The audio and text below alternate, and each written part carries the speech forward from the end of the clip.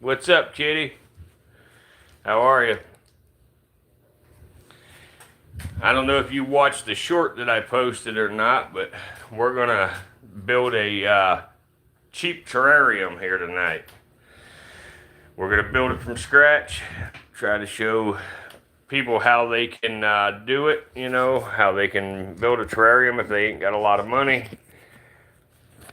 So we're gonna give people just a little while, see if anybody rolls in or not. Even if they don't, we're gonna go ahead and do it anyway. So no matter what, we're building a terrarium. So we're gonna, like I said, just give everybody just a little bit here, see what happens, and then we will get rolling. We'll probably look at a few snakes here while we wait. Of course, here's Marshmallow. So you got a notification?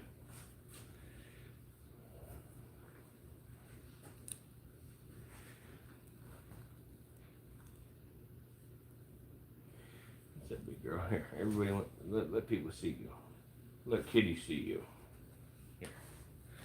Here, let Soviet Kitty see you. Here, let Soviet Kitty see you. Let Soviet Kitty see your face.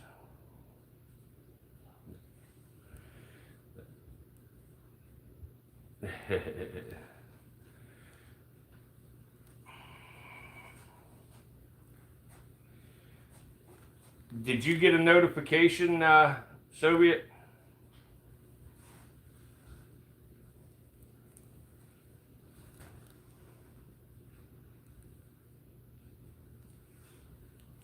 Awesome, good deal. Okay, just making sure the notifications rolled in. Wasn't sure. I started a stream a little bit ago and only one person came in, so I ended it until now. I made that short video to, you know, let people know what we were gonna do here and stuff, and then I told people we'd do it at 8 o'clock. So, but anyway, while we're waiting, I'll show you. We got some Dollar Tree materials. This is a Dollar Tree terrarium that we're going to build. Everything you see here, except for this knife. This knife's the only thing that didn't come from the Dollar Tree, but you don't need to have this to build what I'm about to do. But everything you see here came from the Dollar Tree. So it's going to be pretty cool. It's going to be a terrarium, you know, about the size of this one, you know, maybe just slightly bigger. Not a lot, but a little bit bigger. So it should be pretty cool.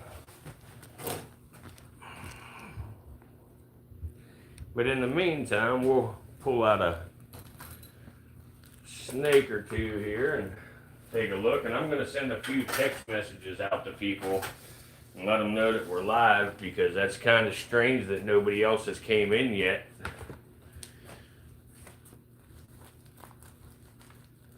Oh yeah, ball pythons are absolutely amazing. You know, they're always calm, and you know, they just real gentle and stuff all the time.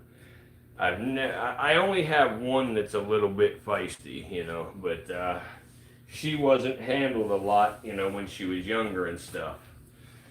So that's why she's a little feisty. But other than that, you know, all of my ball pythons are always extremely, extremely nice and calm and very easy to handle.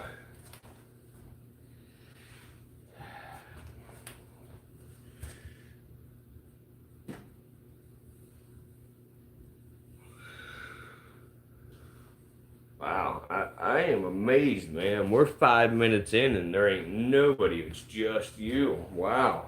Wow, that's amazing that you're the only one in here in 5 minutes. We always have. Oh well. Oh well. I gotta try not to think about it because I just get frustrated.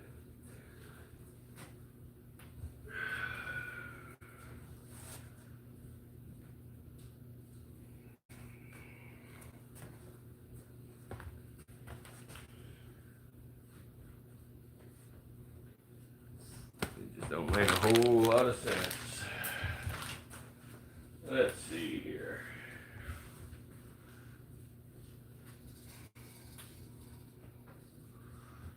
Let's put a snake over here while I go get my hot glue gun and we wait for a few people to come in.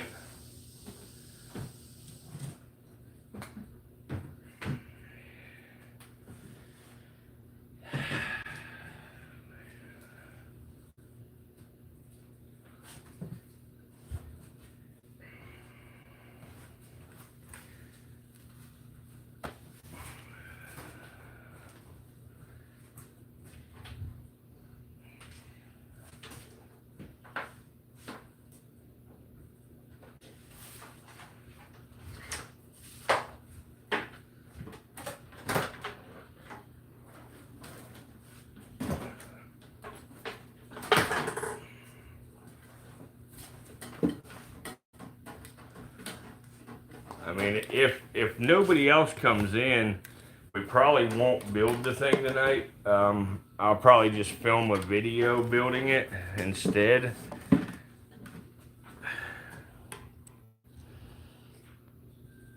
But we'll see here.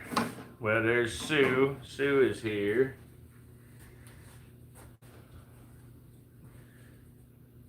It never fails. Sue always shows up for us. And you too, kitty. You always show up too.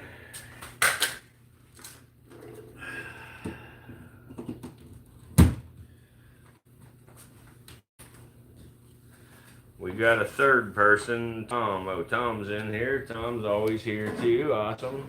Good deal.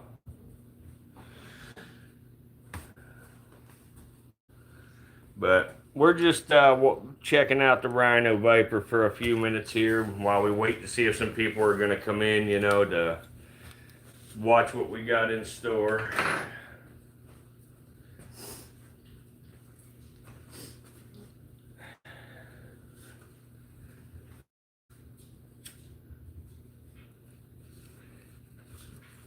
I don't really expect it. Again, it's definitely just a subscriber thing, you know, but if we get enough subs come in here, we'll go ahead and do the build.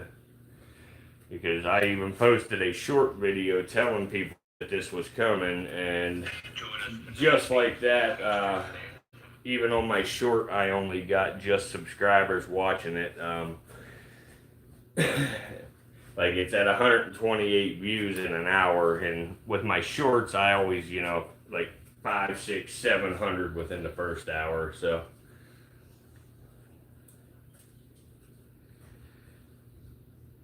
yeah, that was a good surprise.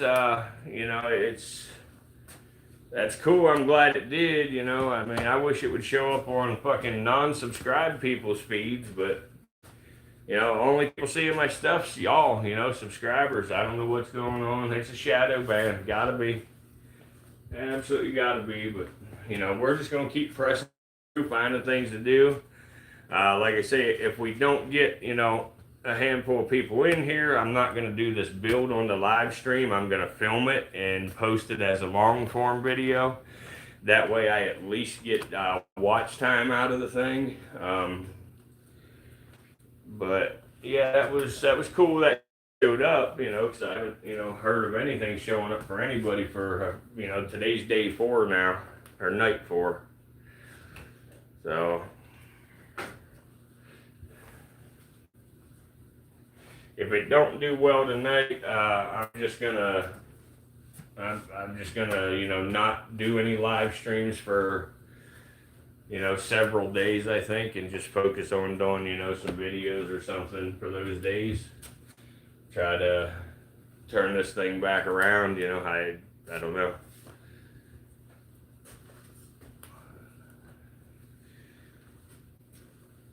It just, it really, I did all the reading a guy can possibly do about this issue, and everything just keeps looking like, you know, YouTube is thinking my channel is a you know, a bot channel or something, you know, a automated channel. Little Peeps Girl replied to my my short that I made. I don't see her in here. I don't know if she didn't get a notification or not.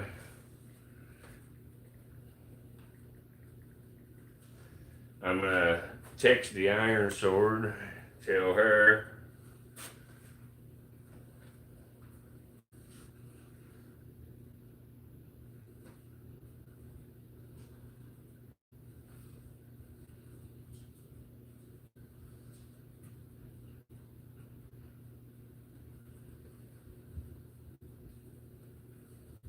We down to 2 already. Yep. Oh, Jesus fucking Christ, man.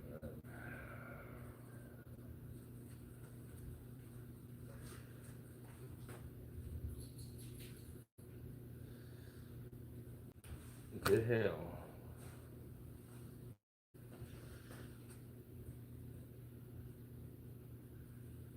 What's and biscuit?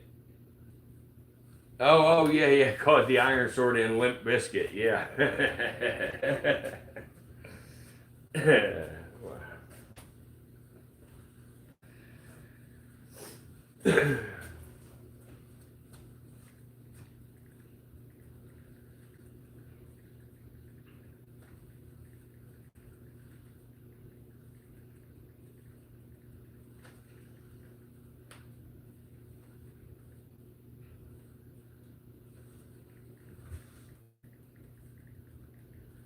Hey, everybody. Thanks for stopping in. We're gonna do a build here in just a bit. We're waiting to get a few people in here, but we're gonna do a terrarium build. Not sure who's in here. Little Peeps Girl's in here, I see. Is Bruce in here? Is that our fifth viewer, Bruce?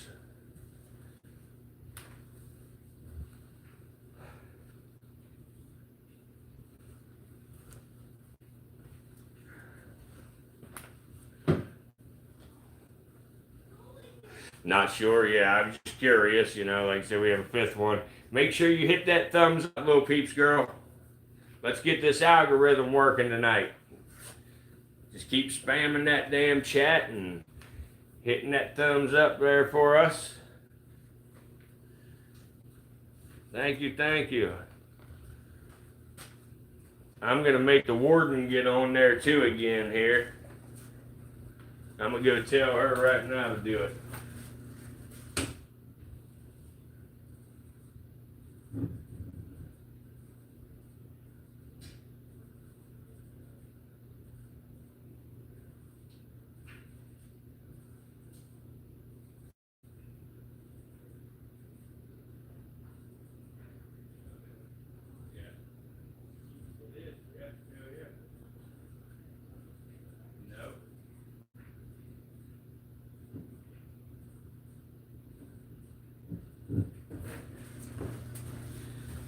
Well, the warden's into some other stuff. Damn, that's one thing that does put a hurting on streams. You know, unfortunately, is when people come in and bounce right back out. You know, because it makes it look like they're uninterested. Because the algorithm don't know whether it's the same person coming and going or not. That sucks, but doesn't matter. That people are gonna do it forever. So it's just the nature of the beast. The warden is tied up right now. She can't get on. She's busy, she said. She's not the most supportive in the world of this endeavor.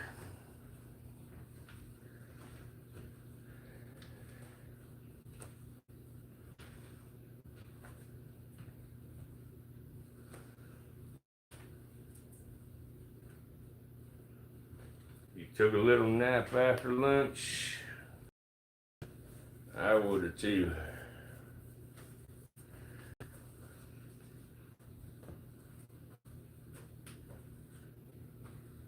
You said what?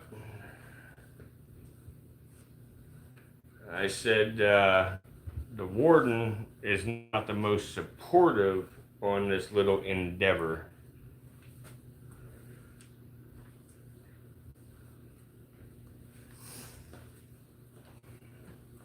She's not against it. She just,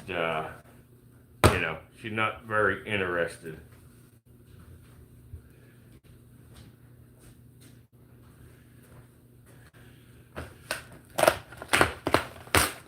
We got 5. Oh yeah, absolutely. That's what I do.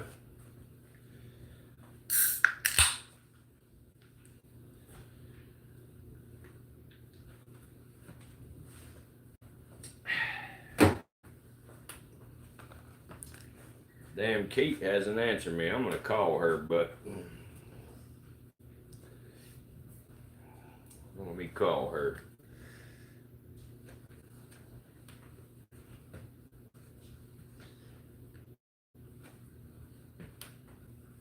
Hello. You on speakerphone on the damn live stream. Alright, well, Logan's asleep right now. Me and Elijah are on the gate, but I'll get on. Well, you tell that limp biscuit to wake his ass up, and we got a live stream to support. Well, I'm coming on my phone, but I can't. I'm not texting 24/7. Yes, you are. Nope. I'll get on Logan's phone too, so you get the watch time. Yeah, the watch time doesn't matter. We need the damn chat, hit hard. Alright. Tell Eliza and Patrick too. Alright, Patrick's at work right now. Alright, that's cool. Tell whoever, we try to get this thing to boost up just a little bit here. Alright. Alright, I'll see you in a few. Love you. Alright, love you.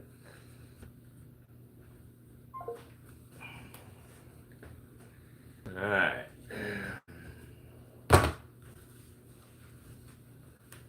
The Iron Sword should be coming.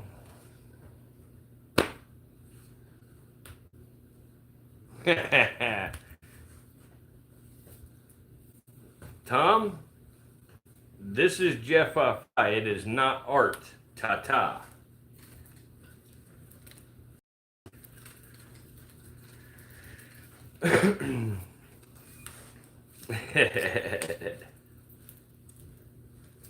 I know it was.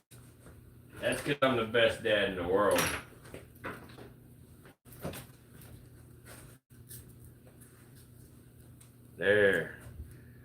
There's the Iron Sword right there, even though she's being a little grumpy tonight.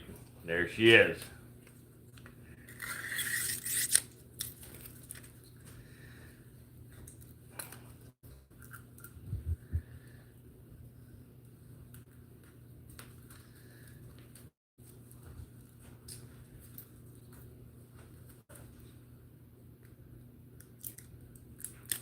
How do I know he was talking to me? I really don't, I guess. I assumed it was either myself or Art, because if he was telling you that, he would just say it to you while y'all sit beside each other and smoke your cigarettes. So I assumed that's who he was saying it to. Or he could have been saying it to the Iron Sword, I guess. Iron Sword, hit that damn like button on Limp Bizkit's phone number there. Or our account.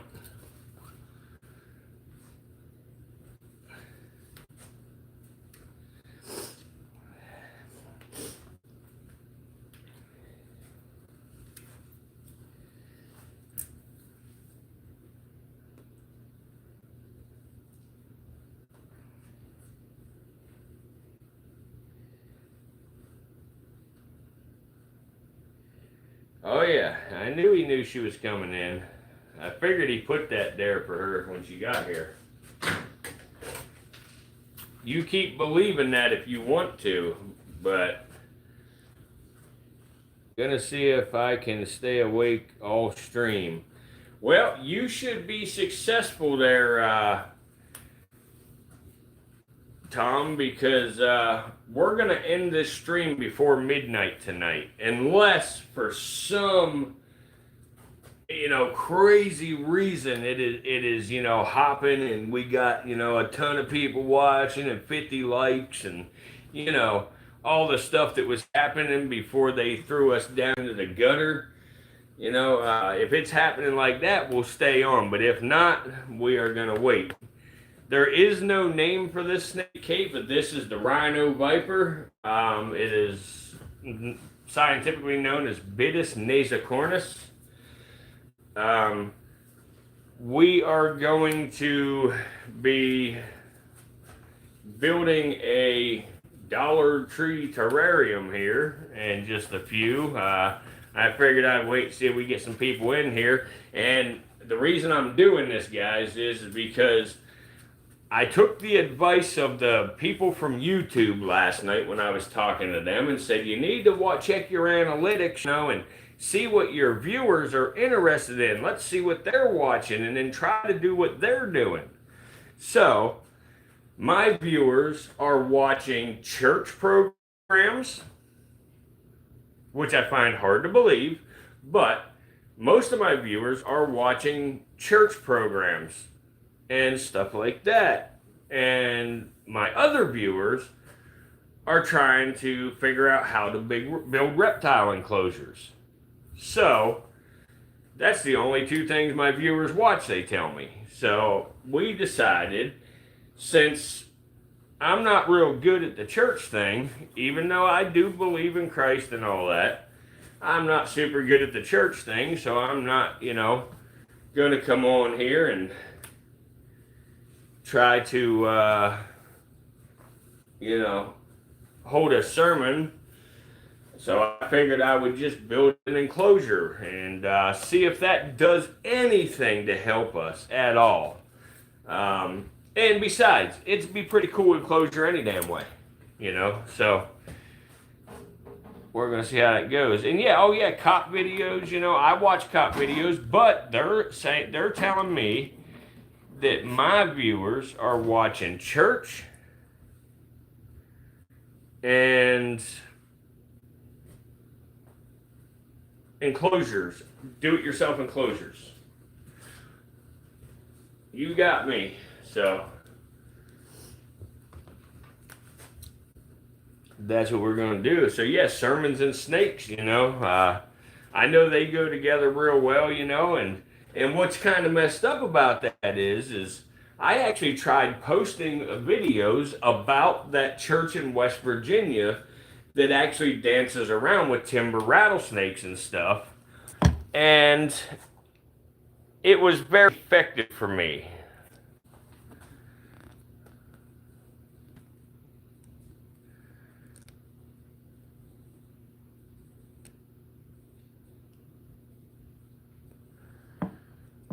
Yeah, so I didn't assume all you guys was watching, the church programs and building reptile enclosures, because I know your fucking horses ain't gonna fit. So I don't know. So I'm just doing what they're telling me. They told me I'm not allowed to contact them with problems anymore. Not with the same problem. Holy crap! We just got up to 9 somehow, guys. My.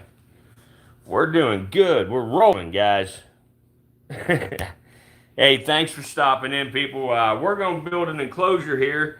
We were just waiting for a few people to get in here, see if anybody wanted to check it out, see what we're doing. YouTube says that my viewers, we're back down to 6 now. But anyway, my viewers like do-it-yourself enclosures and stuff like that, so we're going to give it a shot.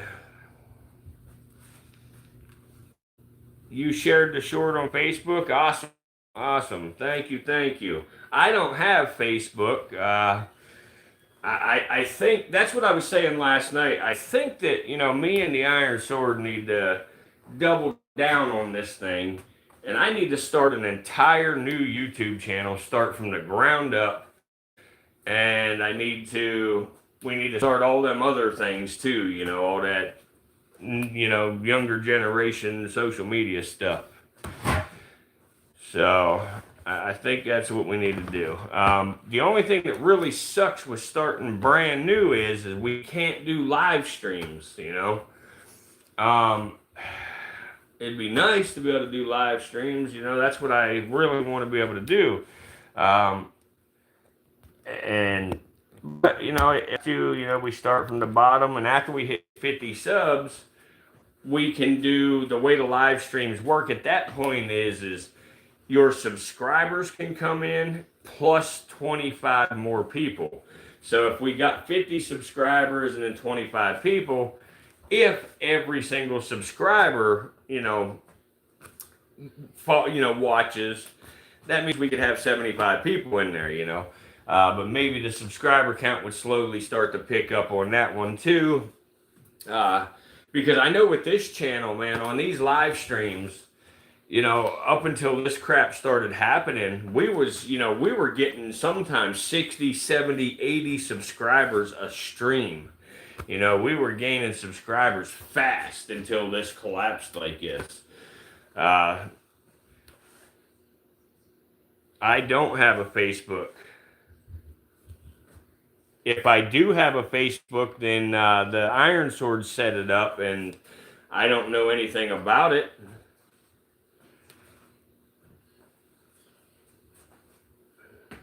Hey guys, thanks for stopping in here. We're going to get started on building this enclosure here. Hopefully some of y'all will find a little bit of interest in it. For some reason, YouTube tells me that my viewers are interested in building reptile enclosures. So being that we are a reptile channel here and an animal channel, and I am also a custom cabinet builder, we're going to build an enclosure. But instead of me building a super expensive enclosure, you know, okay, the Facebook is the same name as this, huh? Iron Sword, are you on here? Is that us?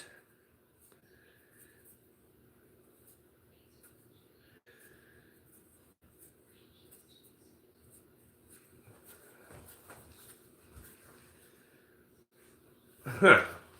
Well, I guess Iron Sword just said that that we do have it. So, all right. So I'm going to move this snake or this the snake out of the way here, and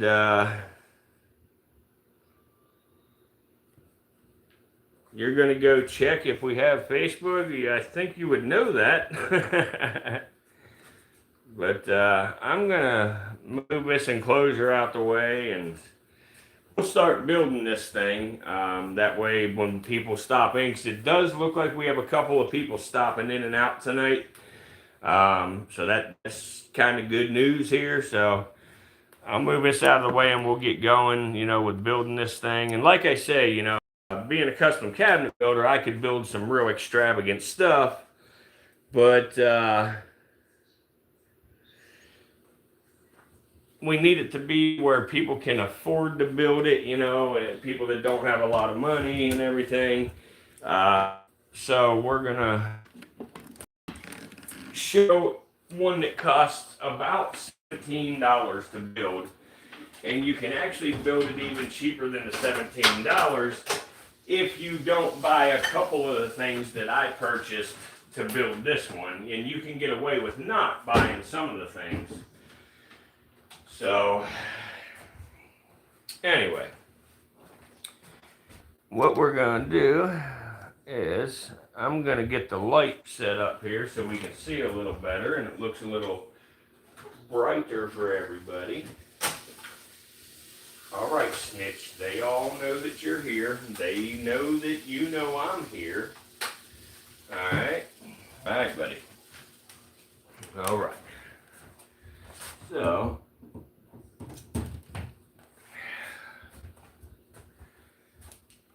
now, does that light do much? Oh yeah, that does quite a bit for us actually. Let's see if I can hang it up somewhere.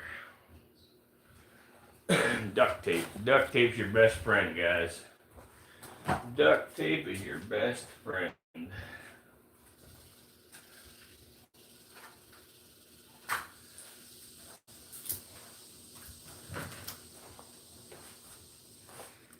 It's Snakes and Pigs. Okay, yeah. Okay, yeah, Snakes and Pigs. That was the original name on this channel. That's back when I was gonna do police videos and snakes. But again, I took YouTube's advice and I narrowed it down to just reptiles. And I don't know whether that was smart or it was not smart. So I believe that I could probably make things appeal to, you know, a couple different audiences. But maybe not, because it don't even look like I can make it appeal to this audience, because for some reason we're down to 2 right now. So I don't know. Unless it's lying to us again here.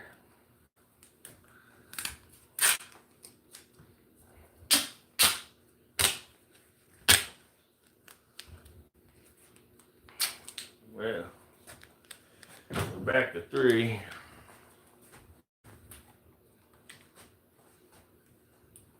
Yeah, so I don't know. Whatever. We're just gonna do this thing. Fuck it. We're gonna do it.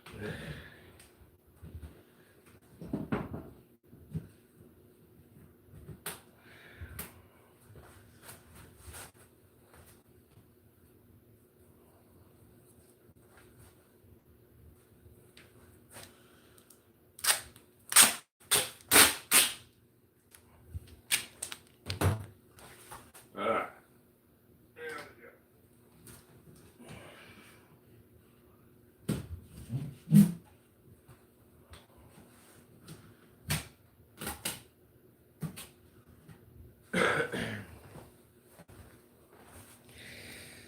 So first thing we'll look at here is some of the background material. This is some of the stuff that you can do this project a little bit cheaper if you don't use. But let's take a look at that real quick. So we got this pattern that we could use in the backgrounds, you know, like backdrop on it. Or we have got this pattern that we can use as a backdrop. Or this is probably the one I am going to use right here. But we have this pattern.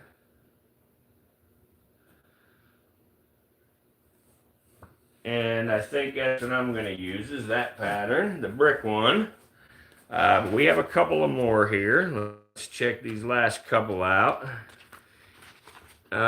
We have, and these are all Dollar Tree materials. Everything that we use is Dollar Tree materials. This is another one. Got some leaves, you know, like vine type leaves that we can use. And then we have the good old fashioned passionate shiplap or wood grain look. So, like I say though, I believe we are going to use the brick ones ourselves. So, that's some of the optional materials. Another piece of optional material that will save you $3 is these neon strip lights. They do white or they do colors and they flash and different shit. So this is another optional part to this. So it is something I'm going to use, but not necessary for the enclosure. All right, then we've got these, which are going to be the water bowls for inside the thing. Okay, you get 2 of those for $1.25. And then we have this one, which is larger, and we are going to cut a hole in it, and we're going to make a hide box of this for inside the enclosure. This is going to be a completely finished, ready-to-use enclosure when we're done, without having to purchase anything else except for the reptile to go in it. And again, this was $17 for everything I have here.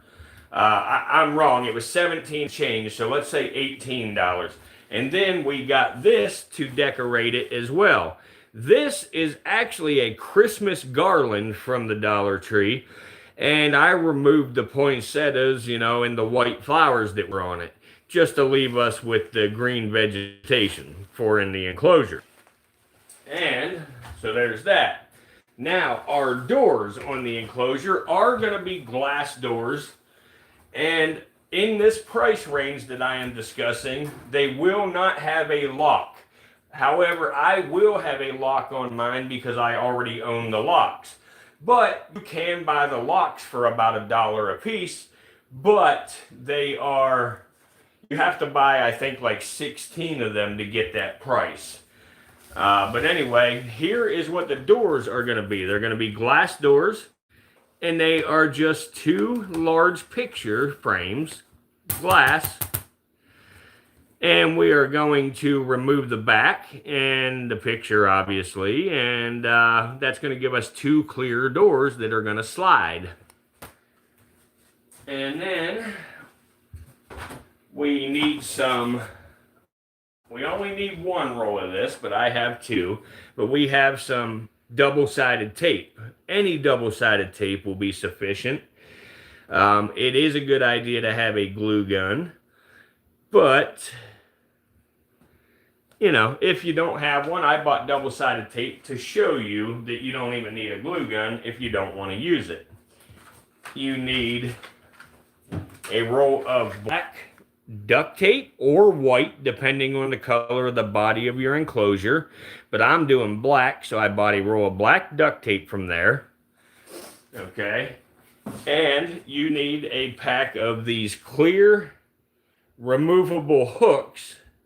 They're just them little tiny hooks you hang on the wall. You can use any size of these that you prefer, but I chose to go with these little tiny ones. You know, I prefer something smaller like that on the doors of my enclosure because these are going to be the handle to be able to open the doors.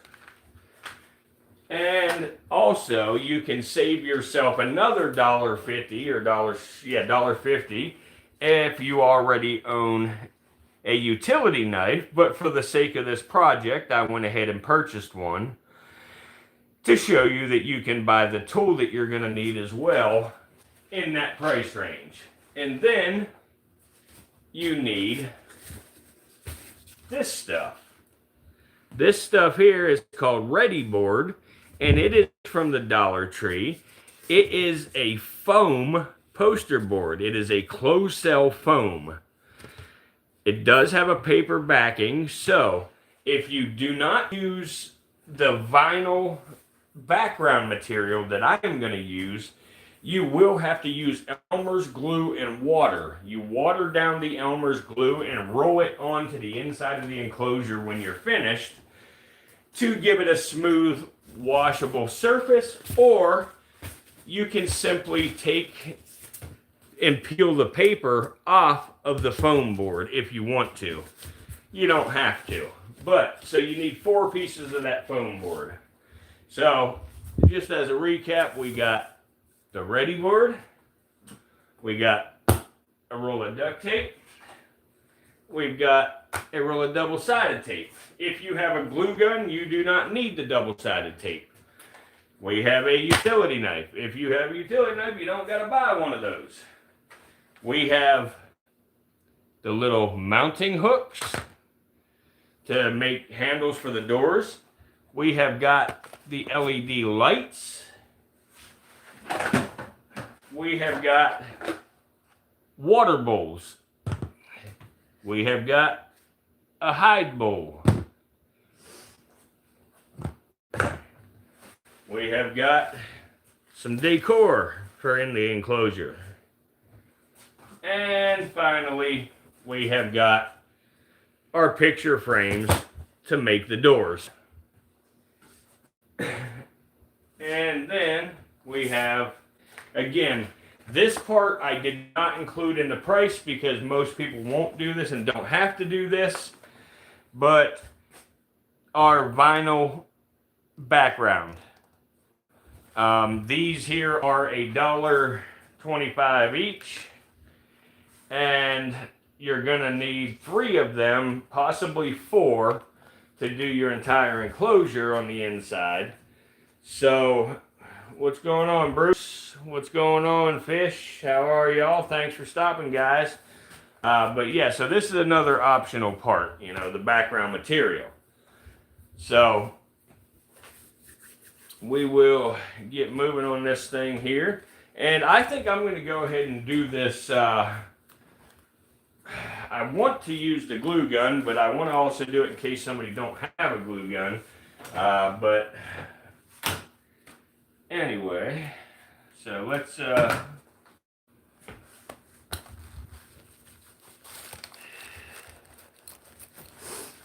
give me just a minute, guys.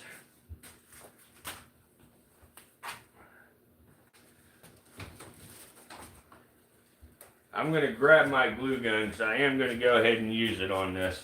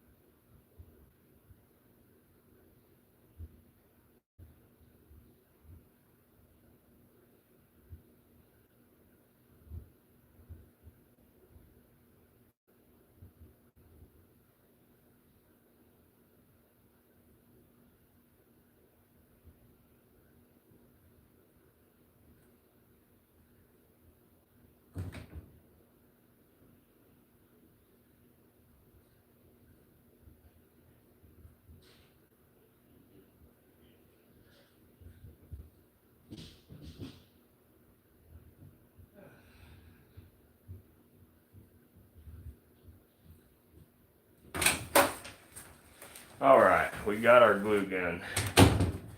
And a glue gun if you have one.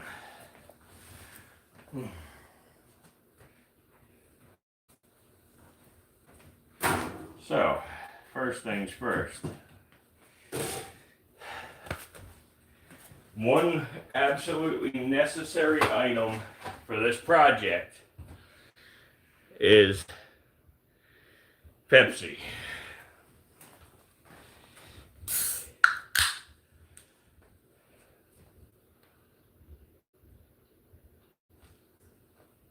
That is a glue gun right there.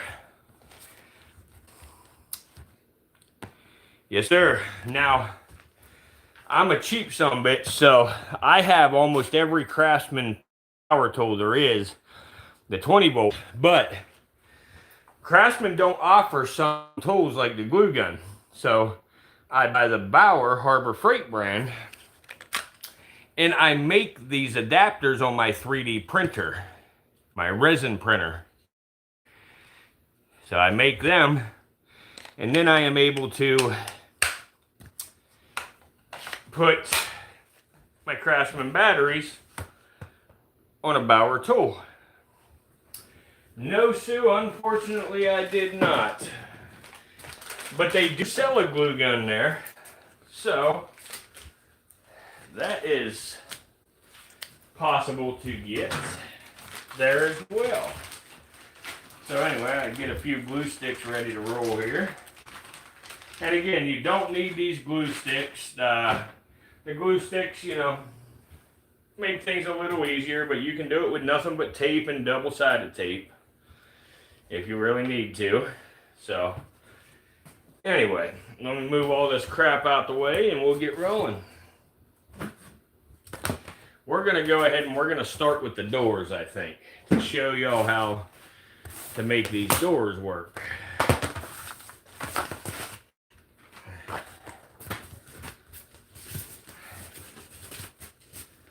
Alright, so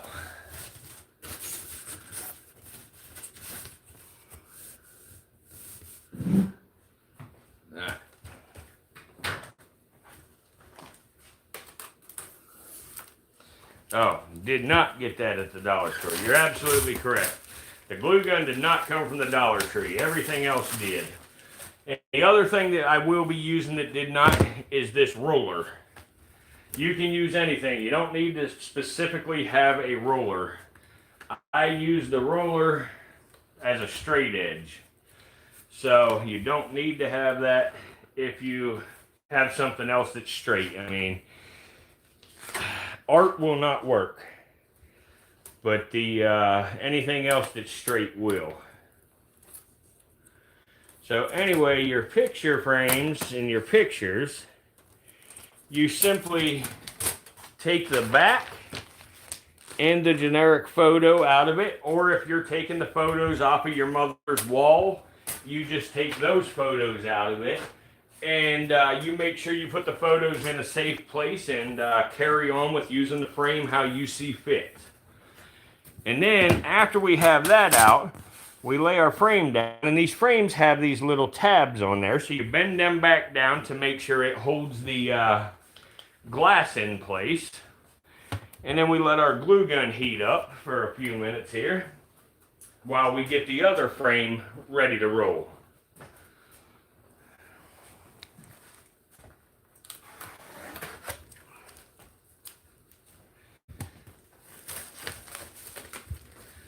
I have the Dollar Tree version. Oh, of the glue gun. Awesome. Yeah. Well, they work just fine. They'll do the job. They'll do the job. But in case anybody needs to see this part, I'll show you. Here's the picture on the back, because I know kids today don't really know how some stuff works. You bend these little tabs up. Just use your finger. You don't need a screwdriver or nothing. You just use your finger.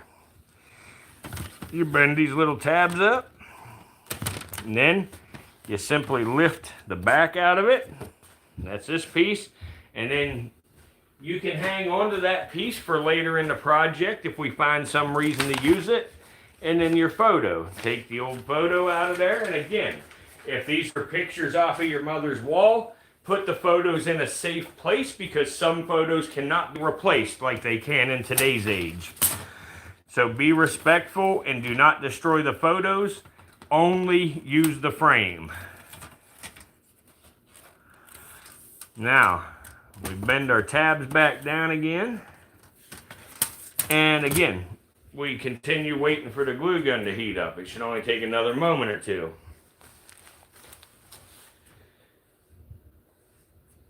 I appreciate you being here to watch, buddy. You know, hit that chat with us, man. Get this algorithm thinking.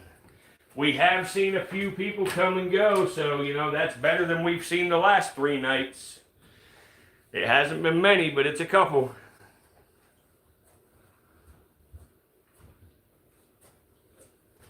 All right, guys, and if you're using a glue gun, when you see your light turn green, that means go. So we get her going, and now only thing you've got to do here, let me get one out of the way. You only get one out the way here. Let's see. All right, we'll slide this one out the way, and we'll use the one I broke first. So, you make sure your frame's together tightly, and you just take a little bit of glue right between the frame and the edge of the glass, the edge of the frame and the glass. You do not need to go around the entire thing. You can if you'd like, and I like to take my finger, on anything like this and smear it out just a little bit. You just do that, and I will do that in all four corners. And then I will also do it a little tiny bit in the center of each straight. So again, we just go right here, smash that glue in there a little, boom, and you're good. Let that glue dry. But while that corner is drying, you can move on to the next corner. No need to wait for the first one to dry, guys.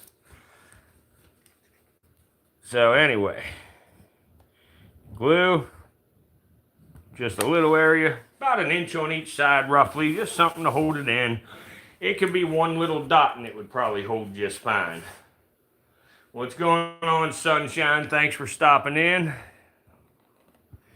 So anyway, we put our glue, again, that's all four corners now. So now I will take and put just a tiny bit about the center of the straight area, right there, right there. We'll do it over on the end here, right there, and then we'll do it right here. Okay, so all total, I have put glue on 8 different points. We are building a terrarium from scratch. It is a Dollar Tree terrarium.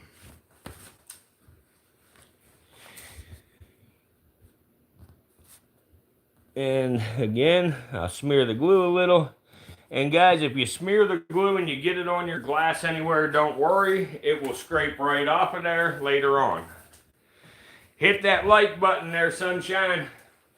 Double tap your screen. So guys, now, so what you have done by doing what we just did there is you have effectively made that glass in that frame tight. It cannot move now. It is good, solid, and tight. So now we got to do the other frame still, but in the meantime, while this glue is sitting on this one, I'm going to show you the next step for that. So now we are going to take, if you remember we have these little removable hooks that are adhesive hooks that you like hang your keys on and stuff. We got those. We're going to take one of those here, and we are going to, first thing I am going to do is I'm going to take the sticky backing stuff off. And then instead of leaving that little tab, because there's a little tab right here that is made to be able to pull this stuff off the wall. I don't want that, so I'm going to cut it off right there. And after I cut that off, I am going to flip my frame over. I am going to eyeball. It does not need to be perfect, but you just eyeball it and you find yourself a spot that you think looks good on your frame, and you go ahead and stick that right on the glass there, and that's going to give you a spot for your finger to be able to slide the door open and shut, or if it is a venomous reptile, it gives you a spot like this. Let me show you. So if it's on the cage, it gives you a spot to use your hook to be able to slide the door open or push the door shut.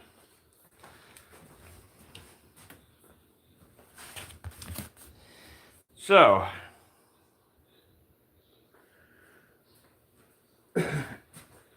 And now we will do the other door. I gotta glue the other door. And as I showed you, if you listen, you hear that rattling around before it is glued. Now, after we glue it, it is solid, no noise, no rattling. It's perfect, in good shape. So, we'll do the exact same thing with this door as we had just done with the other door. So we put a little, about an inch long strip of glue there, inch long strip of glue on the other side, one on the left, and one on the right. And I know I did not adjust it to the camera angle the entire, way that time. I may be able to put this at an angle where you can see me do every little bit. And then we do our corners just like I showed you. So we do our corners like that. Now, same thing on this corner. Okay.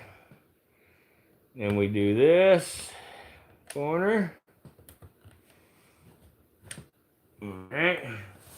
And one last corner here. We do this. And we're good. Now, we let that sit and dry for just a minute or two, so that way when we flip it upside down to put our handle on there, it doesn't stick to our foam board or our ready board. So it only just takes a minute or two for hot glue to set up. So we'll allow that. And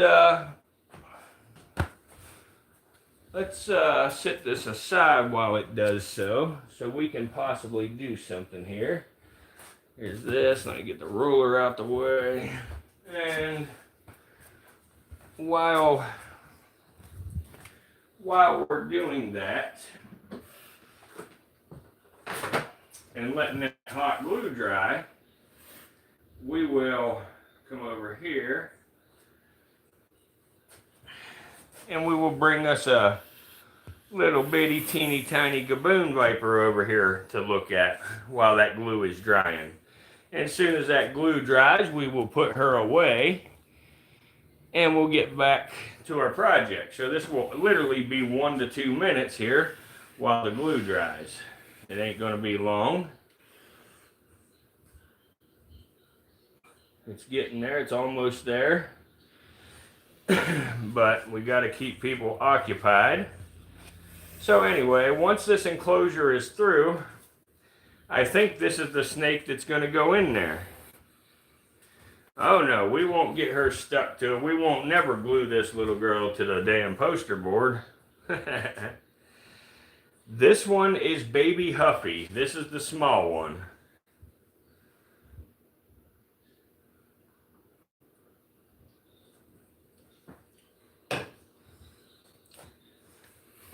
Alright, let's check our glue. Yes, Baby Huffy, we hear you, we know. We know just how bad it is to be a snake, huh? It's horrible, it's so scary. So scary. Alright, Baby Huffy, I think now that we got that, now we will put Baby Huffy away and we will move on with our project since the glue is dry. Alright, Baby Huffy, here you go. There you go, big girl. Okay, now, so what you want to do, the reason that I am doing both of these instead of skipping one to show y'all, since we have already put our handle on one door, we want to be sure that we have the handle in the same exact place on the next door. So we lay the second door on top of that door, and we get us another little handle out, or little, again, they are removable hooks that you typically hang like keys and things like that on. And we get one of them, and again, like I say, they have this little tab. I'm going to show you here once I get the adhesive backing off. There we go. But they've got this little tab on them. And again, we don't want that in this case, so we cut that tab off of there and it leaves us with that. And now, again, you want these to be the same exact position, same exact direction. So you just stick it right on there, right on top of the one that you already had on the other. So now we have two exact same doors here. The exact same door. Now, but what we're going to do is, let me straighten this camera up. Ugh.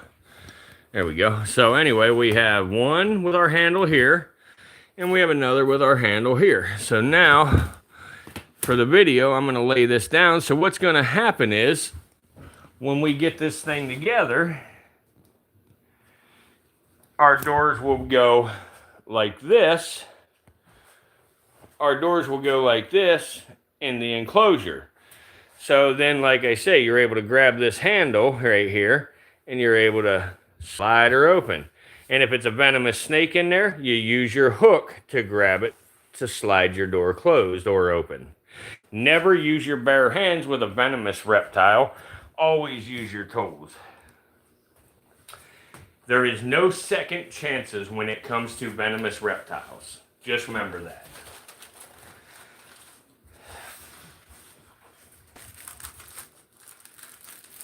So, we're going to get these doors set aside because it's going to take, well, actually we're not going to set them aside just yet because we need them to, in case somebody don't have a tape measure or a yardstick to do measuring with, that's okay. We can go ahead and use our doors to determine the length that our enclosure is going to be and the height and all of that.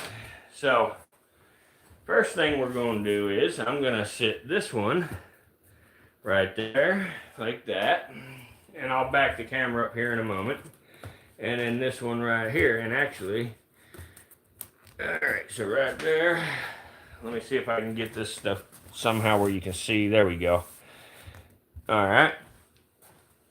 So you're gonna overlap your one door to the other, and when it's overlapped, when your enclosure is closed, you want those to sit like that. You know, you want your, a complete overlap. You want to see this entire frame here and here overlapped. You don't want it to, you don't want it like this, and you don't want it way back here like this either. A little bit of space back there is good, but too much, not so much. It don't look so good, I don't think. So I want to just go somewhere about like that. It's not real critical, whether you get exactly where I am or not, because, you're going to cut it the size anyway. So what we're going to do is we're going to get this lined up. You want to go flush with the side, with the edge on on two edges. You want to go right in the corner with this thing. You want to be flush with the two edges. So like that. And then let me try. This is so difficult to be my own cameraman here, but I'm trying, guys. But anyway, so we've got that. Now we're going to take the second door and get it where I just showed y'all position-wise. And now that we're in that position, we are going to make a mark, and I don't have a damn pencil right here, so let me go grab a pencil real fast. That's another thing you're going to need that I forgot.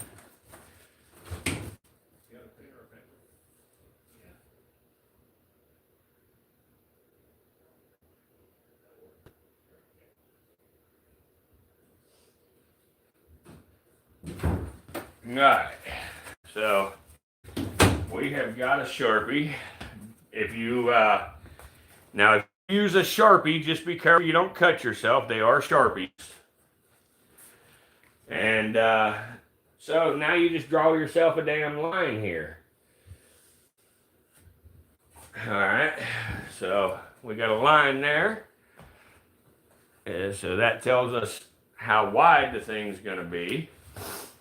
And now I'm going to continue that line across the poster board. So let me get these doors out of my road for a second here. And yes, my Sharpie is pink. But anyway, we're going to continue that line. And I know y'all ain't going to see the line real well, but either way, we're going to draw that line right there. So right there, you guys can probably see it, but right there's our line, and we're just going to cut that right there. So we're going to take our razor knife,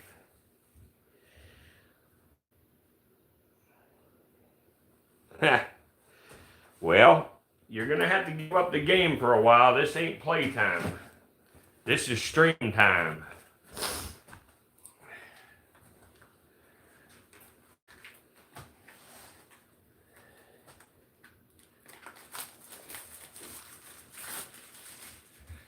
So let's get our damn knife out the pack. Oh, actually, you know what, guys? I almost screwed up and used a different knife. Let's use the Dollar Tree knife here. So we got a knife, and they even give you extra blades. All for $1.50, guys. Come on. Now, that's like a sword.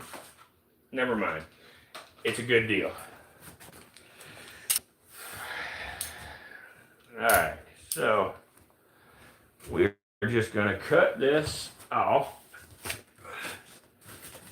And it's probably best if you don't do this on your bed like I am doing. Because your mother or your parents will probably be very upset with you if you cut your bed.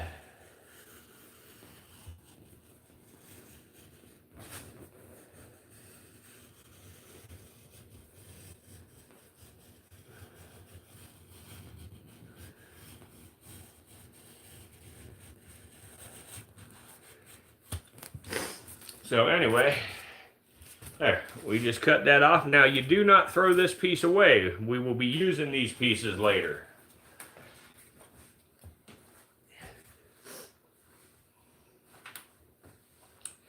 I don't care if you cut your bed anymore now. That's your own damn stuff. Now you're an adult.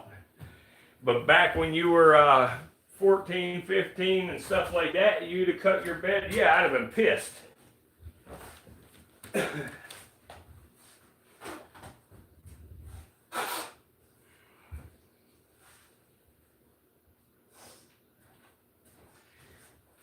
All right, so we have got that piece cut.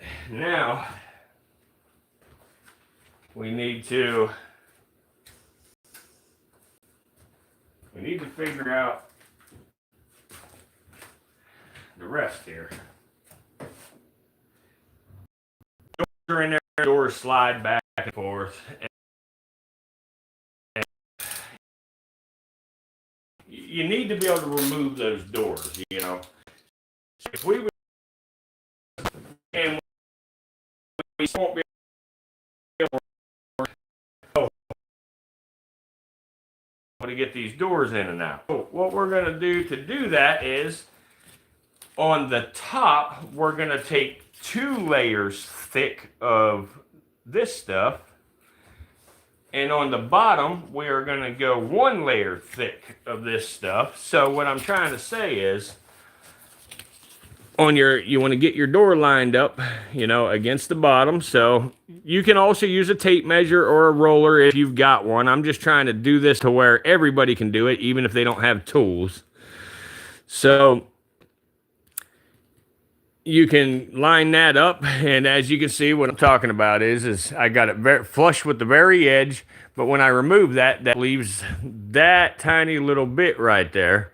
So that's going to give us, you know, enough room to, you know, for this to sit down in, because our strip is going to sit here. So that's going to allow this door to go down into a track, is what it's going to do.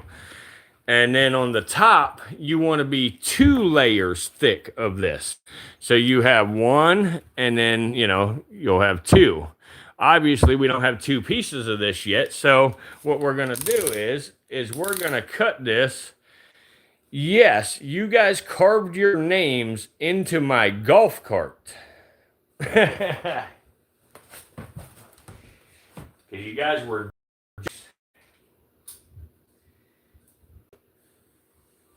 So we're just splitting this strip into 2 pieces right down the middle.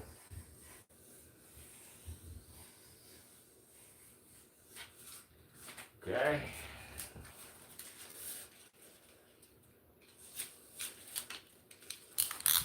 All right, so now, instead of 1 wide piece, we have 2 skinnier pieces.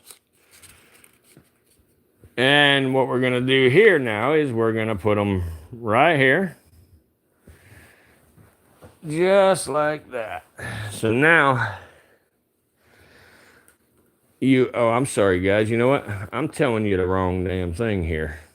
Give me 1 second here, I confused myself. I confused my damn self. No, I didn't. I didn't confuse my damn self. No.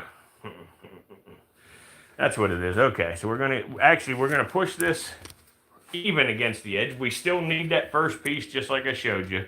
So we were correct there. But now we just gotta move our door right flush with the edge of this. Right here. So we're flush with the edge, and now what we're gonna do is we need to take this piece right here, and now we need to draw a mark with that much space right there. And I'm going to explain why we do that here in just a second.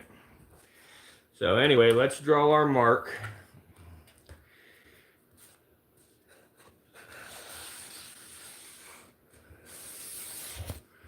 All right, so we got a mark on our poster board and a little mark on the bed. And if you don't have a mark on the bed, you've done it wrong. Do it again. Now, hey, welcome back, Fish. Glad you came back, buddy.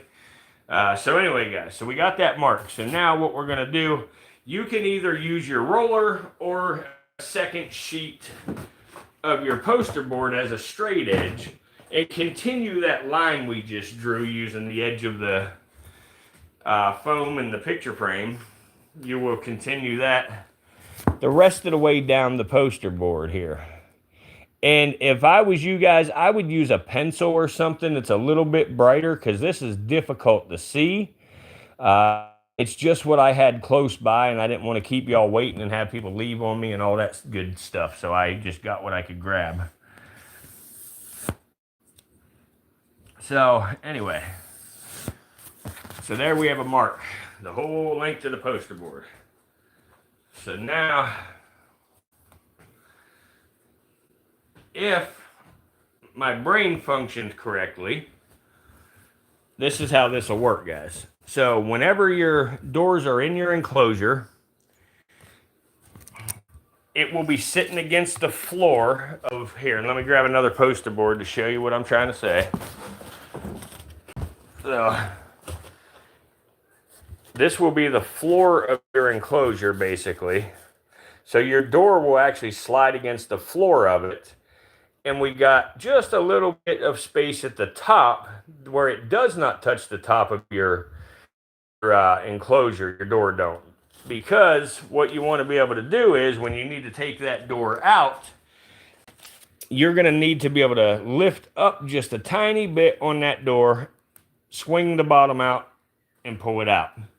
So that just makes it where you can remove the doors for easier cleaning and things like that. So now we're going to cut that poster board where I just drew the line. But before I cut it, I am going to use my door and I'm going to sit it on the other end of it just to make sure I made it straight the whole way. So just verifying the other end, I'm going to get it lined up flush with the edge of it, and I'm going to look, and yes, I've got it perfect the whole way across. So my line is good and I am ready to cut. So I'm going to set the doors aside because that's going to be the last time we need the doors for a little while. And we're going to cut this, and then the back panel of our cage is finished. And then it's time where we move on to the bottom and the top and the two ends. And that's when things are going to get a little bit more interesting. So I'm going to cut this. I'm going to cut it on the floor, guys. So Give me just a second here to cut this. I just don't want to cut it on the bed because the warden will punch me in the throat.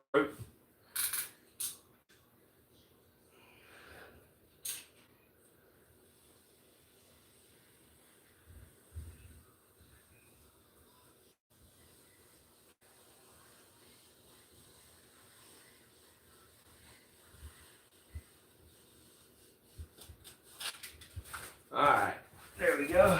So, now here's our panel right there. We're good to go there. And now for anybody who's thinking, you know, that's going to be a pretty low profile enclosure, let me just show you something. It really is not, because here is a store-bought terrarium that's about 80 bucks. And if you look, it's actually the same height as this store-bought terrarium. But the nice thing about it is it's about 1.5 times the length. So it's actually a larger terrarium for a much cheaper price, and it's a little bit fun to make. So anyway, our little strips here, we still want them, so still keep a hold of them. But here's our back panel. And if you want to, so you don't get them mixed up, just write back, or write whatever panel it is on the panel, because you ain't gonna see it when you're done anyway. So we're gonna set that panel aside now. We will use that panel for measurements still, so you want to keep it close by, but you know, you can sit her off to the side.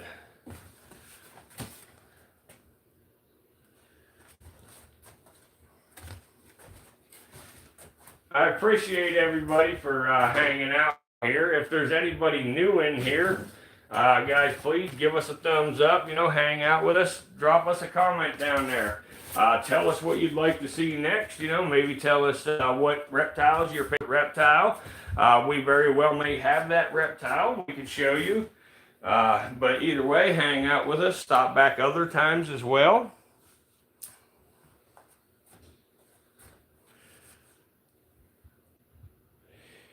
Move over, Martha Stewart.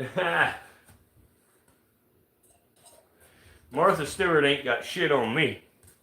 Alright, so now here comes the part that you are not limited on the depth of this enclosure. You can make this enclosure nearly whatever depth you want to make this thing. And myself, I'm going to make this one rather deep. I'm going to make it the width of this poster board here. I don't know how wide that is, but let me measure it here to tell you. This poster board is exactly 20 inches wide. So the depth of our enclosure is going to be 20 inches. And now that commercially available enclosure that I just showed you, and I'll show you again here, this commercially available enclosure is actually 10 inches. So it's going to be twice the depth of the commercially available and 1.5 times as long as the commercially available. So we already have a bigger enclosure, nicer enclosure for way less money. You could build 6 of these for the price of one of those. So anyway, now all we've got to do is we need to, for the top and the bottom, we need to use our first panel that we cut for a measurement, so we don't got to measure everything, you know. And again, we're just going to line it up, you know, the edges here, line it up with the edge, and that leaves us this little bitty, you know, spot left down here, and we know that that's what we need to cut off. So if you have any corners banged up, make sure that you are cutting the part off that has the bad corner on it. You know, you want to have, you know, pretty crisp corners. If you don't, it ain't the end of the world. You can make it work. But anyway, so we're going to do that. We're going to put us a mark on this thing right here where it ends. You want to make sure you have it good and straight. You want to keep it as straight as possible.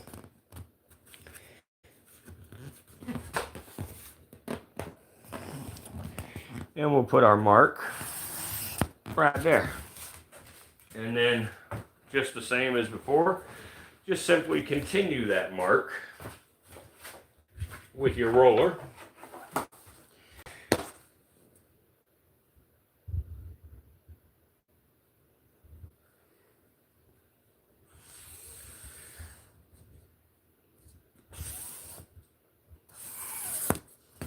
Alright, so there, we got a mark on that one. Now we want to do that with one more piece here because, again, we need a top and a bottom.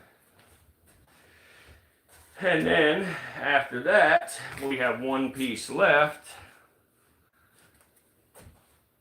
that we need to make the two ends out of. So it takes 4 sheets of this poster board to make one this size. Now you're not limited on size. You can go smaller if you want to, just buy smaller picture frames for your doors. You can go larger if you want, if you have larger picture frames, or if your parents have larger pictures on the wall that you can take the frames from.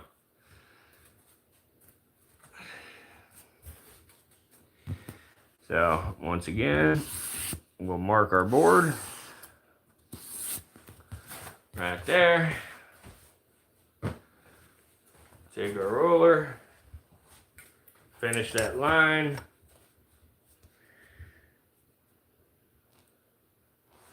Make sure that it's straight. And it looks like Snitch just tried to bite Bob through the enclosure.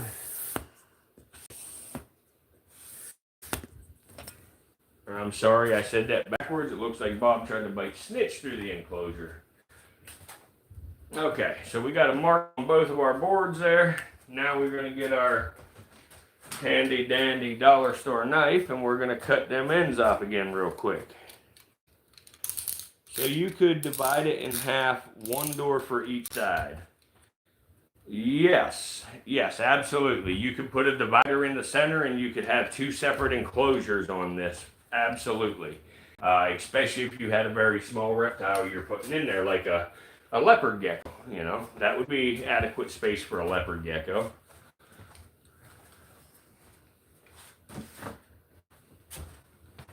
So I'm just cutting this, but I'm cutting it on the floor, guys. I'm sorry, I'm not going to cut it in front of the camera there, but you guys got the idea. You're just cutting on the line.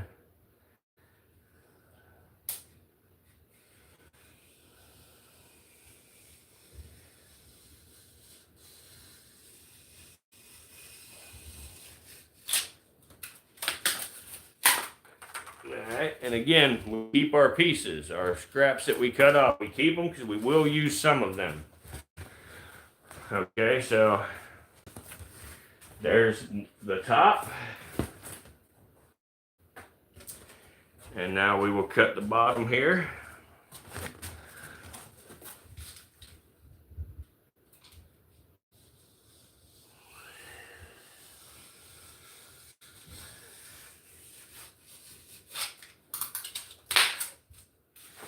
All right, and again, keep our piece. We got our bottom cut. So far we have bottom, top, and back. We've got 3 of 5 of the panels. So now we need to make the 2 ends. Now the 2 ends are slightly, ever so slightly trickier than the rest of it. Not much, but slightly. Because when we put this together, we gotta watch this here. Let's see. So it's gonna be hard for me to be a cameraman and show you on this, but let me try to lay my pieces together here to show you what we can do. So we put this like this like this. So hopefully y'all can see that okay. Let me try to see here. Let me see if that helps anything. Yeah, I think you can see that. So now we got this. Let me come over here and see if I can see that. Yeah, okay. So we're just kind of it like that. So now we are going to use this last piece to make an end. And our end has to be the width of the back panel plus 2 pieces of foam, you know. So let me lay this stuff down and try to explain exactly what I'm saying. And I'll try to show you exactly what I'm saying here. So anyway, let me get the camera back over and show you. All right, so this is our back panel that we made in the beginning, right here.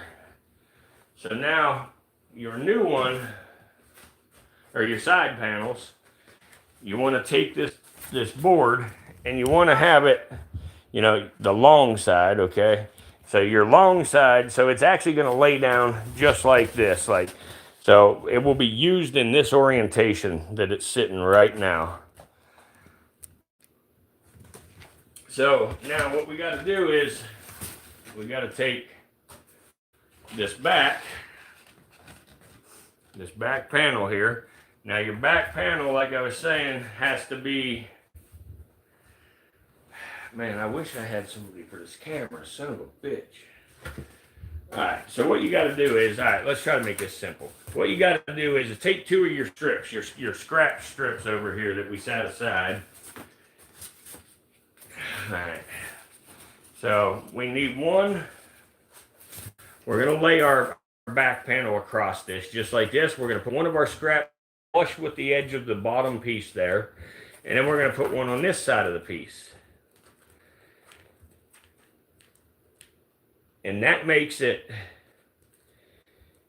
exactly the size that we need it. So basically, if we have it sitting there, you can put this one down, and now grab your marker or your pencil. Okay, your marker or your pencil. And now, as you can see here, we got just a little, we got just the thickness of the poster board. And we want the same thing on this side. We want to leave the thickness of the poster board on this bottom piece compared to this piece. So essentially, you are going to cut this piece a ½ inch longer than this piece, because this stuff is right at a ¼ inch thick. I think it looks to be. So anyway, now, so we've got that. So we're gonna, and this here, if you're off slightly with this, a little bit longer, you know, than a ¼ inch, it's not gonna be the end of the world. It'll actually help you some. So anyway, we're gonna hold this right here like this, and we're gonna put our mark on there. Just like that. So we got a mark. And then we're going to cut that. And then we're going to make that exact same panel again for the other end. So we take our trusty little knife here, our high quality knife. And I guess we can just lay this on the bed so we can cut it on the bed. Just like this. And now we just follow the line if you can see it.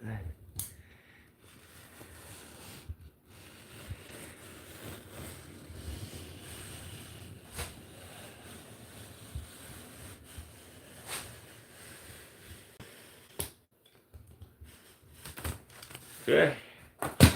So, oh, there's one. And now the nice part is you can use the one you just made to lay back on top of this right here as a pattern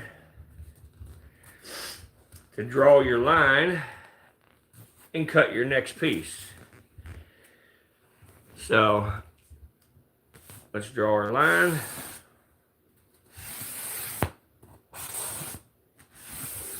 Okay.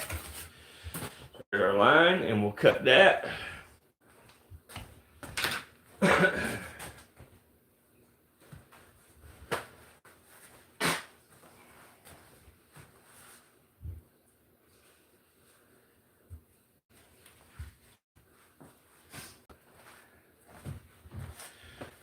Oh, there it is. Okay. So anyway, same thing. Cut this one just like we did the other one. Cut her straight off.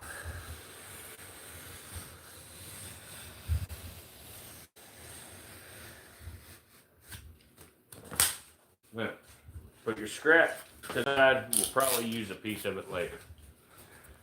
All right, now here comes the fun stuff. So,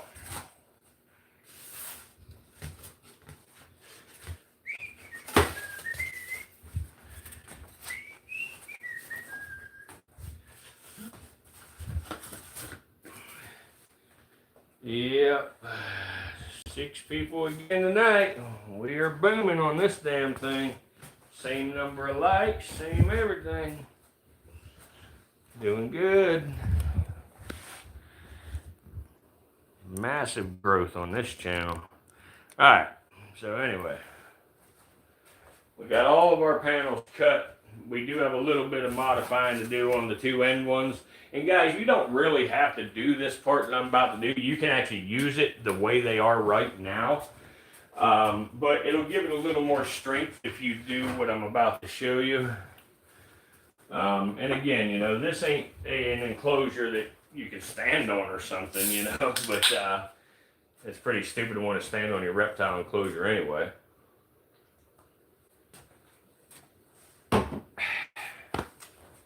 So, we got our 2 end panels, and I hold them together just to make sure they're the same size. And we got our top and our bottom, and we got our back right here. So now, I think we are going to, with our back, it has to be the size that we made it here. Like, it cannot, like, this has to be between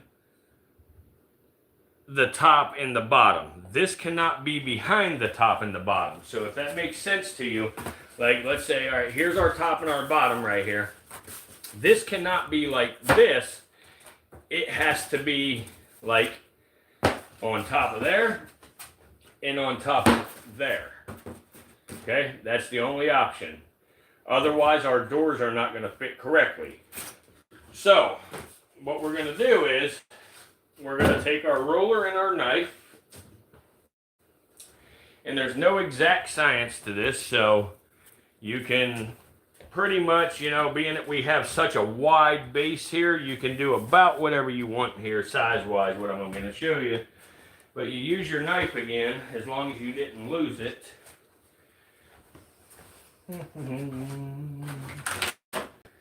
Well, I believe one of the snakes stole my knife. Let's see, where the hell did I put my knife?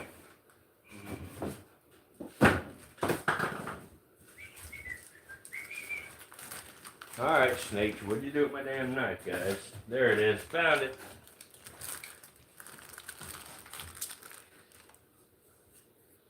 Bob the Builder, he's taking a nap right now. Otherwise, he would help probably, but yeah, he's sleeping. I don't want to wake him up, that's all. But if he wakes up, I'll get him out here and let him help us. Okay, so now we are going to move the camera this way. And I am going to move this shit to the side a little better where I can... right there. Okay, perfect. Hopefully y'all, yeah, y'all will be able to see. So anyway, now all you want to do is this is your top or your bottom, doesn't matter. Top and bottom is the same damn piece. So now what I want to do is I'm going to use the whole width of this roller just to make it super pronounced for y'all to see this. But all you're doing is now you want to cut this, but when you're cutting this, you do not want to cut all the way through. You want to cut this halfway through because you want the paper to stay whole on one side of this. So the best way to achieve that is to actually just take your knife and basically lay it on there, but don't really push. Just cut through the the top paper. Okay, and then after your top paper is cut, you have essentially just made a score mark in it. So now you want to bend this. Okay, so now that it is bent, now what you're going to do is, and you're going to do this with your bottom one as well. You need to do this with the top and the bottom. So now what you want to do is you want to actually remove this foam. And you want to leave that paper.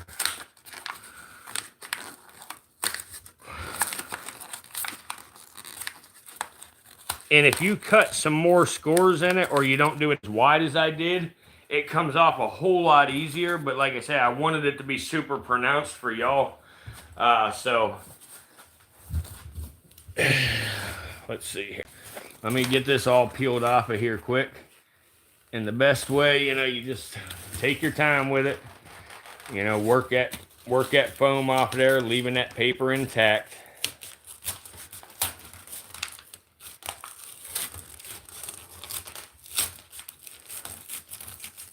If you do rip the paper a little bit, it ain't the end of the world. We will fix that later, not a big deal.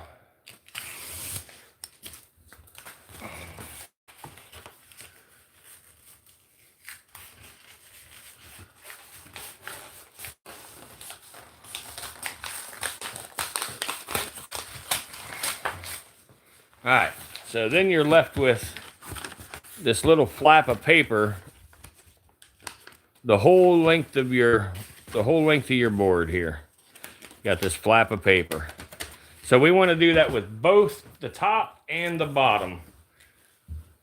So let me get the other one and do the same thing as I just done there. Now, whatever measurement you decide to make the top or the bottom, you need to make that same measurement on the top or the bottom, vice versa. Top and bottom have to have the same exact size both ways. If they don't, you can repair it later, but it just saves you, you know, a little bit of headache by, you know, just paying attention now. So let's see here. Okay, right here. Again, I just used the width of the roller to make it simple. My roller's sitting there. Again, do not cut all the way through. Just lightly, just through the first layer of paper.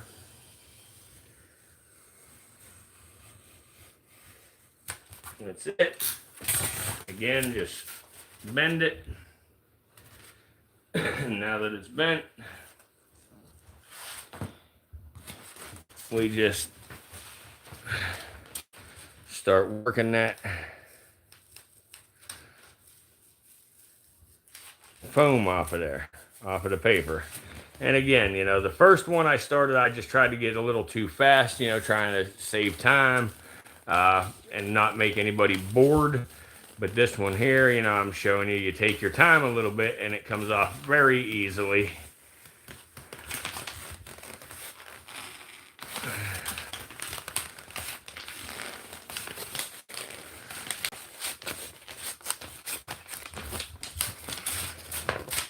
So that's it. You just take your foam out of there, just like that.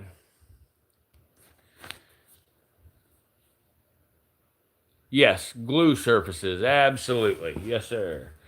Okay, so that's off of there. Now, you're going to take your back panel. You're going to take your back panel, and the best way to do this is you can use one piece or the other, or a scrap, whatever. It's best to get it laying to where you know, have your surface here. So now what you want to do is have your back panel ready to go. This, again, this back panel has to sit on top of your bottom piece. It cannot be down in the groove. It has to be up on the top of it. So basically, here's a close-up. It has to be sitting on top. If you have it down in like that, you are incorrect. It needs to be on top of this. You know, flush with the edge right there. Okay? Okay, so now we get our trusty glue gun. And again, guys, if you don't have a glue gun, this is the point you would just take some duct tape, and I'll show you that too after I get this joint glued, because I can show you then as well. And it's easier for me to glue this joint first. But the first thing you want to do is take you a little bit of glue here, and your foam edge right here. Just put you a tiny bit of glue down this foam edge, the whole length of it. Make sure your glue gun's squirting. There it goes. But just put you a little glue down there. You don't want to overdo it, but put you a little glue down that from the top to the bottom. You don't have to go the whole length at one time. You can actually do little sections if you want, but I like to go big. So anyway, and then the best way to do this is lay it down on a different board and just fold it upward, because that'll give you the tightest possible joint. Hold a little pressure on it for just a minute or two.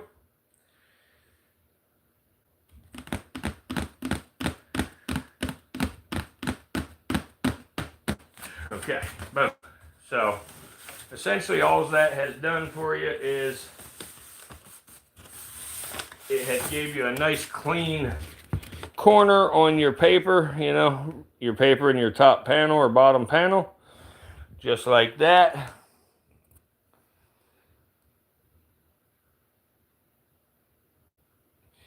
I hope it is helpful for a lot of people. I really hope so. You know, there's a lot of people, you know, like I say, that are interested in reptiles and things that just cannot afford the enclosures and stuff like that, you know. So I hope this is helpful for them, and, you know, I hope it helps them make a secure enclosure, you know, especially for crying out loud if they have a venomous reptile.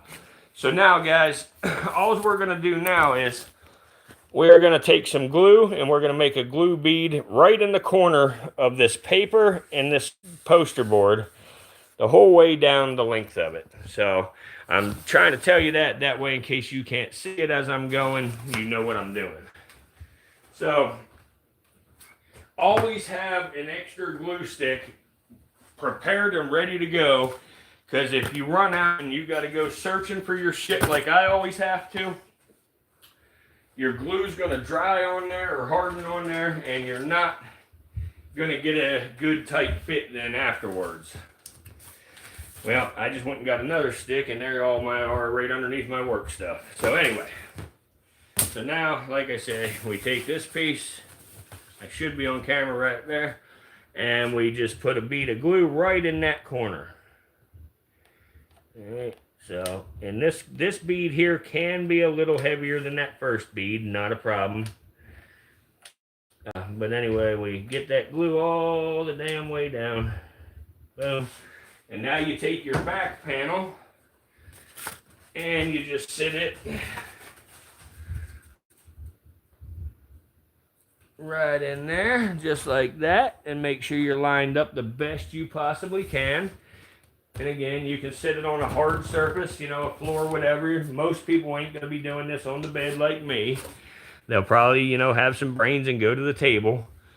But the reason I didn't do that is because I have the dogs down there. I got the warden down there with a TV blaring. You know, it's just too much chaos. So now, guys, you can just take your glue gun, once again, while that glue is still wet, and put you some glue on this flap of paper out, you know, sort of just zigzag it or whatever. Get you some glue on that damn thing. However you need to, but get you some glue on there. I like to sort of zigzag it whenever I do these kind of joints on anything. And I'll put quite a bit, you know, that way it sort of smashes out once I get to my next step. All right. And then now, just like I showed you with that first joint, I like to bring it to the edge because the paper's always curled, but you bring it to the edge, start tipping it up, and then slide it. Boom. And now you can just come here and you can push and get that good and smash down. Don't leave it sit on a good piece of poster board too long, because some glue is going to come out, squish out, and you don't want to glue it to it. So now you can just brush off any chunks of glue. But anyway, guys, so this is what you end up with once that joint is finished. A nice, clean, secure joint. You know, that's very solid, very secure. I know there's probably a handful of people that looked at this when I first started and said, "You're going to make a fucking poster board enclosure? Are you crazy?" But anyway, you'll see in the end, it is very solid. So now, for those of you who do not have a glue gun, that's where your black duct tape or your white duct tape, depending on what color of poster board you use, comes in. So we are going to take a strip of duct tape the length of the enclosure. So as close to the length of the enclosure as you can. And I'd prefer not to put it on mine, but I'm gonna just to show y'all. So anyway, once that's there and your joints that, you know, ready to rock and roll, you can just take this and you can start it right at the corner, because you have your flap of paper under there. Start right at your corner and work that damn tape from one end to the other so you don't get a wrinkle in it. And boom. Now that will hold your joint together if you don't have a glue gun. So there, guys. So now, as you see, I'll try to show you. As you see, I can hold this just like this, and you know, if you just bend a piece of poster board or something, that would be trying to fall straight and stuff, but it don't, because you have a good secure joint. So anyway, that's that. And now we're going to repeat the exact same steps for the top the top piece. So now I'm going to move the camera to the floor here, because I need to have a solid surface, and without this extra piece of board here, I'm not going to be able to do so. So let me sit this down right here. Let me sit this here. We will get this right here, just like this. Okay. And now, same steps, guys. Same exact steps. We're going to take the glue gun. We're going to get our little flap out here. We're going to put us a little tiny bead of glue here. This one's just a thin bead, just enough to hold that paper.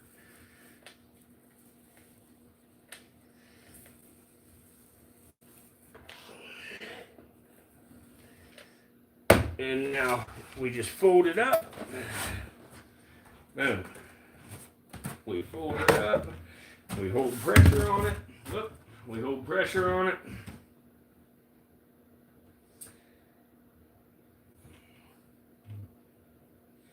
Till that glue dries. And it should be dry. And again, we got that nice crisp edge right there. I know my rips ain't real crisp, but the corners are. So we're good. And then the same thing down here. So we bring this once again, and we turn it like this, get that flap out. And again, this panel, you want sitting on the floor, and you want this panel button against it, because it must be between the top and the bottom. So now that we've got that, the easiest way, the way I like to do this, because now that we're in a better position than trying to fight the pieces, for this one, we can actually just take this and we can kind of just fold it back some. Come on, damn it. Come on, there we go. Anyway. Alright, I'm not going to get fancy, guys. I'm just going to put a damn bead of glue here and get rolling with this son of a bitch. So, we just put a bead of glue again down along there like I showed you on the first one.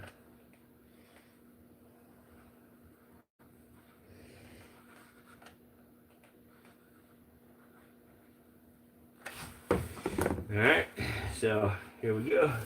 grab it, sit it up, make sure it's flush, make sure you get her pushed tight.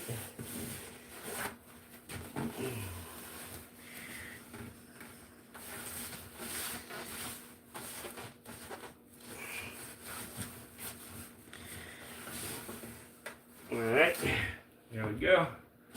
Now, we'll sit her up and do the same exact thing. You can leave it lay down, but I'm going to sit it up to do it just because I'm too fat to bend that far over. So, we'll just put our zigzag of glue on the flap. And since our flap is ripped a little bit, we're going to do this.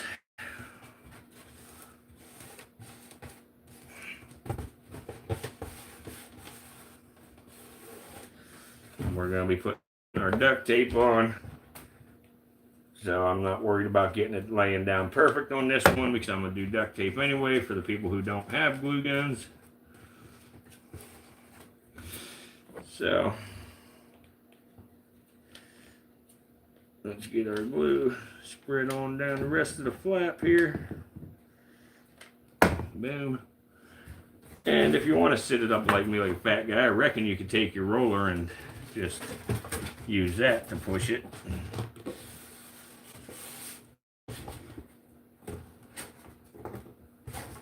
There we go. But you see the difference when you have a hard surface to do it with and, you know, whatnot. So, but anyway, I'll put a little bit of glue right here, I reckon. Let's see.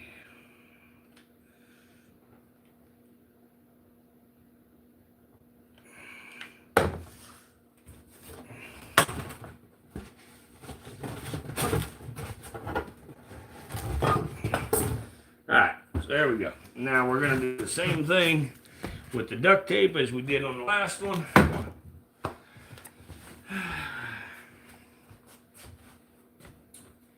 And we're actually going to move it back up here to the fat guy level. So let's move it back up here to fat guy height. Alright, here we go. So here's this.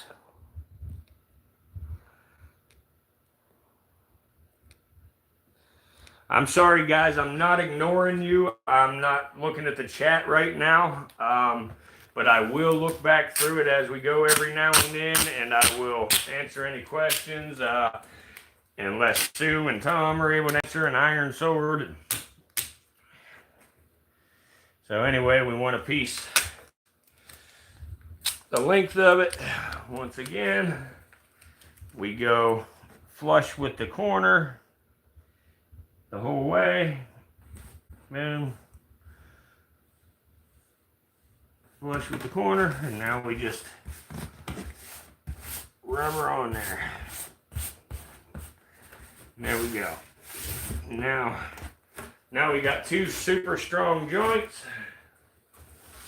So now guys, as you see, it's starting to take shape. That is obviously the top, the bottom, and the back. Now we have to make our ends. Now, something that's very important is with our ends, if you recall, we made those ends slightly wider than the back. And this is the reason we did so. Let me grab the camera. And this is the reason we've done that, is so that way it fits to the outside edge of the back. You see how it sits flush there to there.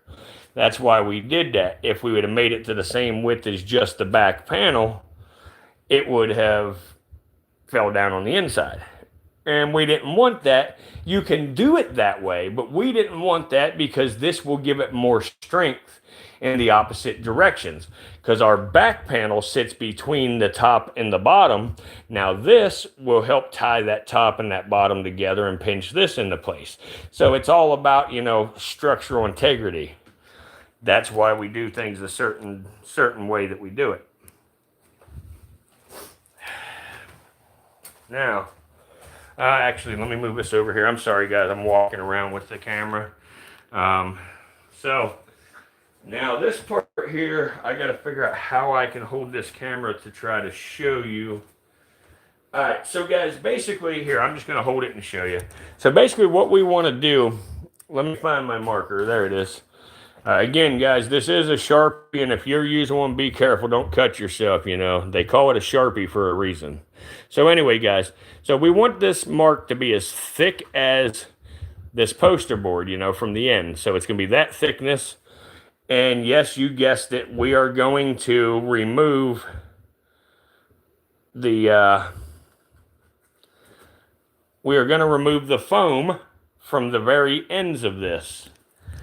So for anybody who was not in here and saw how we do that on the last ones, I will show you. You're still here, Fish? Awesome. Glad you're still here, buddy. I appreciate you for sure. Thank you, thank you. Thank you, Soviet Kitty. Thank you, Raven. Appreciate it. I think I saw Soviet Kitty, didn't I? I thought I did anyway. But whatever. I thought I saw him. But anyway, so we are going to remove the foam from there. So we need to draw a line on our piece here, our end.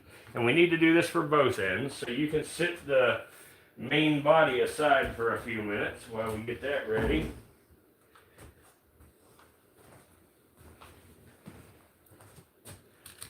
So here's this. Here's my roller.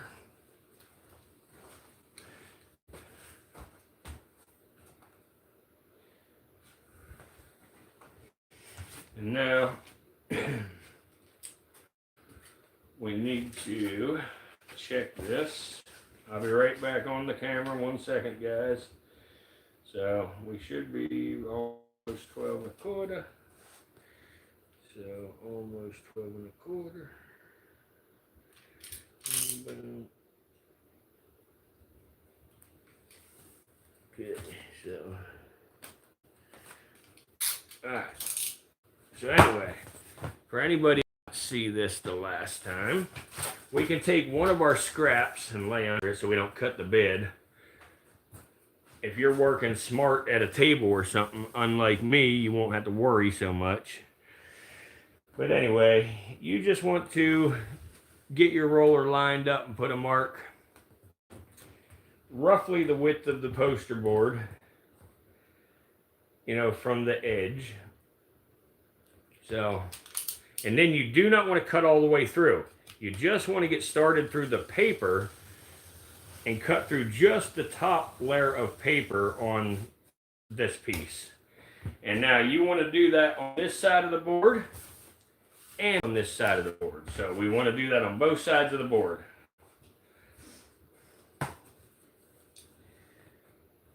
Well, both sides as in left and right, not front and back. So we want to do this.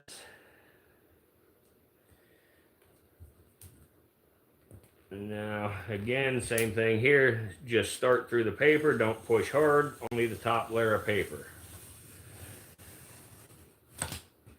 And once you're cut, you just take it and you bend it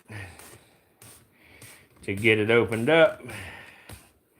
You're basically just opening it all the way to the end.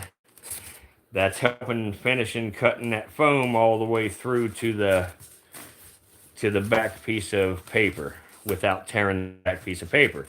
And then if you're real careful, you just slowly roll that stuff out of there and you won't tear your paper, because the idea is to leave this little flap of paper on there. So the same thing with your other side of the board that we did. Start by working your way slowly up it to bust it from one end to the other. Bust the foam all the way through.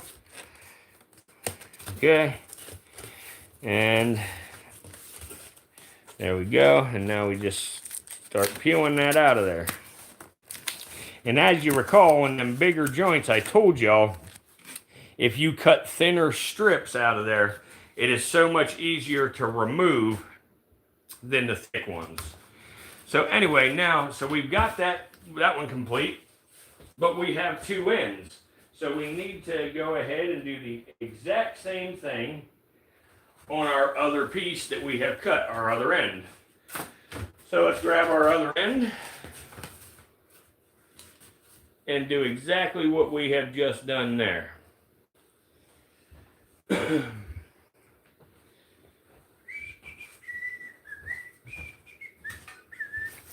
And the way I'm going to do it, to save me some time and trouble, I'm going to lay one of my cutoffs on here, and then I'm going to put my roller on there.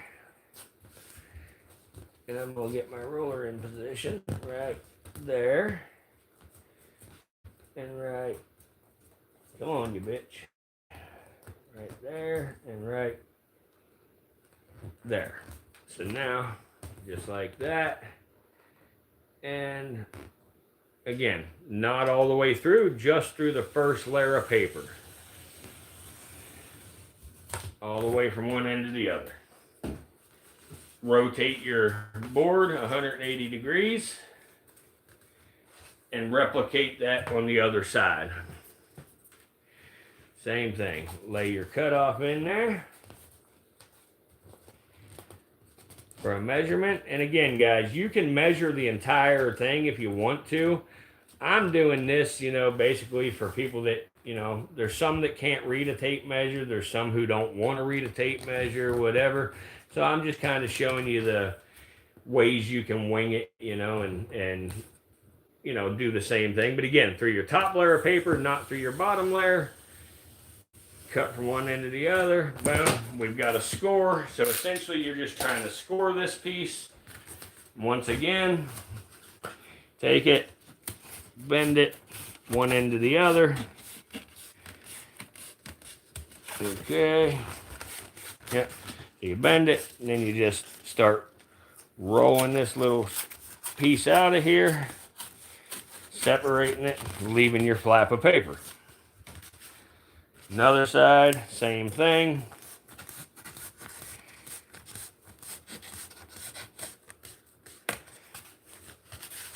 So who here thinks YouTube's full of shit? I'm doing something completely different tonight what I normally do, and our views still suck.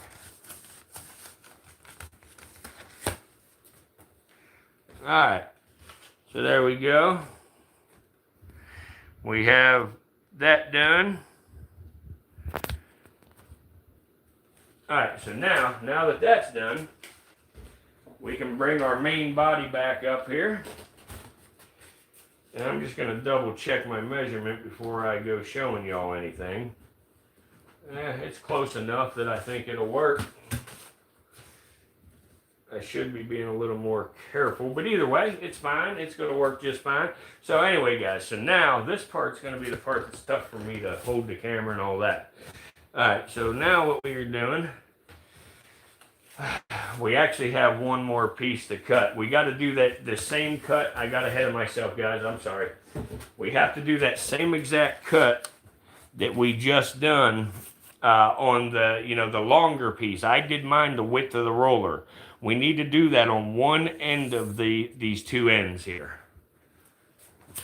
So hopefully that makes sense. You understand what I'm trying to say.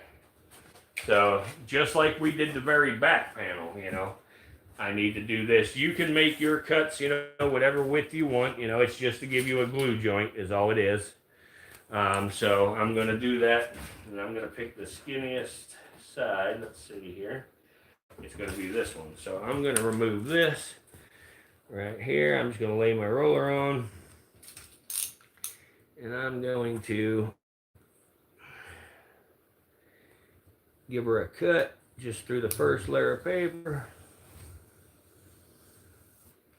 All right, so we're just through the first layer of paper. Same thing. Do that, and then slowly work that off of that cardboard or off of that paper. Trying not to rip the paper. If you do rip the paper, again, it's not the end of the world, but it's just a little cleaner if you don't. All right, guys, so there we have both sides. Let me try to show you. We got this side, and one end. is what we want. And I have to do that to both pieces, so I'll hurry up and do the other one since I forgot it on the, before I tried to move on to the next part. I apologize about that. That's my fault. I'm an idiot sometimes. We've established that. Okay, so my roller, same thing, right here. Halfway through the paper. Oh, I'm sorry, halfway through, paper only. There we go. Now, same thing as always, we bend that. We bend it, and then we slowly start working that foam off of there.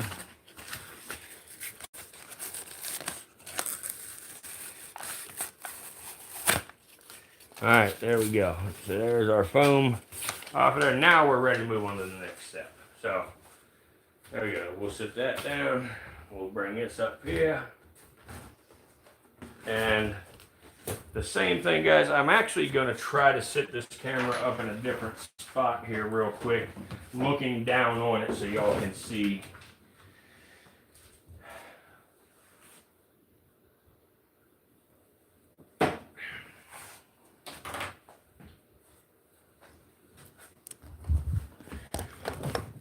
Alright, so yeah, right here. So let me take this, sit this down here.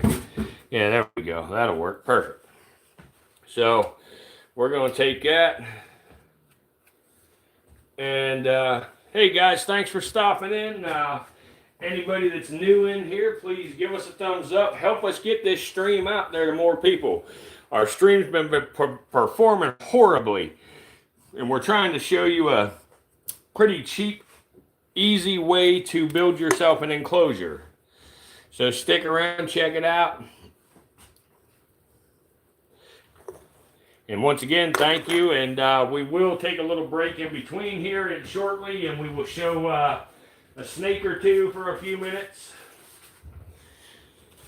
So anyway, guys, same thing as we did on the others, but what we want to do here is we want to do this back joint first, back here, because if we go and put glue the whole way around this thing, some glue is going to start drying before we get to where we need to be. So again, guys, the first thing you do is you put a little bead here, just a little bead along this edge here. And then, as I showed you already on the last parts, instead of trying to fight it, just take it on a hard surface, lay it on a hard surface, get your paper folded under, and then just stand it up and hold it there for a second. And that'll give you a really nice, clean, crisp corner there. So, there we go.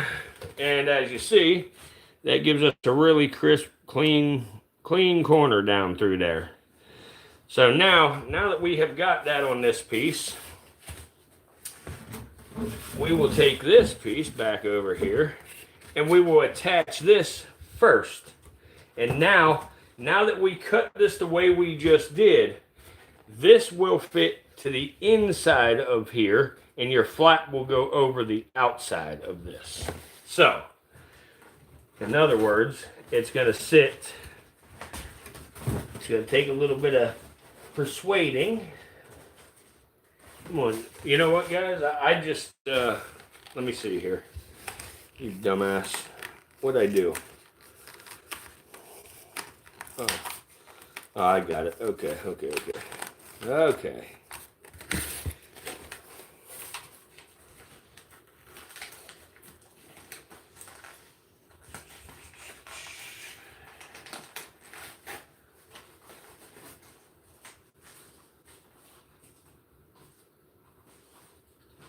One second, guys. Alright, so anyway, what we got to do is, I just had a little piece I didn't cut off. There was a little straggler I had to get out.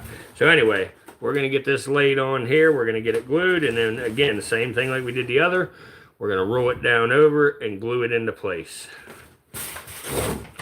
And then after we get this joint done, that's when we will go back and hit the two other sides. So let's get this joint in, and then we will show you how to do them ones. So, all right. So there's the first thing. I don't know what happened there. We're down to 2 people. Did everybody leave, or is YouTube being a prick? Ouch. I bet YouTube's being a prick. Alright guys, so there we go. And now I just like to pull tight on that until the glue starts to set up. That way it ain't down in too deep or nothing. That glue don't take long on this foam. I mean, it takes just a second, but not super long. So anyway, there we've got that. And now, before I glue this paper back here, I will actually go down the sides with the glue on the thin pieces, you know, the skinny edges here, right here. And the way we'll do that is just like the other ones. We essentially just want that glue right here. I'm trying to fold it back so you can see. We want it right here in the corner between the paper and the foam is where we want our glue. So we can put glue on there. You can put a, you know, put a liberal amount on there. You don't want, you know, crazy amounts, you know, but you can put a liberal amount on there. Make sure you got it good coverage. And then just take it, hold it on there, and bring your paper over it.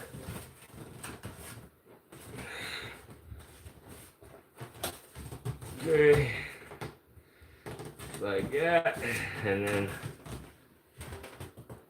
once that dries, and again, we're going to show you the duct tape method as well, you know, just because some people ain't going to have a glue gun. But once that glue dries, that'll hold itself. And then you can go back through and put you another little bead. I need another glue stick here. But you can put you another thin bead right at the edge of the corner here under the paper. So you can kind of see, hopefully, right here. You just go right into this corner with a real thin amount this time. Just get you a thin bead down through here. It is hard to get a thin bead on there, but you can do it. I got faith in you.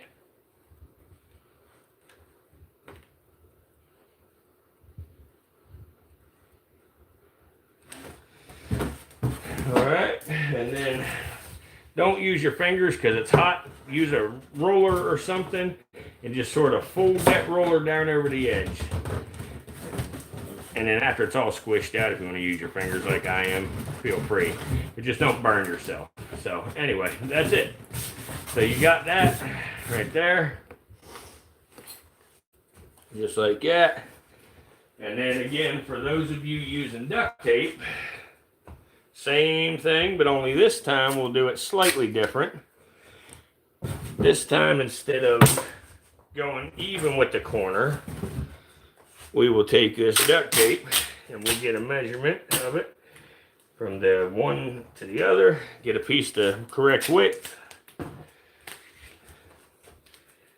Just split the difference. You want to split about halfway. So we're going to go about half the tape on this top right here. Right there. And then we're going to fold the other half down over the corner.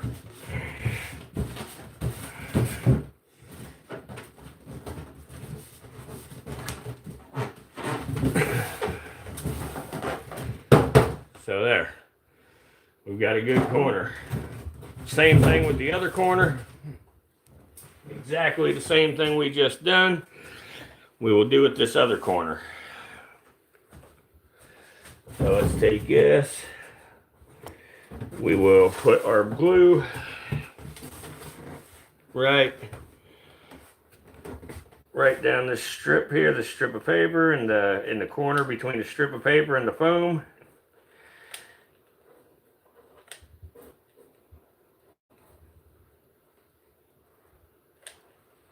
Okay. Same thing, get this lined up correctly. Make sure you get her pressed on. Don't burn the shit out of yourself. Make sure you press her together good and tight. And give it a little hold for just a minute while your glue sets up.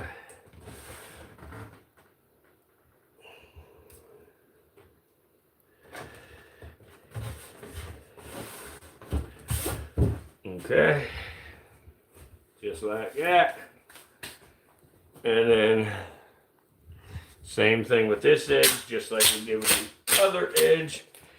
Get us a piece of duct tape ready to roll. Only if you're using duct tape. You don't have to have the duct tape. But if you're using duct tape, that's fine. Just do what I'm showing you. You know, go about the center, you know, of your duct tape. Like that. Try not to get no wrinkles because they look ugly. And then just fold it over. Make sure you get her good and smooth. Work one side to the other. Boom. And now you're good and solid. So, good and solid there. And now that we're to that point with those two sides, we will glue down our big flap here. And our big flap, again, I just like to give her a little zigzaggy motion here. And I'm not being real concerned where the glue's going because I'm putting duct tape on it. But again, with that much glue, be careful you don't burn yourself. Take your roller or whatever, flat edge, the floor, whatever, and fold that on over. And boom, that'll pull it down tight along there. And if you're more careful where your glue's going, you won't get it on here. But if you do, just give her some rubs and it'll come on off of there and it'll look nice and clean and pretty once you're all done. So, just like that. And now I'm going to do the same thing with my duct tape. Now only this piece on the duct tape, I'm going to go not quite half. I'm going to go the correct width, but then I'm going to go just over the corner. I'm hoping my arm ain't in the way. Just on the top of the corner there, maybe 1/8 of an inch or so. And then I'm going to roll it down over the edge like this. So, right there. So now we got a nice solid box so far. But now we got to flip it over and do our other end. And then after we do our other end, we'll move on to how we do the face. So, flip it. And here's a look at the inside. The inside's nice and clean and, well, there ain't much light in there for you, but there you go. The inside looks real nice, clean, and professional. Everything looks good. Like I say, if you're glue there, you can rub it out, you know. I just ain't done that yet. But you guys will be surprised at how rigid this thing is when it's completely finished. Your phone is dropping service. Okay. Well, I wonder why. Up to 12 and now we're down to 2. Yeah, I saw that too, Tom. That's insane what's happening. I don't know, whatever. They were always catching lizards in the yard. Yeah, lots of kids catching them damn little anoles, you know, the brown anoles, the green anoles, the chameleons, all of that, you know, little snakes, you know. It's just really fun, you know, something like this, you know, a kid can build or, you know, even an adult can build it, whatever. It's a real cost-effective way to do this type of thing. You know, it just, in my opinion, you know, it's, you know, I kind of like it. I kind of like doing this kind of thing, building shit.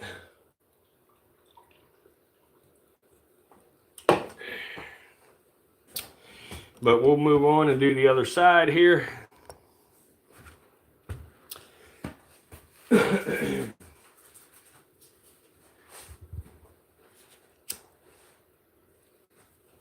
But I appreciate everybody that has stuck it out with us here.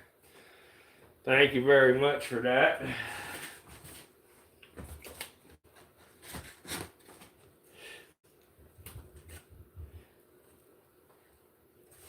All right, so let's glue this piece in. Again, same way as the last time. We take our glue, just put a The only thing we're going to do different this time is we're going to put this bead of glue down this son of a bitch. Or this part right here. And now that bead of glue is on there, we're just going to immediately go right onto here. Again, we want to get her between the two pieces that are there already. And we want to pull tight on that against where I'm kind of putting pressure against the back to make sure that, you know, pulls tight in right there. That's the part I didn't mention the last time, but I'm just kind of pulling tight on that paper there. So there, that gets us into place right there with that. And then the same thing as earlier, we're going to put our glue down the side and glue down this small joint.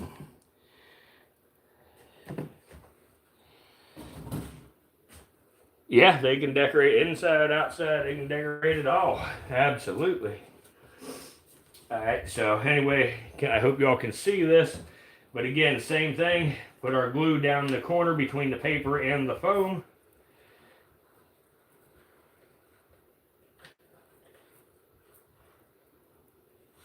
Okay. And then we're going to get her lined up. And we're going to pull our paper over. And pull it tight.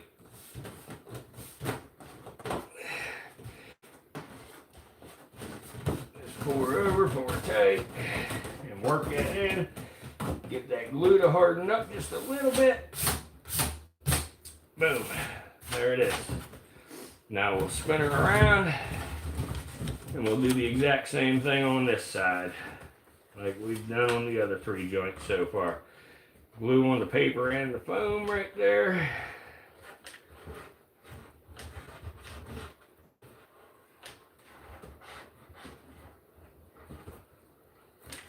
Okay. And now there's that. Pull it over the edge. Same thing. Same thing. Pull it over the edge tight. The goal is to always make sure you're trying to pull these joints tight together.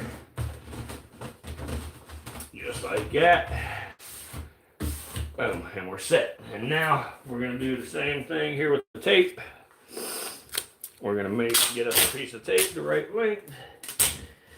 From here to here. And again, you do not need to use this tape. I personally think it looks better without the tape because the tape gives it a different sheen, you know, in them areas, but that's okay. It don't look bad with it, so, and we can always doctor it up later.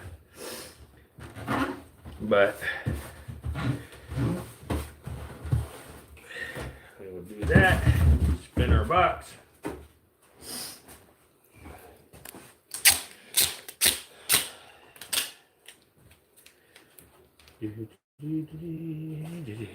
Another piece of tape. Halfway, splitting the tape in the middle roughly. Try not to get no wrinkles because they're ugly. Won't hurt the structural integrity of it, but it's just ugly if you have wrinkles, so try not to get no wrinkles. Just like that.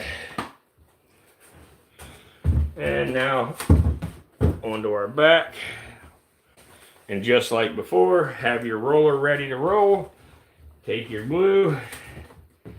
Do yourself a little like zigzaggy, you know, pattern on your paper here. You know, whatever, however, whatever makes you happy. As long as you got glue on it, that's what matters. So we do this, and now we take our roller, lay our roller on it, slide the roller towards the corner, slide it right down over the edge.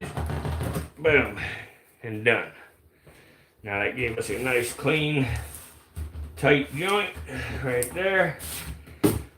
And for those of you not using glue, one more piece of duct tape, and we make our piece of duct tape as we did with the others, the exact width of it.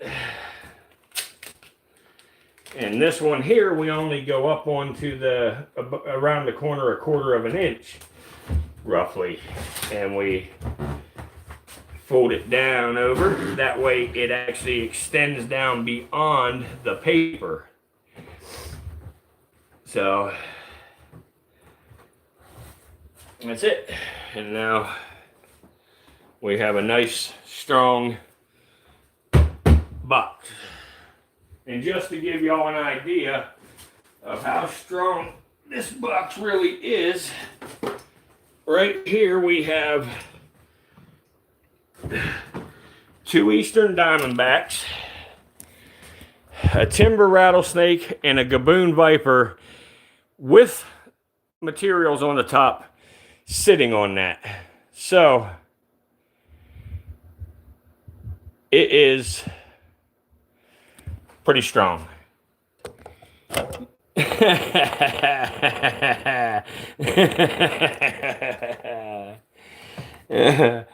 Tom, it don't matter how old you get, you'll always be smooth as your head.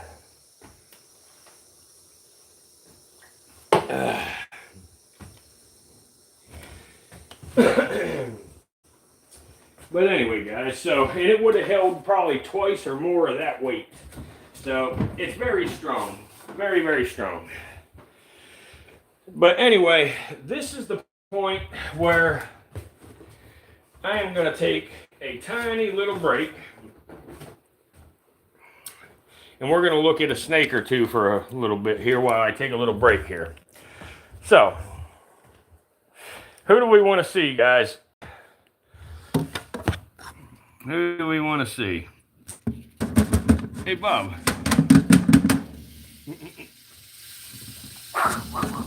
Bob. Hey, Bob. What's up, dude?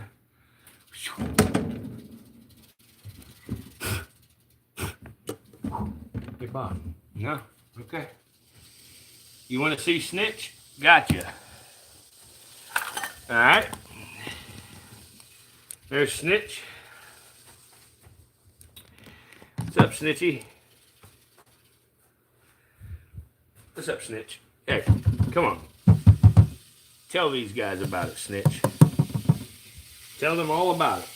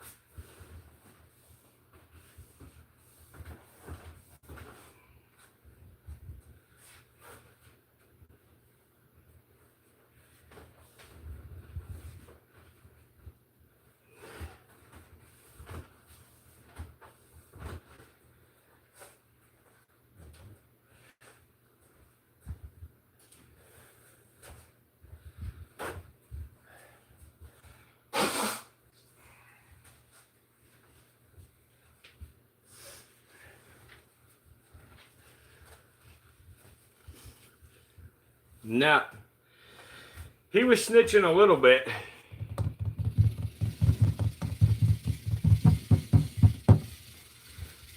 What's up, Bubba?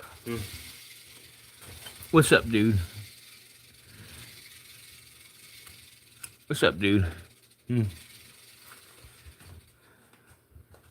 If y'all see my shadow there, my finger shadow, that little dark spot right there at the end of my shadow, that's where he got bit by that prairie rattlesnake over the summer. After he sheds this time, it'll be completely gone. Thankfully, it healed up without any scarring.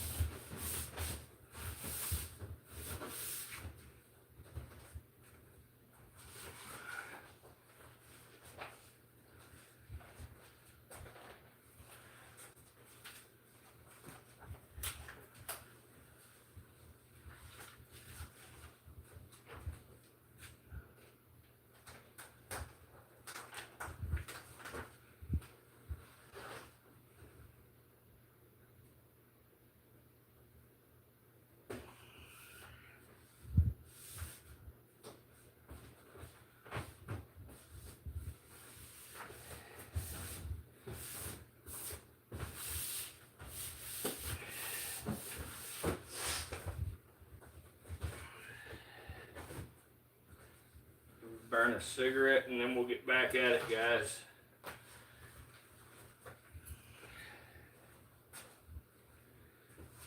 Maybe if I can find cigarettes.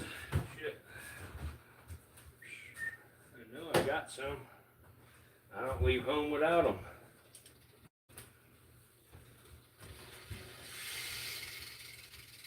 Why do Arabian sand boas so goofy and adorable?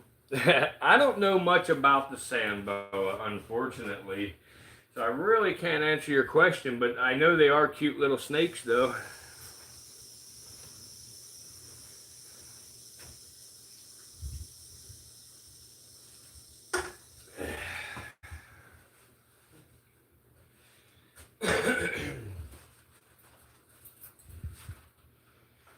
Now, where the fuck? There it is.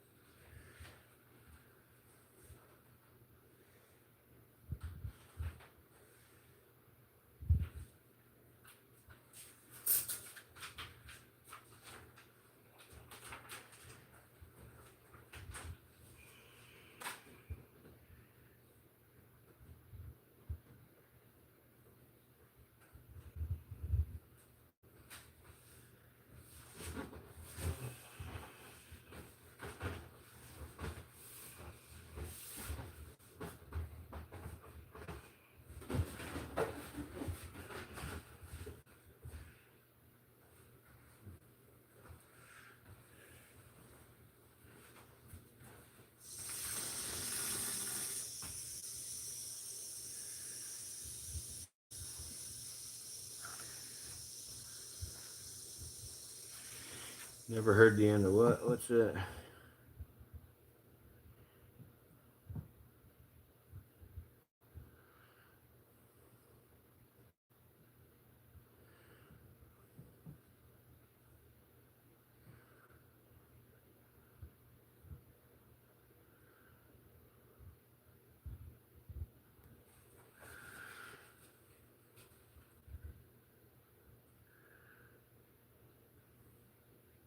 Don't worry about how much damn cigarettes I smoke.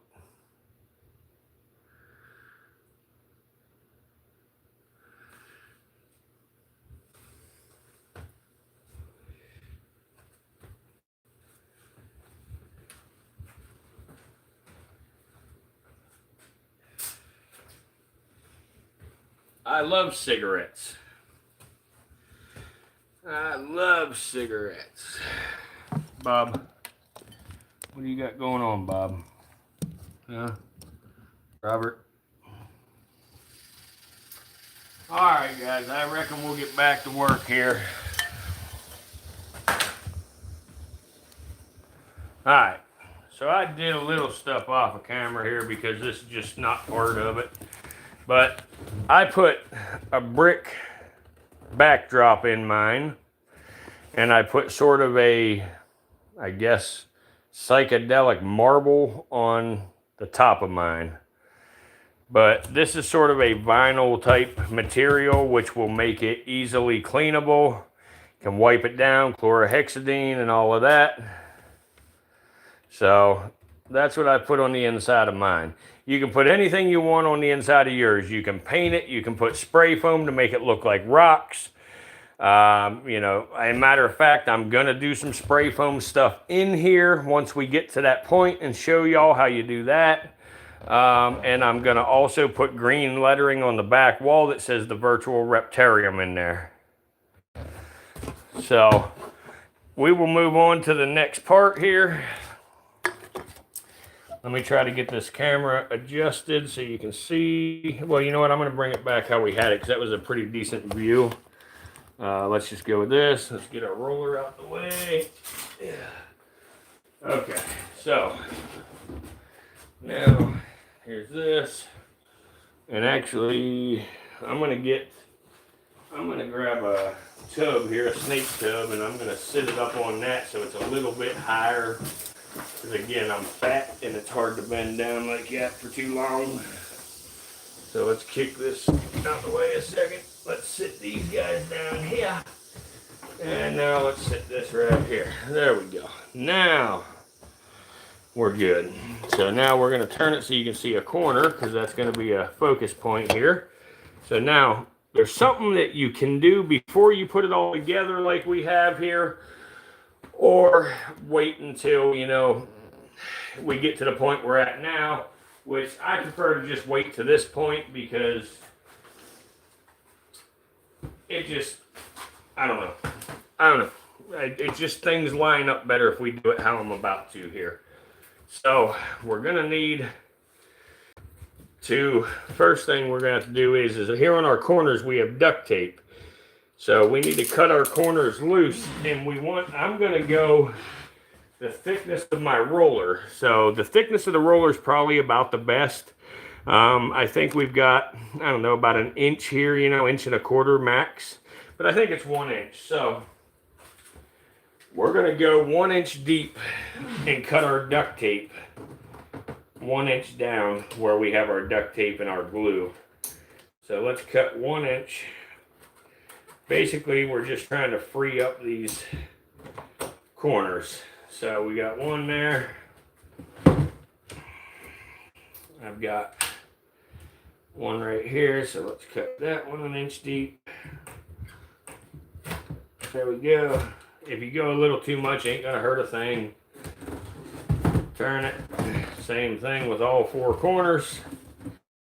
Go about 1 inch deep. 1 inch is probably the perfect measurement, so I would probably stick with 1 inch if I was anybody who does this. 1 inch there, and our last one here, and we are at 1 inch. There we go. So now what we need to do is we're going to have to make a piece that's about 1 inch wide that we can actually fit down inside of there. And coincidentally, those pieces I told y'all to hold on to earlier, we still have, they are exactly 1 inch. So now what we're going to do is we're going to put them down in and we're going to make a mark. So let me find my marker right here. And I will put this mark on here and then show you exactly how I did, but I know you can see what I'm doing right now. Let me get a little piece off the end of this because it's slightly too long to get in there. So, all right, that ought to do it.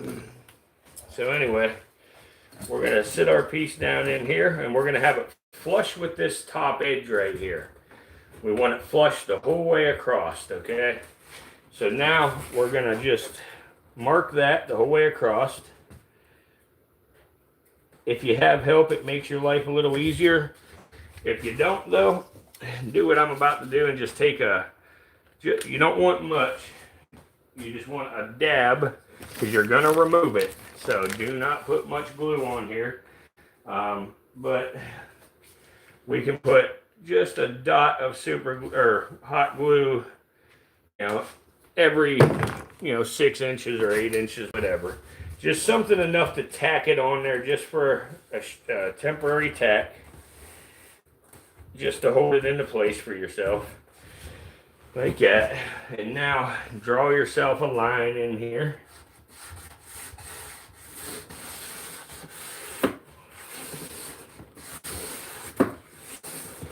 Alright, so we got a line, and I would suggest removing that as quick as you can so you don't tear your paper up later. But let's see if y'all can see. But yeah, you can see that there. I have a line drawn there, 1 inch deep. Now we want to do that the whole way around this thing. I'll do my 2 long sides first. Put another dab of glue just to hold it in place while we do what we got to do.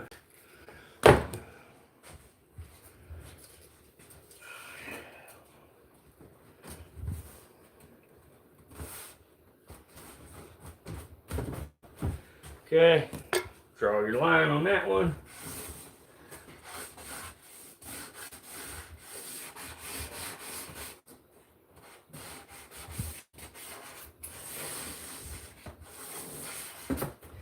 All right, get that the hell out the way. Once again, we have a line. Come on, bitch. Once again, we have a line the whole way across. I know that one's hard for y'all to see, but I can see it, so you get the idea. We've got a line the whole way across, 1 inch deep, the whole way around this box. Now, coincidentally, another one of our pieces I asked y'all to save. So we're going to put, again, a couple dabs of glue just to hold it in place while we do what we got to do. We're going to stick her on there to draw our 1 inch line.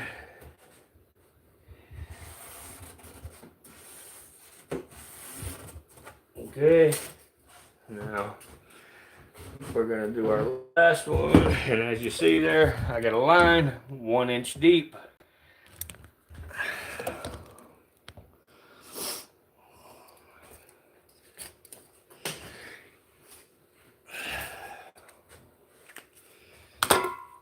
And in case you're watching, fuck you, YouTube. You guys are full of shit. I did exactly what you told me to do, and we did no better tonight than we've been doing. So,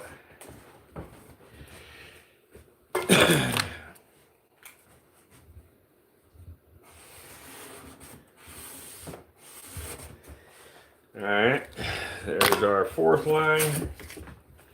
So now we have a line drawn the whole way around. So now that we've got that, we want to draw another line the whole way around, or you can kind of wing it if you really want to, but we need this line this time to be the exact width or thickness of this material's profile. So you want it to be exactly that thickness of a line the whole way around this thing. I don't know that I'm going to be able to keep it on camera as I do this. See you, kitty.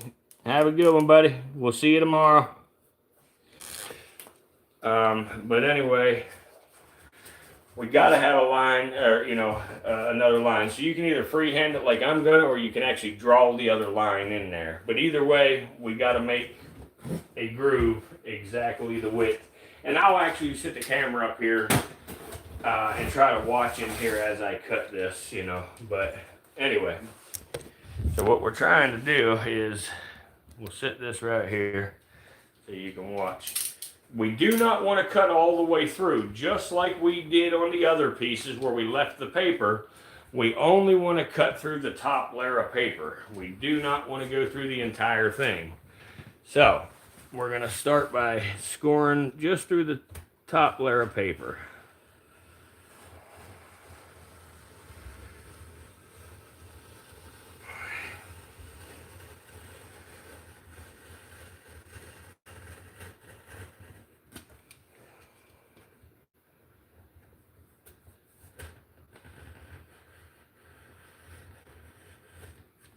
Okay, there's one.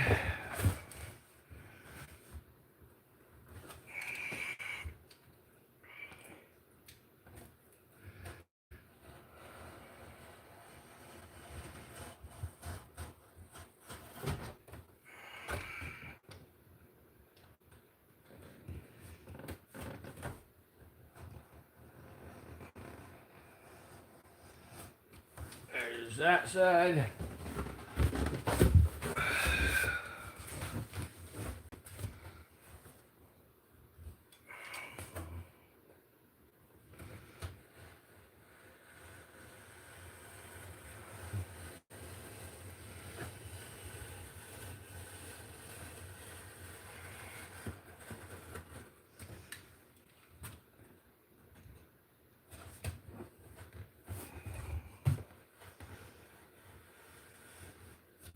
Okay, one more to go.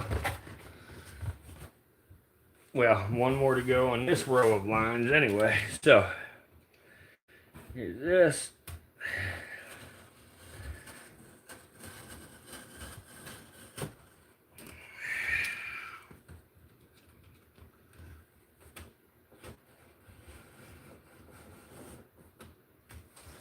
Alright, now we can just take it, and as you see, I bent outward.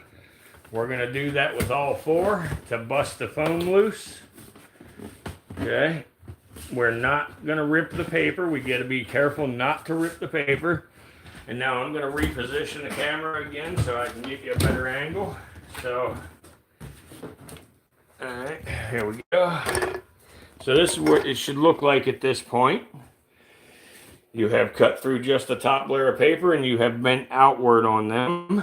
Now, we need to make us another cut on the flat part, exactly the thickness of this foam board away. So, I'm going to just kind of eyeball mine.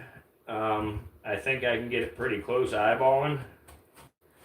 So I'm going to try it.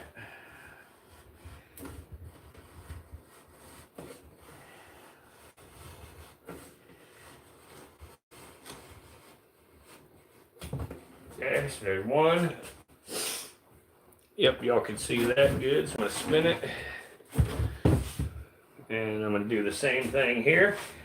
Exactly the thickness of the foam board through just the top layer of paper.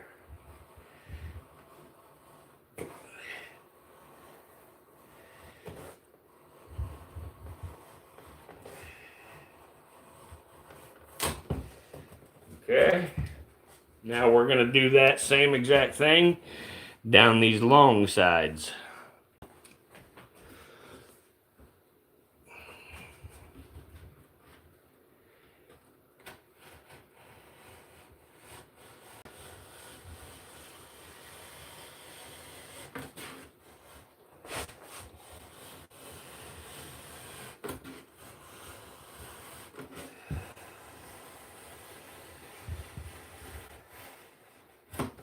Okay. One more to go.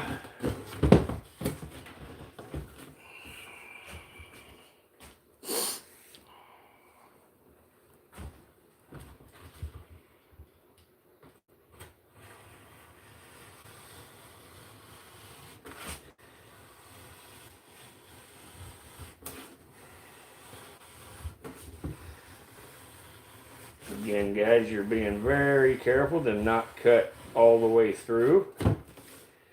Okay, so now you want to bend that again and bust that cut just like we do all the rest. It's a little bit harder because it's such a small piece. But once you finally get it busted, now you're going to take that little strip right here. Let me get it going and I'll show you.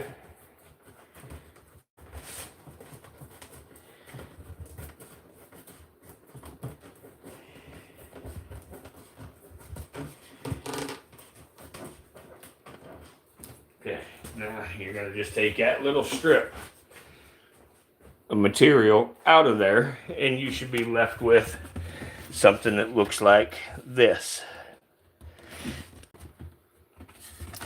So, okay. So I'm going to do that on the rest of the flaps.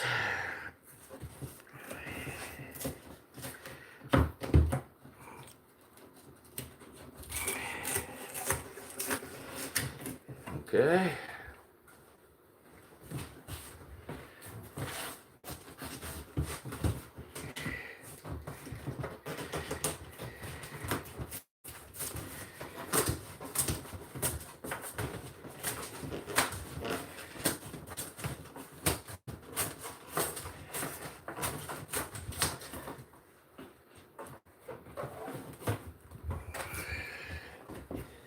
Okay, there we go. We were successful on 3 of the 4, so let's try the last one and see if we can beat the odds. Okay.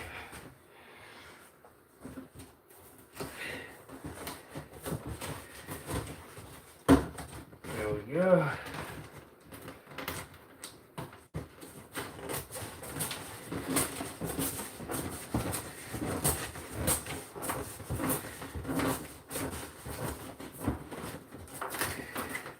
Okay, there's that.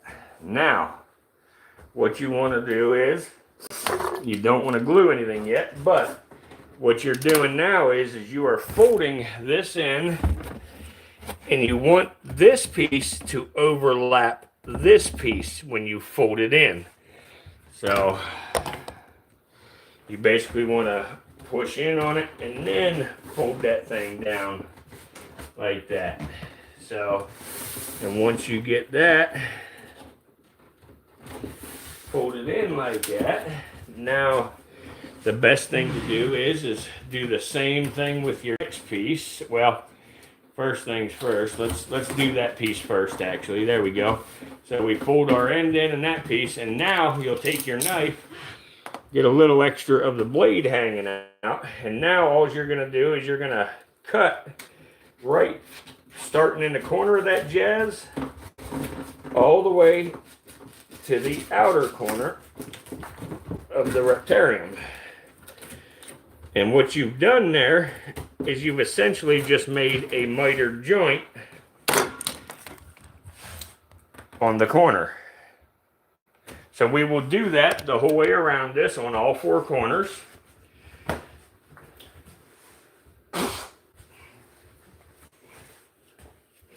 Thank you for the 3 people that are watching me do this.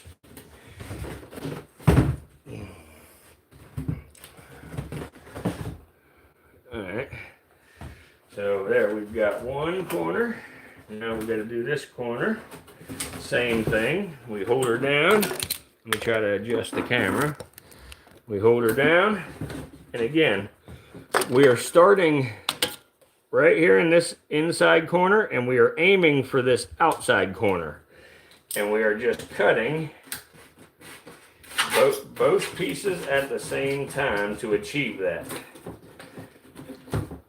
So now we have a mitered corner on 2 of the 4 so far.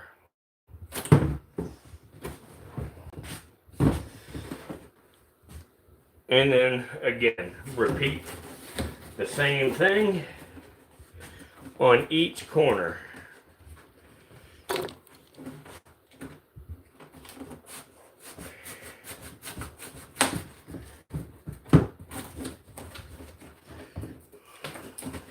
Yep, perfect. One more.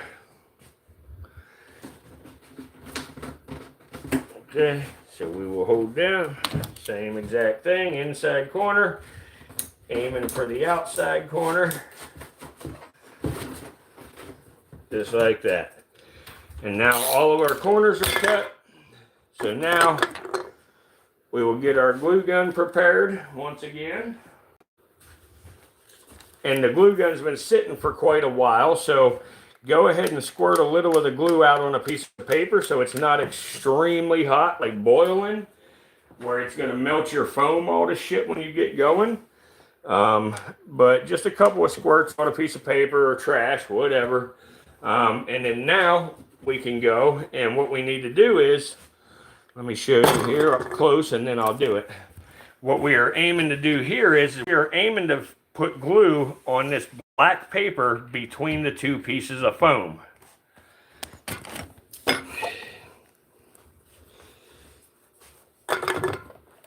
Okay, so let's go ahead and get our glue on that.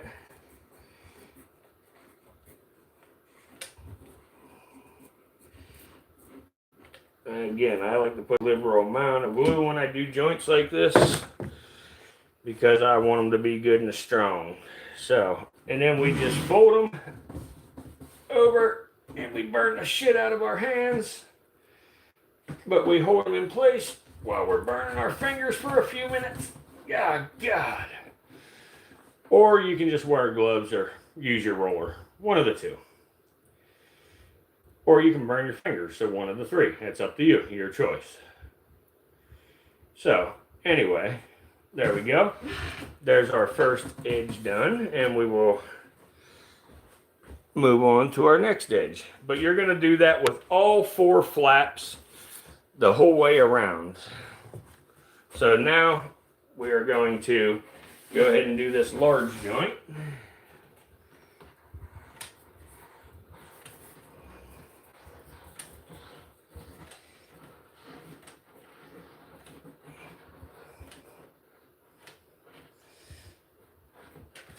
Okay, same thing,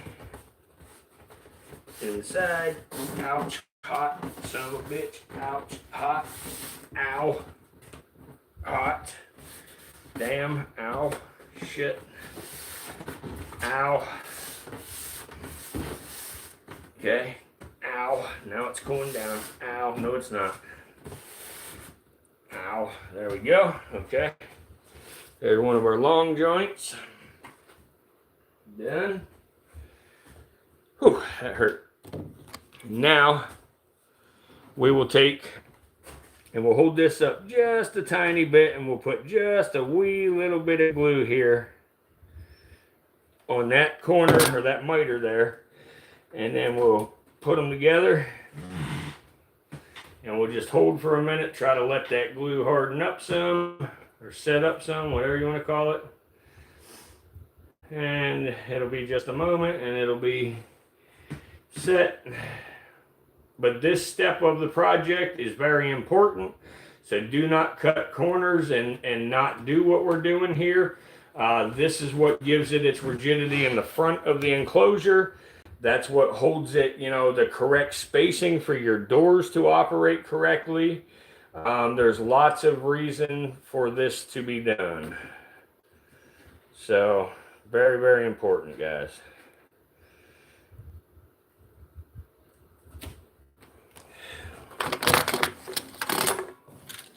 And then you don't have to do what I'm about to do. I'm just going to trim up this duct tape a little bit, because I'm going to be putting a new piece on here for those of you that are using duct tape instead of glue. And again, you can do every step of this without the hot glue. Hot glue just sort of helps a little bit, makes your life a little easier as you're building. And I think it just makes it look a little cleaner and stuff when you don't have the duct tape. So we're going to do the long joint here. Same thing as we have already done with the last one. Pull her open. Put us some glue right here on the paper between the foam.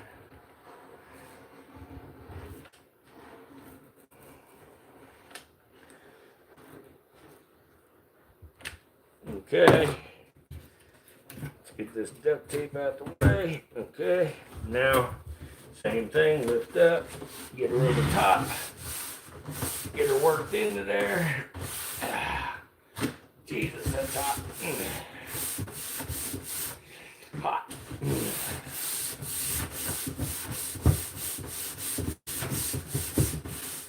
Ooh, hot. Okay. There's that one. And now we're going to do the same thing on this corner with the miter like I showed you on the last one. We are going to just lift up just a little bit, and your glue gun melts a channel into that foam is what it does. And then you're able to put just a little bead of glue in there, and you're able to put her on together, you know, and it holds good.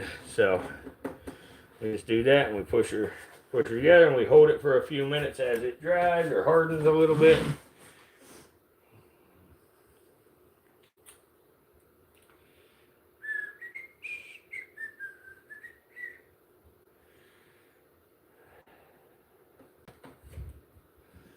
Alright, so there's that one.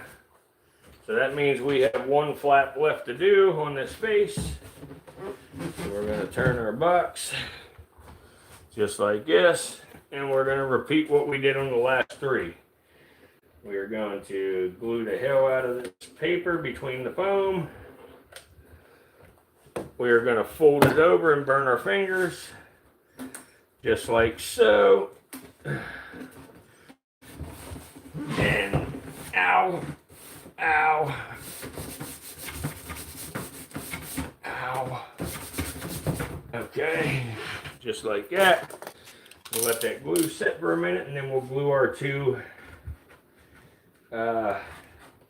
miters. And let's cut the tape off the corners, that little excess roll of tape, so it don't look like shit, or bunched up tape, whatever.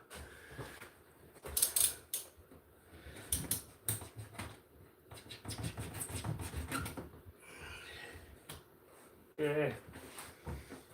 Good. Okay. Now we're gonna do the same thing. Use the tip of the glue gun to melt that foam. Make a little channel in there. Put some glue in it. Stick our corner together. I didn't get enough glue in it, so we're gonna actually put some glue in it this time. There we go. Now we're gonna lift up, push down, and we're gonna hold a second, and we're gonna try to let that harden up some.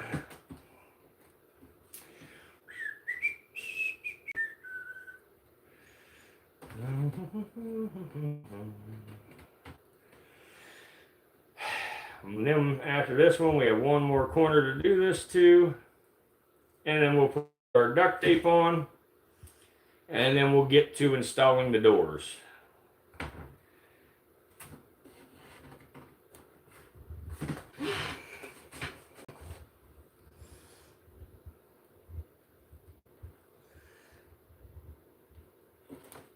Alright, that should hold enough for me to move on to the other corner. And if it don't, the duct tape will. Well, you know what? I've already done the other corner, so we're good. I must have done it, I don't know, but I did it somehow because it's glued. Alright, so now we're going to take our duct tape. And this time with our duct tape, we're going to go the length right here of this. So we're going to go this corner to this corner, and we're going to make sure it's the whole way across. And now what we're going to do is we are actually going to put this tape to where it overhangs the opening by just a bit, you know, about the thickness or a little over the thickness of the poster board. And then we're going to fold it over the corner right here and here. And now we're going to take our knife and we're going to cut straight right until we get to the poster board. Gonna put a little cut in it, just straight. And now we're gonna fold that right over the edge of the poster board. Just like so. Okay. And then we're gonna spin the box 180 degrees. And we're gonna do the exact same thing on this end. Okay, so we get our length correct. Again, you want it exact. And you're gonna overlap by just a cunt hair. Or, I'm sorry, just a smidge.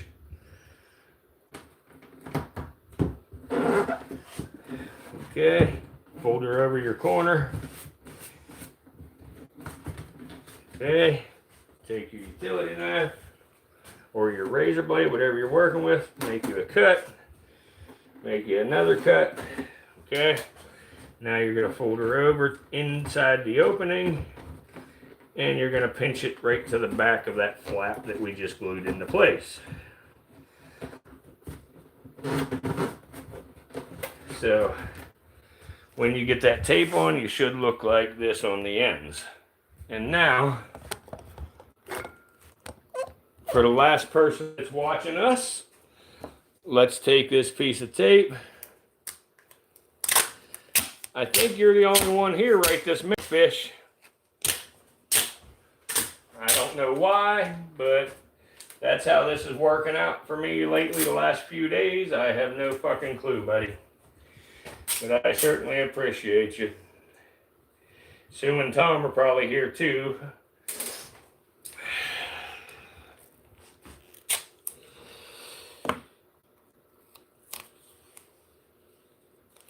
Well, it looks like you and Sue are here. I don't know why the counter's saying 1 again, but it does that shit. So, but anyway, the same thing here, guys. You just put your fucking tape on.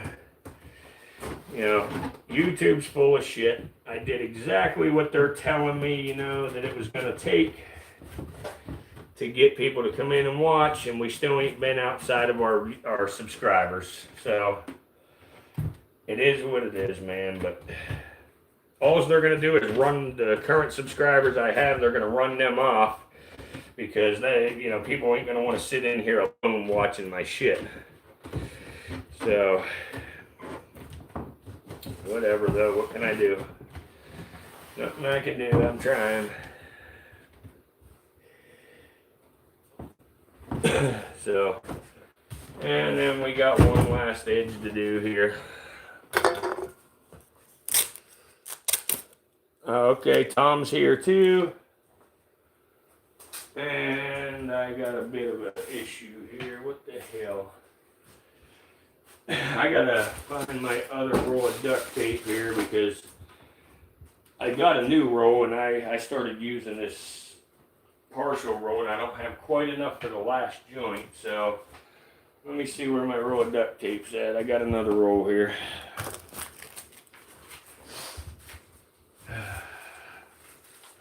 I might have left it downstairs. I'm gonna run and see if my other roll of duct tape's downstairs real fast, guys. I'll be right back.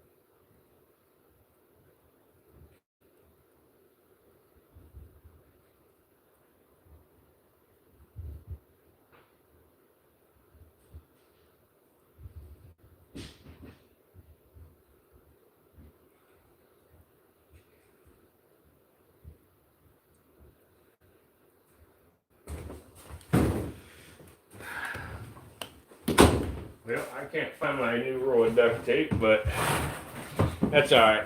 I got some other tape we'll use for this last joint. What's up, Cayman? How you doing?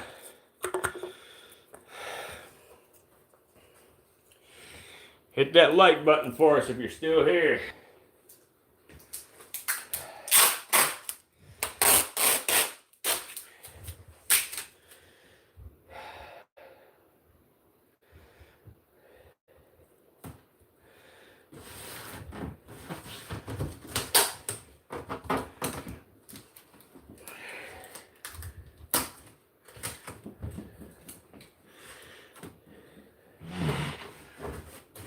Alright.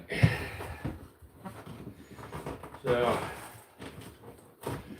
there's that.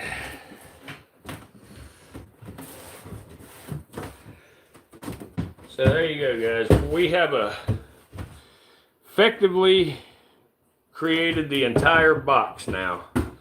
The box is done. The box is strong.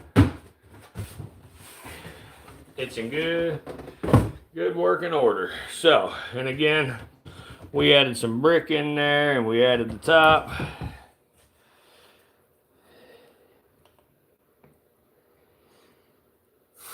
Yeah, you're damn right I will be by the time I get home. I got to get my ass home too, man. I get home, I'm going to start a brand new channel. And we're going to start out everything differently. Like I say, we'll still use this one, trying to push people over, you know, our subscribers over to the new one and stuff. But yeah, we're gonna take a whole different approach with a new channel and everything. So fuck. Okay, so now I guess one of the last parts here that we got to do quick is we have to make a piece for the doors on the inside. So for us to make that part, we need it to be just shy of the length of the cage. So we want it to be, you know, maybe I don't know, a ½ inch shorter than the rest of the cage, something like that. And then we need it to be roughly an inch. Like I say, this is not an exact science, so we will take this. You guys can see right there. So I'll take the roller and I'll go about a roller and a half, you know, something like that, you know, and I'll cut me a piece here.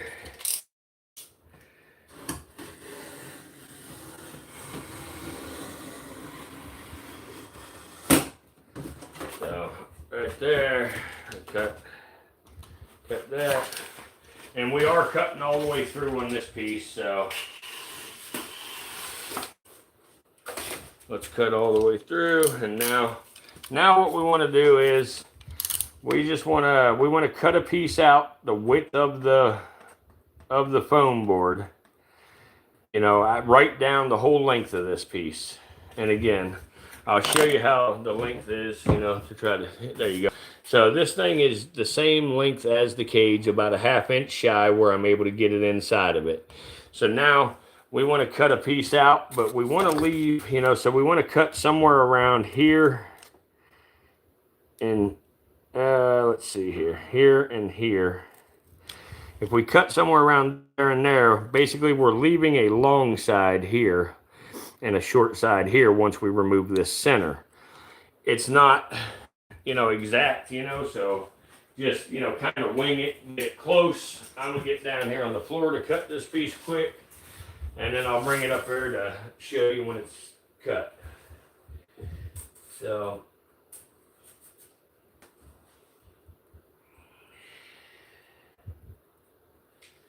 and you're not, obviously when you make these two cuts, you only cut through the first layer of paper. You do not cut through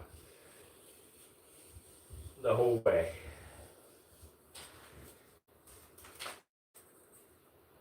And again, you're making two cuts about a ½ inch apart.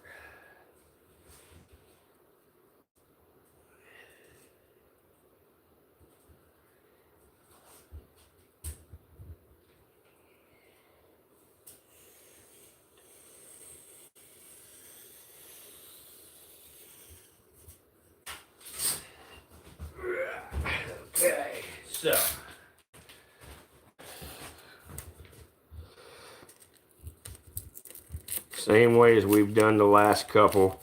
Just bend it until you break the foam the rest of the way through.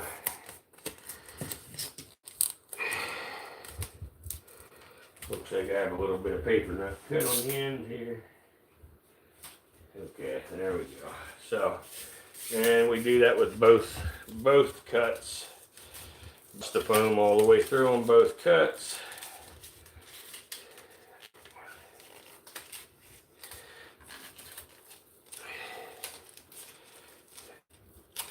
Come on, damn it.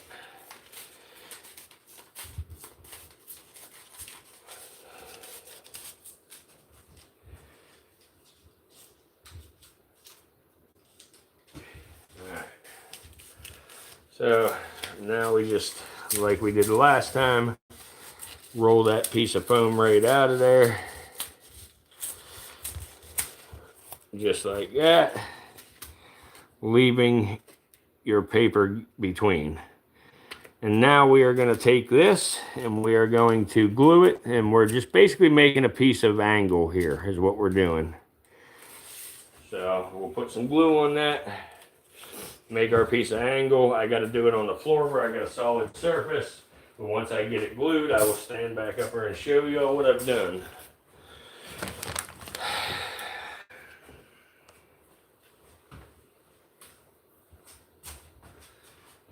Epic waste of fucking time. Oh my god.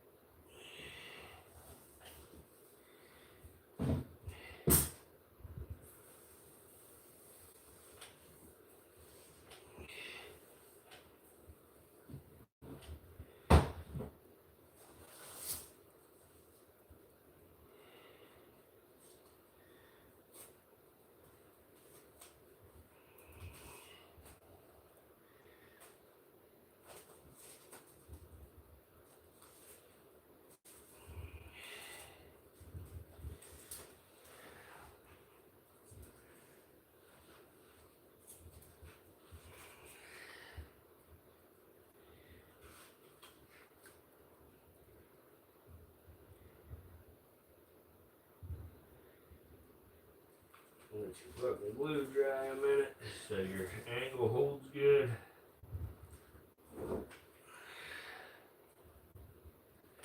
Then you can follow up along the back edge with a little more glue to just make sure it stays stiff all the time. And as things get older, they don't stay as stiff as they once did.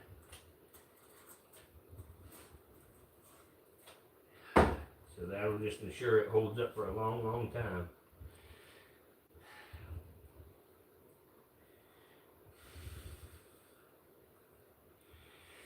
And we're going to let that piece sit there and let the glue harden. But I'll try to put it up here where y'all can go look at the profile. But that's all you're trying to do right there, is just make a piece of angle. I guess you heard that, Tom. I thought I said that quiet enough. Oh, man.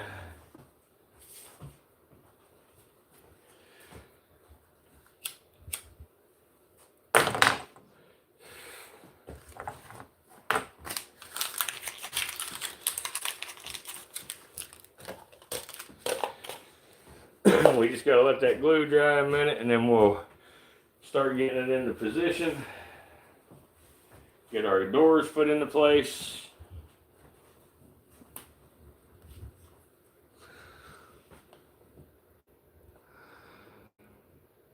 Nothing quiet in the bathroom. Yeah.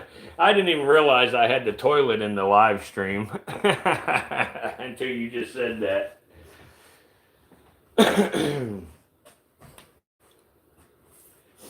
Oh my.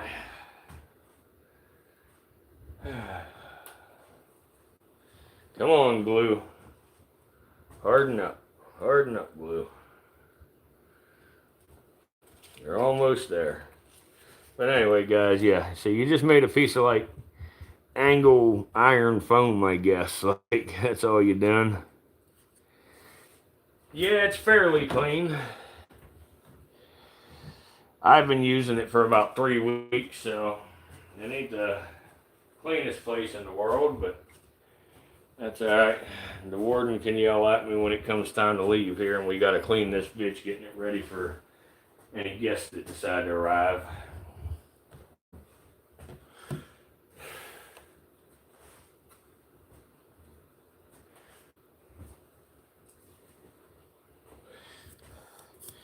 So, guys, give me an honest opinion with this live stream. Do you think this was interesting or worth watching? You know, is it that I'm doing shit that ain't worth watching, or do you think that there's another problem somewhere? And I can handle it. If it's shitty what I do, I just, you know, I'd prefer to know.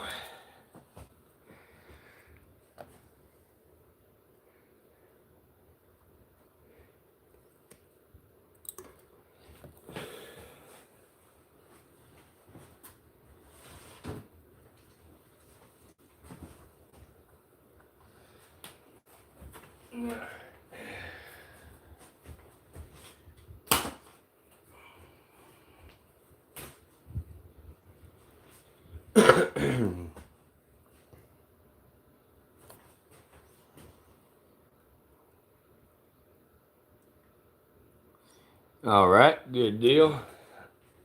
Well, to be honest with you, and I don't mean this in a funny or douchebag way, but if old people enjoy something like this, I believe that I'm doing something right.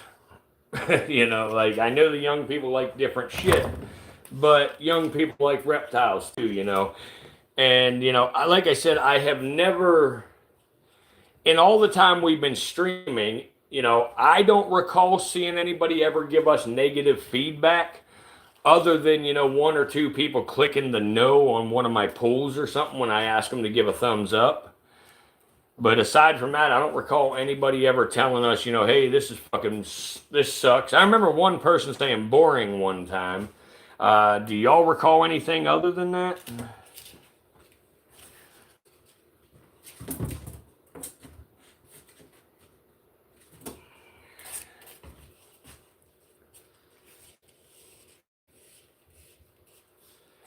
Yeah, I think you might be right, Tom. They screwed me after the music thing. You know, they told me it was not going to affect my channel, but it obviously has. But, you know, and then I was pleasantly surprised when, you know, that night that I came home from Pennsylvania, you know, or the very next day after coming home from Pennsylvania, the stream done great. It was the best stream we ever had. And I thought we, you know, come back out of the hole, and it ended up, you know, going back to where we're at here. Yeah, it started then, and like I say, it cleared up. You know, when I was in Pennsylvania, the stream seemed to be doing pretty well when I had the Iron Sword, you know, keeping things going. Until when I got home and we did the best stream we did. And then right after that, if you recall, it was me and you in here talking. And I said, I'm going to stop and restart the stream, you know, so hopefully it didn't think I was a bot. And we were getting people in and out all night. And as soon as I stopped that and restarted it, we never got another viewer. But anyway, so let's see here. So there's that door. Okay, so now what we got to do, guys, I got to try to reposition the camera again to do this last part for you. And show you how we do this. Now this part here, in my opinion, is one of the trickiest parts of the entire project.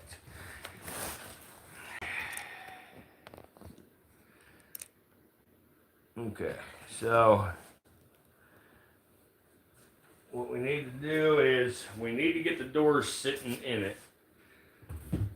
And obviously we got to still be able to get our hand in it. So we can't put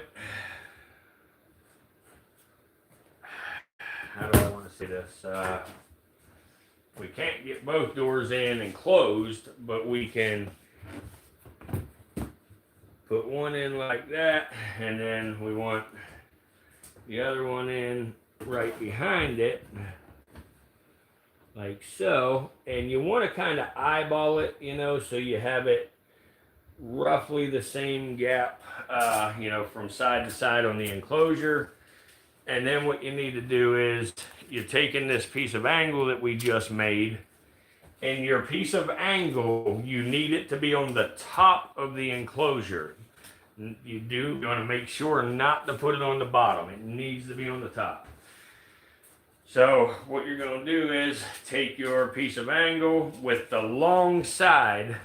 You want the long side up and down. You want it vertical. You do not want it horizontal. The short side is the horizontal side when you lay it in your enclosure. And I'm going to get the camera close to show you what I just done. So essentially I have the two doors on there, and then I've got my piece of angle sitting right here with the short side face towards the back of the enclosure, and you know, whatever. So basically you're running that from one side or the other, and you just want to make sure you keep a consistent gap from, you know, from here to here. So I'm going to glue that in here now. After I get it glued in, we'll take a closer look where I can move the thing around some. It's going to be a spiffy house. Yes, I think it's going to be a nice little enclosure here. So let's get this glued in. So we're going to bring this out. We're going to put a liberal amount of glue, like a fucking, you want a bunch of her on it. So have you a second glue stick ready to rock and roll.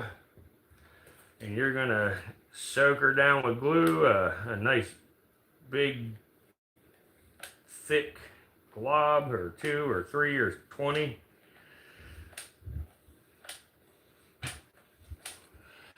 I'm running out of, ow, that's hot. Damn it, man.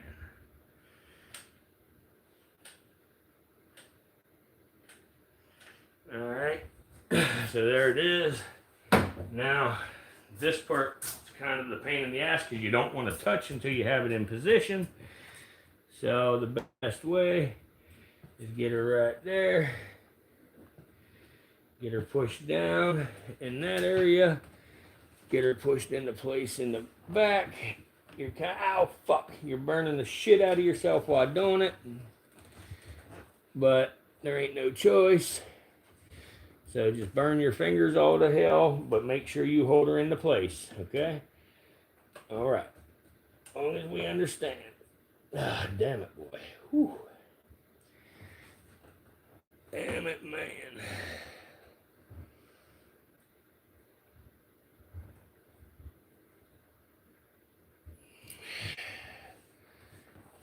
Okay. And while the glue's still warm, if you need to adjust anything, go on and adjust it. But it should be just about hardened enough where you can't adjust it too much.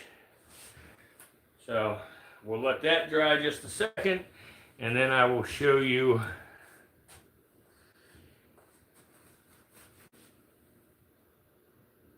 yeah, I hate fish. Fish is nasty shit. Oh yeah, you're right. We did. That was the last good night. No shit. You know what? Maybe that has caused the problem. Yeah, good thinking. Hey, don't be fucking talking politics on my channel no more, asshole. I'm kidding, man. I did it too. So that glue is just about dry. I don't want to pick it up yet. I got to make sure it's all the way dry before I do. And then we're going to need another piece.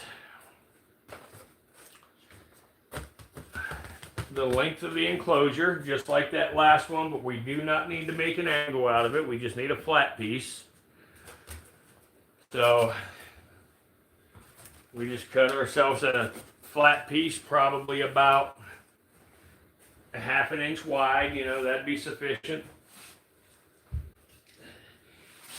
And you want your cut the straightest, so if you have a factory edge, go ahead and keep that as your straight edge.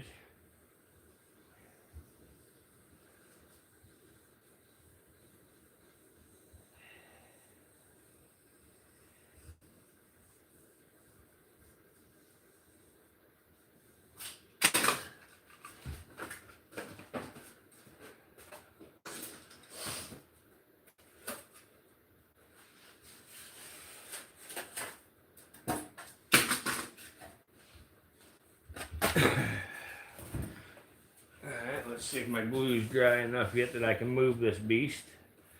Okay, I think the glue is dry enough. We're going to try to flip it over here and show you all the next step. So now we want to flip her over, just like so. And then we're going to take our 1/2 inch strip that, whoop, let me get this position where you can see. Okay, okay. So now we're going to take this 1/2 inch strip that we just made, and it's just going to go inside the thing, and it's going to go up against the doors on the bottom of the cage now to hold the doors in place. So, just like so. So now we're going to do the same thing with our glue. We're going to give her hell with a bunch of glue, and we're going to stick her down. So I'm going to slide my doors to the other end.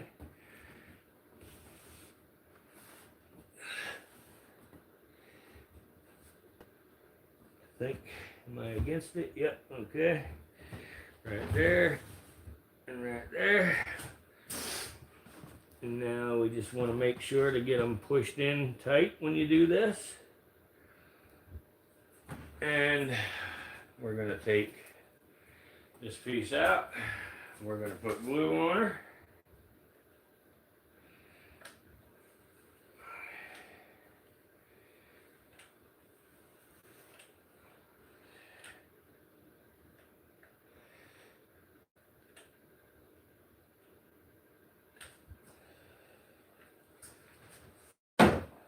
Okay. And now we're gonna push her into place. We're gonna glue this down. Okay.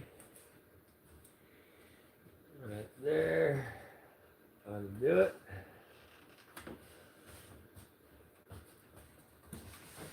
Okay.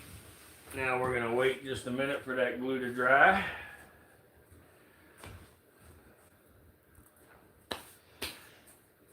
So far, guys, this is what we've got so far. And now this door goes over and closes just like that. That door closes just, whoop, that door closes just like that. So there we have a Reptarium. My tape is sticking up just a little bit up here. I'll probably trim that. I wish I had more duct tape, but I can't find that roll I just bought.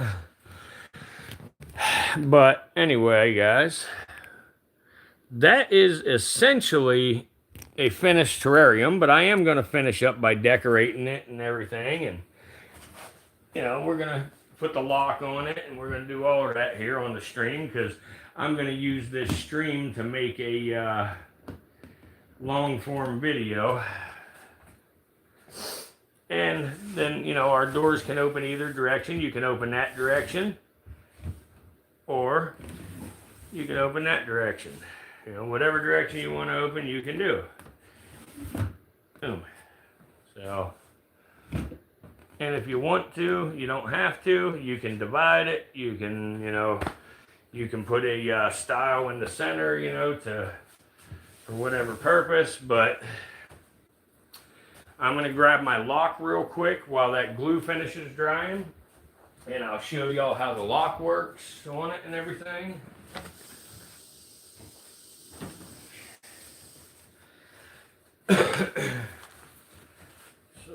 let me go grab that real fast.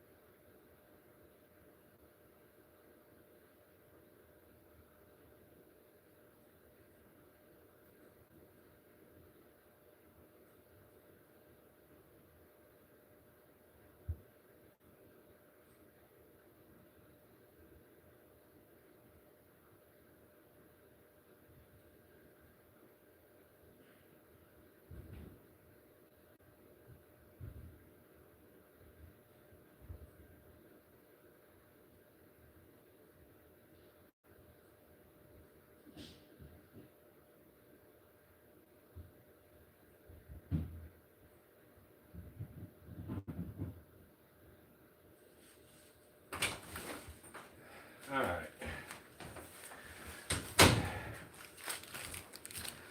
I'm back. Finally getting over your cold. Awesome. Okay, so I found my duct tape, which is good news, and I did a little math in my head. So minus the background inside of this thing, to get to the point we're at right now, it would cost $10 to build. So that is very cheap. Just almost anybody can afford to build it. It's very simple. It does take a little time. You can build it much faster if you're not going slow trying to make a video and stuff. But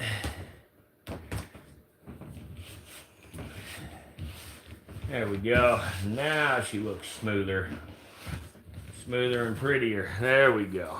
Now we got a nice smooth edge up there. And now I can put an edge on the bottom. So let's put an edge on there quick. And then we will put the last two little tiny important pieces in here that are needed.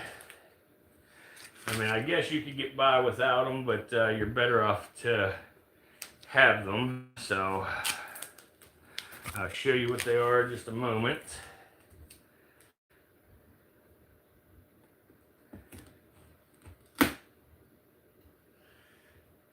Come on, you fucking whore.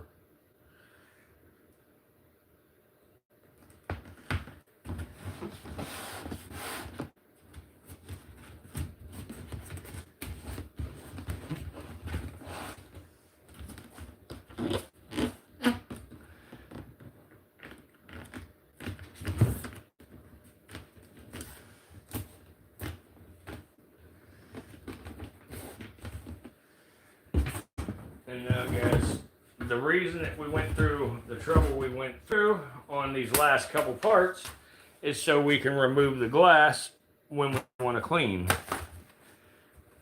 If it wasn't for wanting to remove the glass, we could have made that process a bit simpler. But we definitely want to be able to remove the glass, because it makes life a lot easier when it comes time to clean.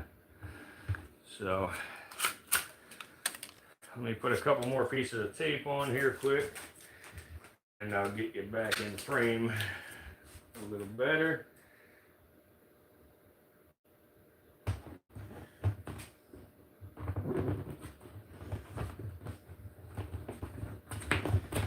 Okay, right there.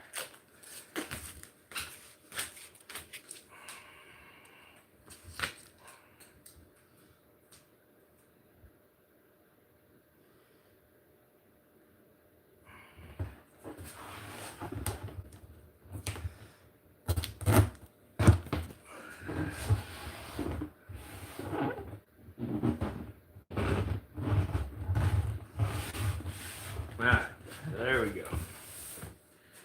Now we've got our stuff all taped up good. So now, anyway, so the reason we've done all that goofy jazz with the inside with this track and everything, it's because you need to have that longer one. So when you put your glass in, you tilt it at an angle like this, and then you're able to lift up high, boom. But when you drop down, that lip's long enough up there that your glass can't just fall out. So you just do the same thing with both pieces of glass. You put them in, you get them in front of that lip, lift up over the bottom lip, and then drop down, and now you're good. You got your glass in there good and solid, can't come out. And then, like I say, these locks right here come out to about $1.50 a piece, but you have to buy a handful of them to get the price, unfortunately. So, you know, it's difficult to you know, get the locks. Well, you could buy a lock for, you know, $5 or something like that, I'm sure. I have my screwdriver here, so let me find my screwdriver real fast. Is it this box? No, is it? It's one of these bags here. I need my screwdriver to be able to put the lock on. Right there. Nope, that ain't it. Okay. And then this side. Yes, right there it is. Alright, so put this one on. Okay, let's take this piece off. Okay, now the way these locks work is we put this right here, like so. We'll drop it down a little low here. And let's see, yep, just like that. I know I'm right in the way of the camera, guys, but let me get this tightened on here and I'll show you.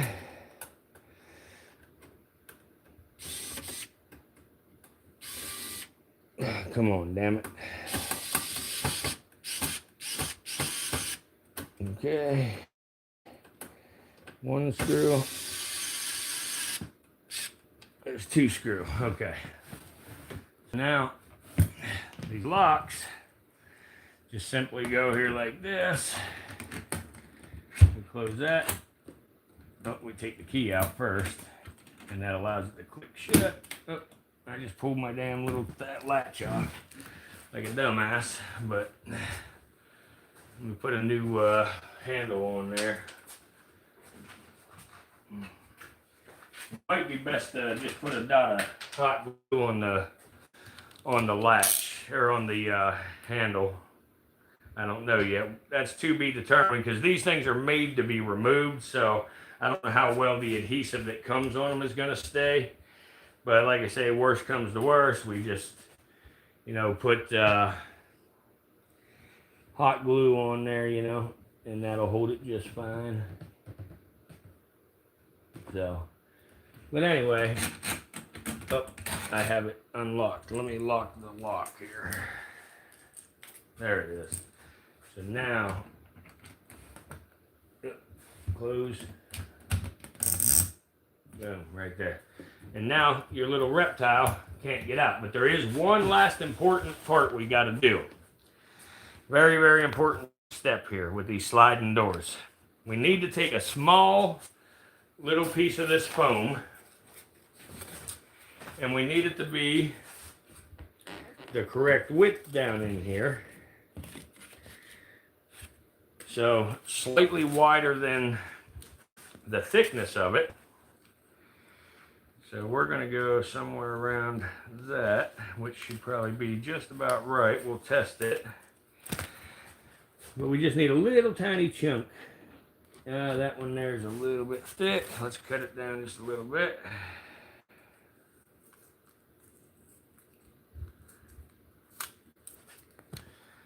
Check that. Yeah, right there it is. Alright, so now all we're going to do is we're just going to put a little glue on this tiny little piece here. A little bit of glue. And then we're gonna remove the lock. I should have done that before putting the glue on, but we're gonna remove the lock. We're gonna slide it open, and we're gonna put this little tiny chunk right down in here, as close towards the front frame as we possibly can. And we're gonna glue her into place. And now, what that does is it keeps this door from being able to move in and out at all.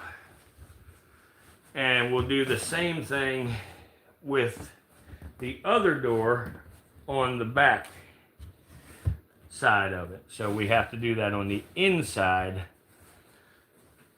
with the same thing. So we'll just get a little piece of this, go in here, figure out how wide we need it to be, and we'll cut us a piece.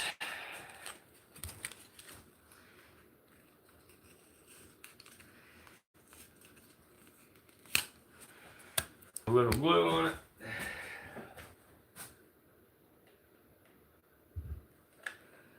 Put a little glue on there.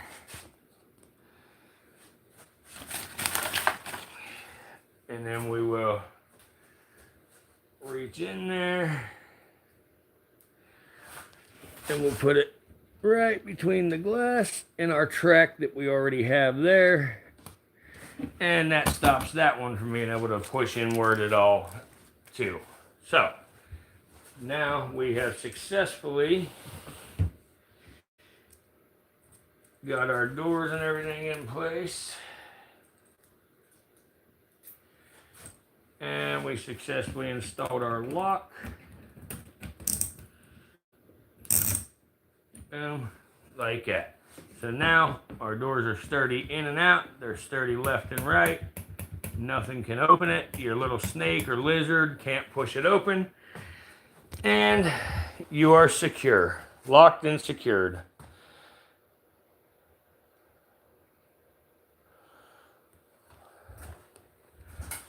Locked and secured. So now that we're to that point, we will go ahead and put our lights and stuff in this guy. So let's get our lights ready. We got a 5-foot LED strip light that is not included in the $10 build price, but it is $3 for a five foot strip with a remote control. So we will install those. So we have some light inside this terrarium.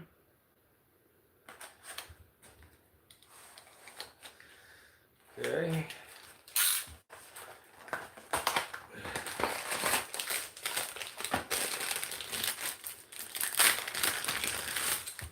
Get our lights and our remote out. They are USB. So now what we'll do, take them off the roll. We'll cut them down to the size we want them first. So let's get them off the roll. They are adhesive, so we do not need to hot glue them. Holy crap, I think they're longer than 5 foot. Them damn Chinese don't know how to measure. Alright, there we go. So, now why the hell, there we go. And actually, right there, so we'll cut it right here.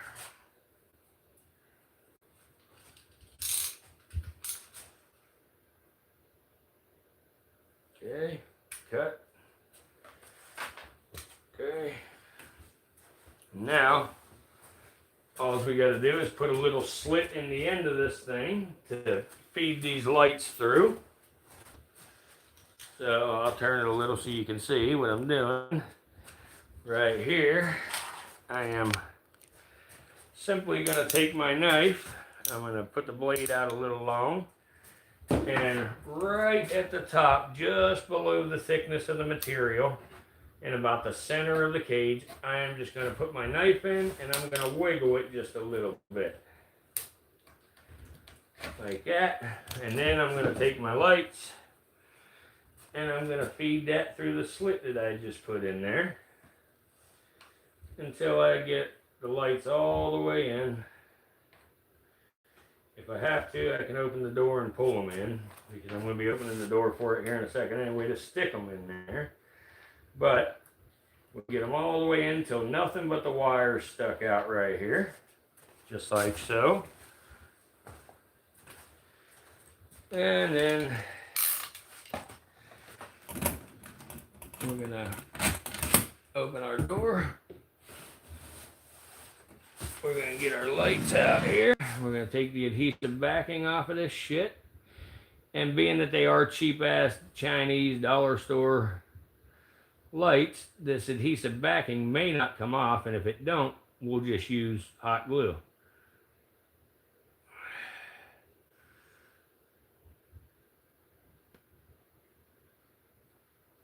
Yep, it came off. Good. We got her going.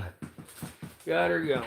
Okay, so we're going to push just a small amount of wire out, so we don't want that up tight where we can't move. So let's do this. Let's get it started. Up in there.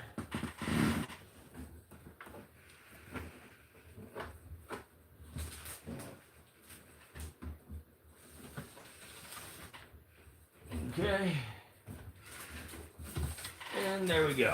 So now we have got lights inside of our new terrarium. And my remote control for them. Let me find it. What I do with it.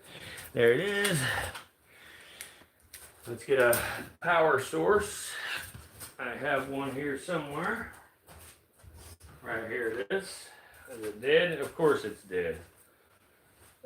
Fucking course it's dead. Why wouldn't it be? Alright, so let's plug it in for just a minute, because that'll give it enough power after just a minute for me to show you this once it's on, because I got a couple things left to do anyway. So now we got our water bowl and our hide. We've got to make a hide real quick, guys. So if you remember, our hide bowl was this larger square bowl. And we just need to take our knife or whatever you can use to cut this thing open. And you're just going to cut an opening in it. So I am going to lay it down here, and I'm going to try to cut with the utility knife the opening that I want.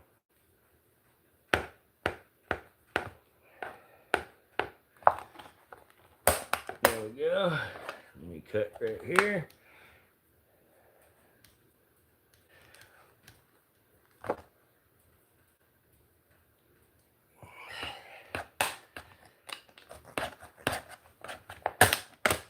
Okay. And now I gotta cut this the rest of the way across. Let me see, I might be able to just bend it. Or actually, I got scissors right here. I think I had. I don't have no more. That's all right. We'll just score it a little bit. Take our knife. We'll put a score back there. Like that. And then we'll bust the plastic. Okay. And when I make hides like this, there's one thing I like to do after I cut them. After I cut an opening for my hide, I like to take a torch or a lighter and I like to melt the edges just slightly, just so it's not sharp.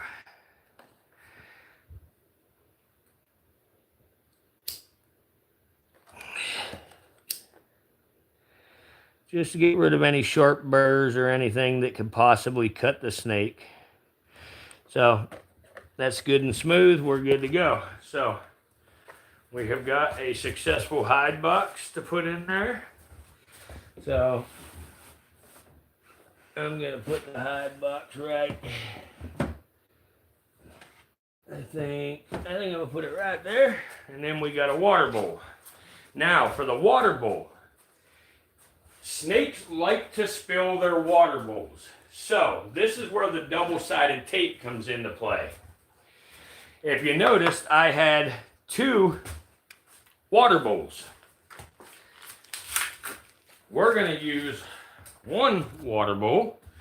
And on the bottom of this water bowl, it's got these little tits.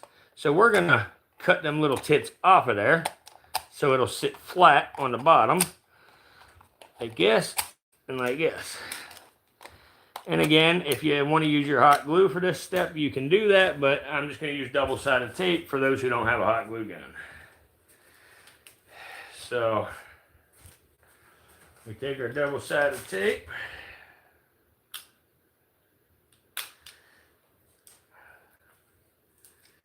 And we put a couple of pieces on our bowl here. One there. One there. And finally, one in the center, right there. And now we peel the shit off. The fuck? I guess I used 2 layers thick on that one. So anyway, we peel the shit off like this. Come on. Come on. There we go. So we peel the stuff off and you find whatever position you would like to use for your water bowl. And I'm going to use this back corner because I have a sticker back there that I don't like.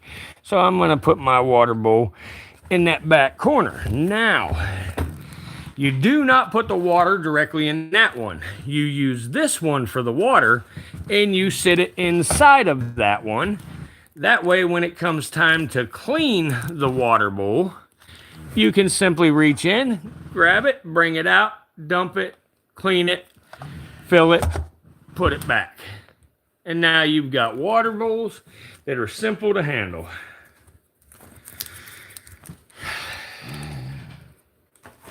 And then, after that, Another thing that I'm not going to do on camera that I told y'all you should do, use Elmer's glue, just regular school glue. It don't matter if it's Elmer's brand or whatever, but just school glue. And you mix school glue and water together, about a 50-50 mixture. And just use a paintbrush and paint that all over on the inside of this enclosure and let it dry for 24 hours. That will give you a sealed surface in there where water cannot hurt it, where nothing can hurt it. Now, this thing is made out of foam, but there is a paper layer. So you want to seal that paper layer with, school glue. That way you don't have to worry about that paper ever getting messed up. And I got 1% in my battery here, so we're going to try turning the lights on in this guy and see how that works. If I can find the remote again. Right there's the remote control. There we go. Let me turn the lights out in here. Let's see what we get. There we go. There we go. We got colored lights. Let's see what else we got. We got any color we want, really. We got flashing lights. Let's see if we got normal lights. Let's see. Off, on. My battery died already. Darn it. Okay, so this battery ain't no good. Oh, no, wait a minute. It just shut off on me. That's all.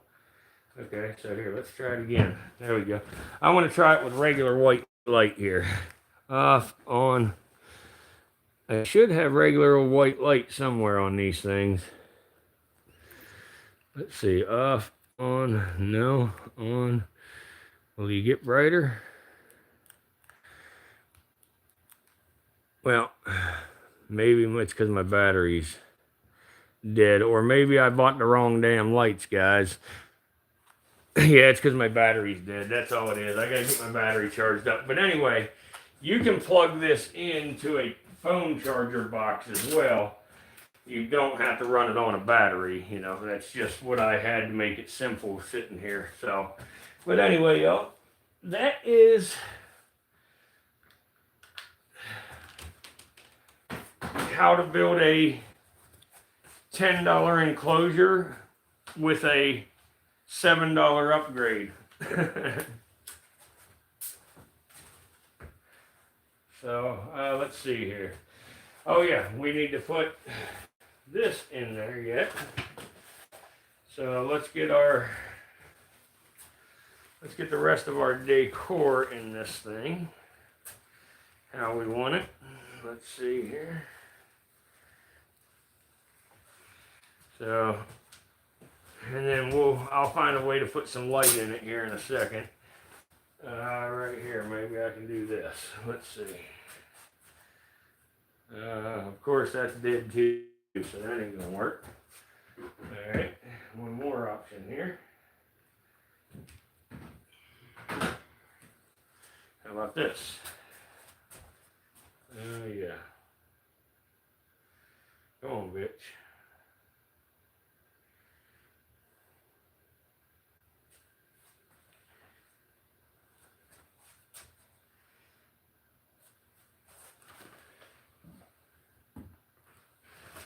There we go. Now we got a little light in there.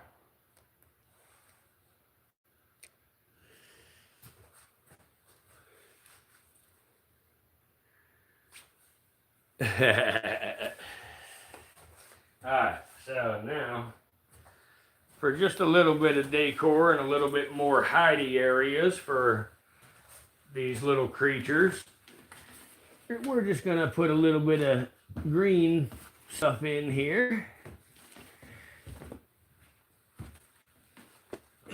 And we're going to tuck it right around the water bowl and everything to make it, as natural as possible looking. So, right there.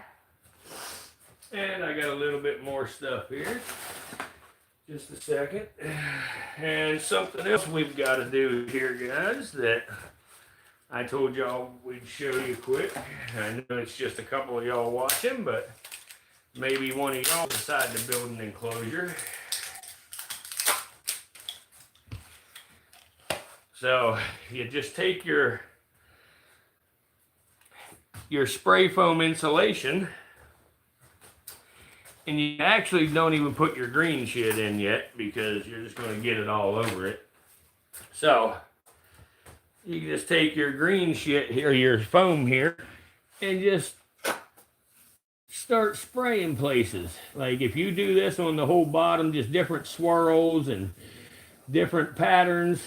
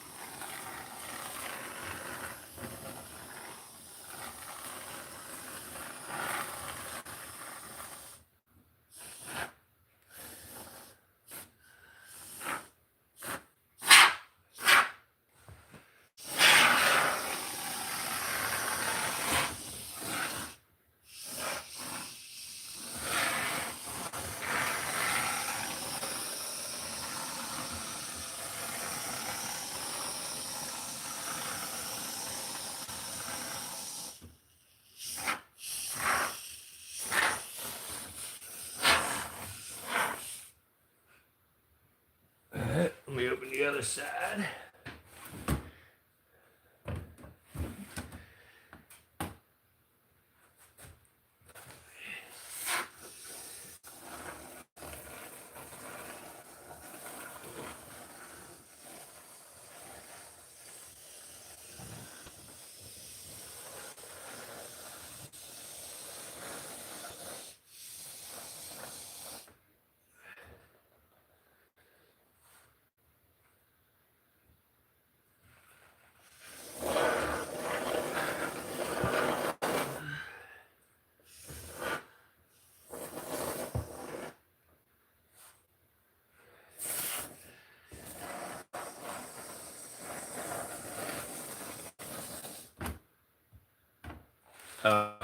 There we go. And now you just let that stuff dry and swell up.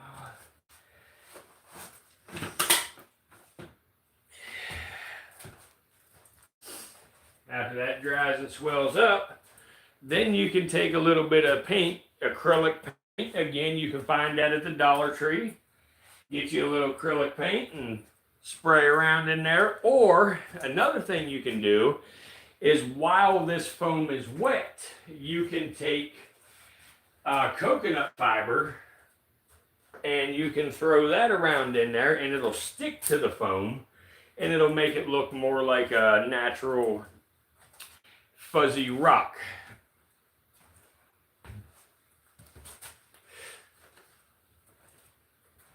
But I'm just gonna go ahead and I'm gonna do it with paint later on. I'm not gonna do paint right this minute, but I'm gonna do paint later. And while this stuff is wet, I have a few things here that I would like to put in here.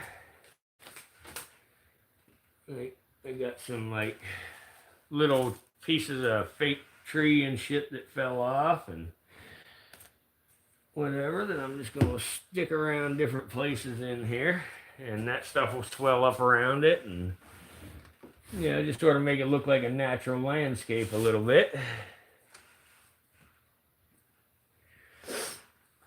And again, this is another part of this that you don't have to do. This is something else that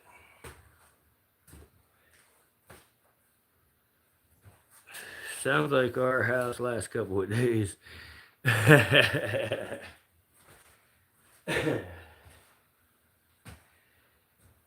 let's see here. What can I steal? There we go. There's a good piece.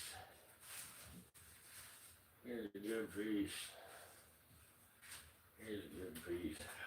So, anyway.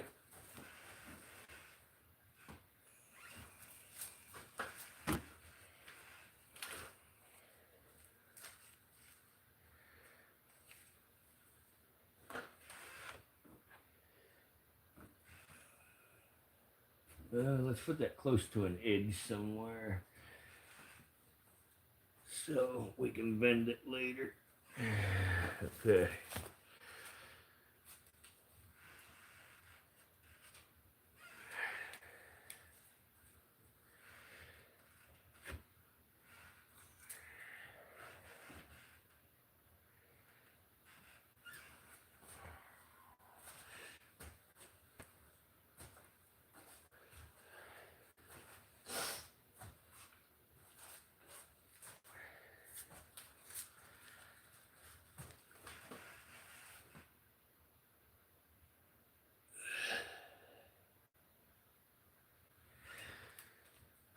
Okay.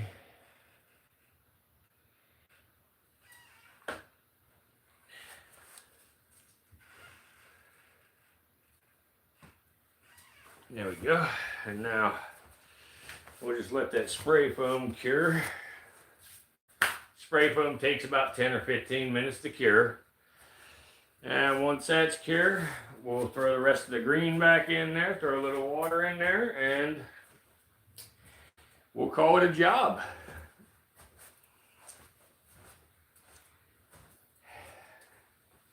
I may take a little sphagnum moss and chuck in there.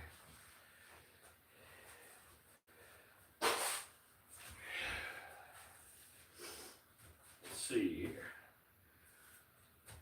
I'll steal a little bit of that here from the specs.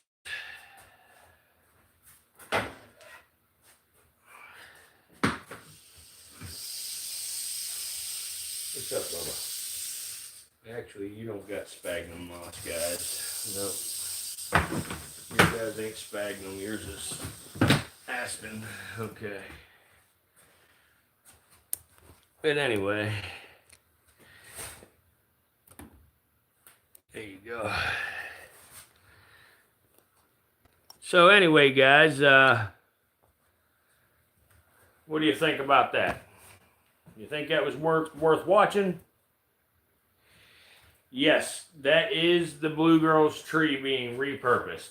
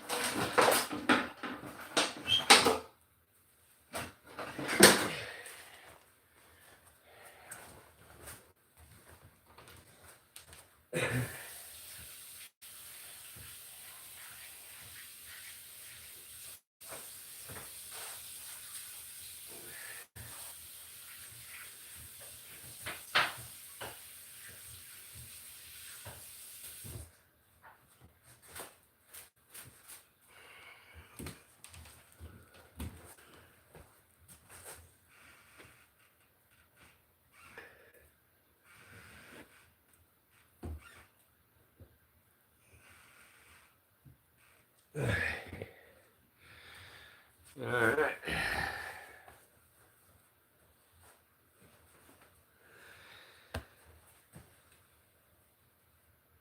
Yep, geckos would love that for sure. Goes in now.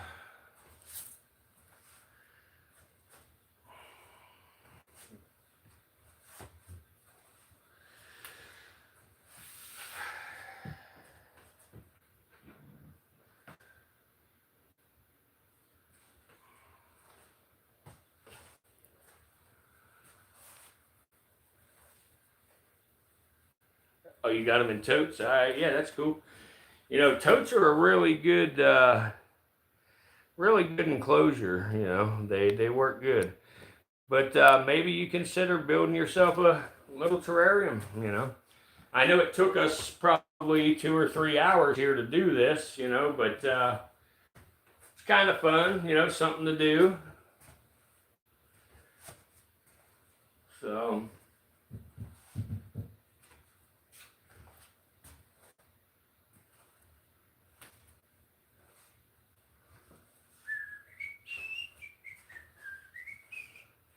And that spray foam on the bottom of the cage like that, you know, just sort of makes it more like natural, uneven terrain. And, you know, it also helps with, you know, the paper layer on the bottom, you know, that way, you know, the paper can't get messed up or anything because that spray foam just waterproofs it. So.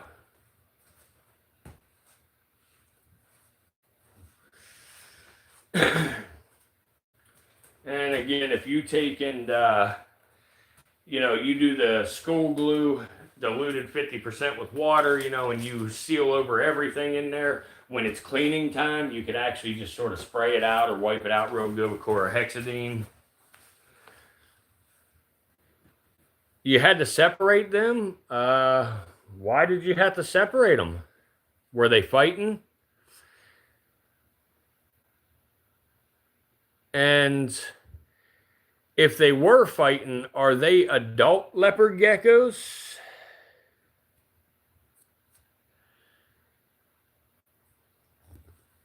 Hey, folks, whoever stopped in with us right now, you're at the tail end of us building a terrarium, a Dollar Tree terrarium.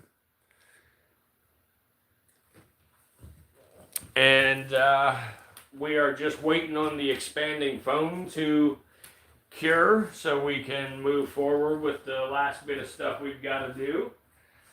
I wish I had a little bit of sand. You know, I'm at the damn beach. I should have some sand. I think I got to go out and get some.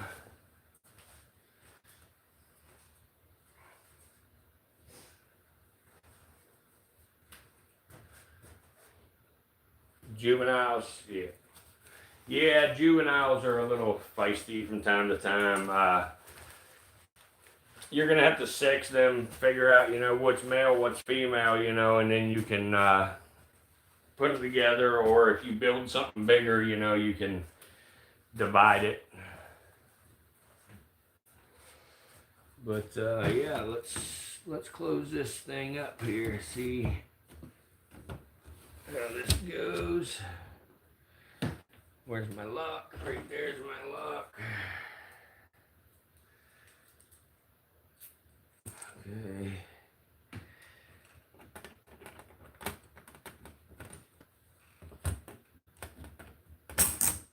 There we go. Okay. Our enclosure. Let me get. I wish my other damn light was freaking charged up enough. Let me see here. See if I can find something to prop this up on.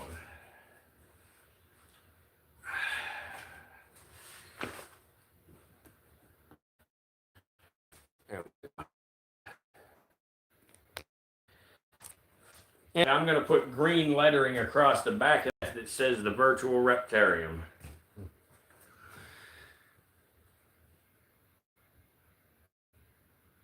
Yeah, the albinos definitely can't see that well.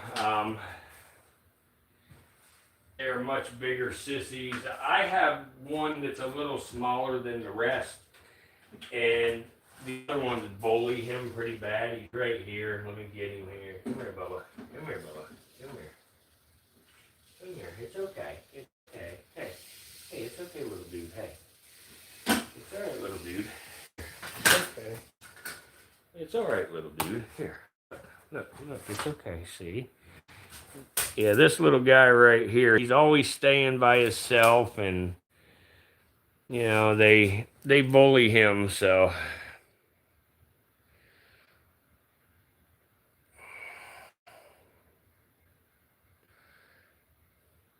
Oh, no. One of them got stepped on. Are you mean he got stepped on by the others or just by a person?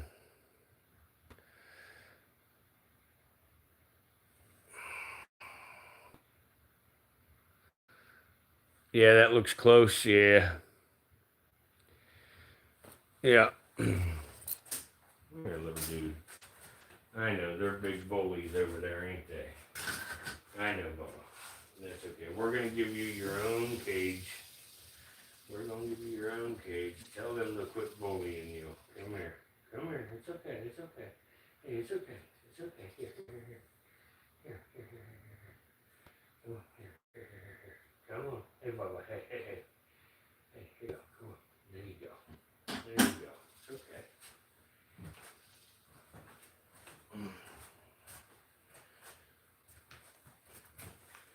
Oh, the other stepped on it? Yeah. Yeah.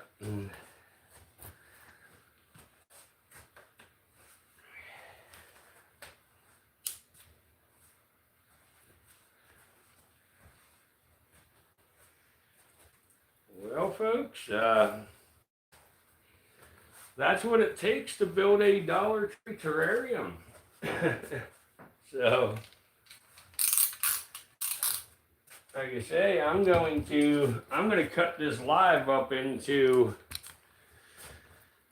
a video. I'm going to turn it into a long form video, you know, for a how-to, and put it on the channel. Hopefully we can get some views off of that to make it worth our time tonight. Let me try to get you a close-up that cures. There you go. This is what the cures. So it just sort of looks like rock and stuff like that, you know. And then the ceiling, we did that nice marble-looking stuff up there. And the brick all around the sides, as y'all saw. But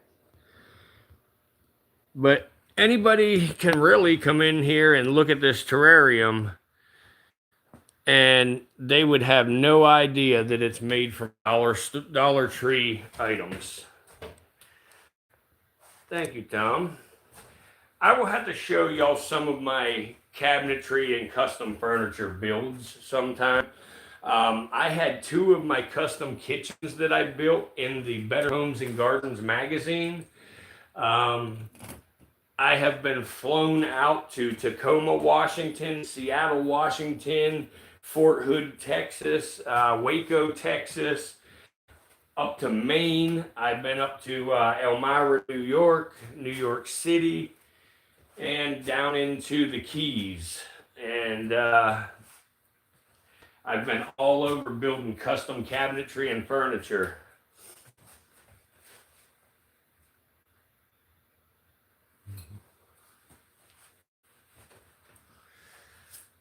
Now, the reason with this this foam board that I built this terrarium out of, the reason I know about, you know, cutting them grooves and using the paper and all that is because I've been into building RC airplanes for a long time. I build RC aircraft, you know, drones and planes and all of that. And this is what we use in that hobby. So I actually have a laser machine that I can cut the stuff on. And I'm actually considering, I don't know if I'm going to do it yet, but I'm considering actually putting together a kit for these enclosures, where people, you know, assemble it themselves, but everything's already cut and everything would come in the kit, you know, where I ship it to you and you assemble it yourself, you know, for a very cheap price, you know, maybe $30 or something, you know. If I doubled my money, that would make it worth my time. So, you know, I'm considering doing something like that, and I would have all different sizes available.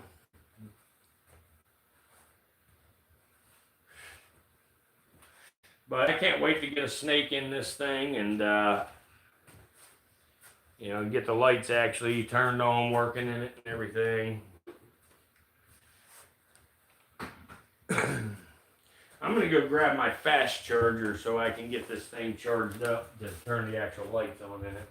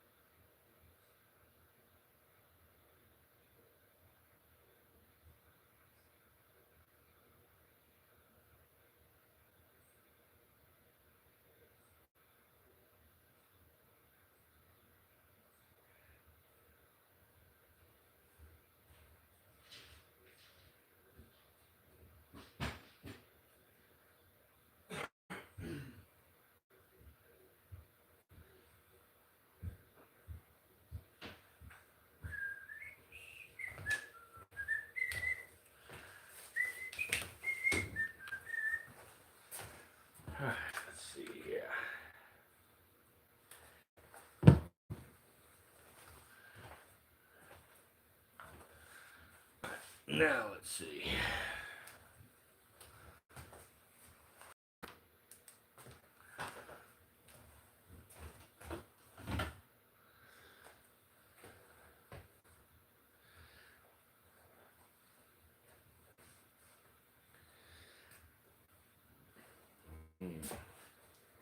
Not looking good, guys.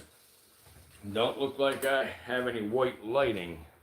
Why the hell don't this thing stay on? What the fuck? You make me cuss. Damn it.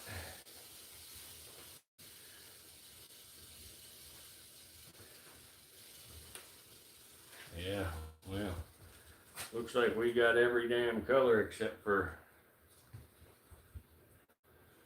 No, what the shit. You know what?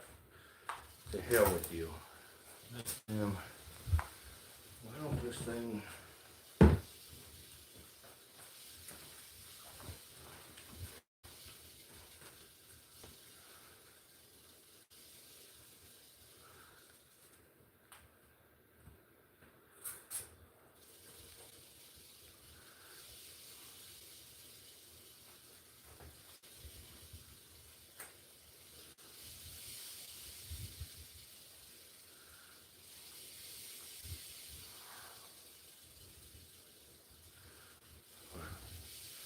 Yeah, I bought the wrong lights.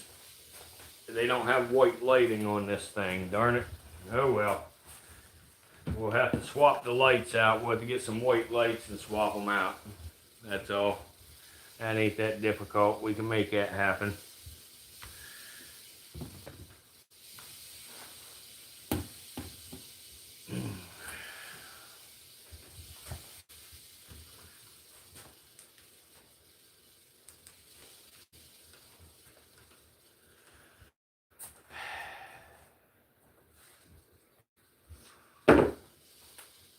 I'll probably leave the colored ones in there too, and then just put a set of clear ones in as well.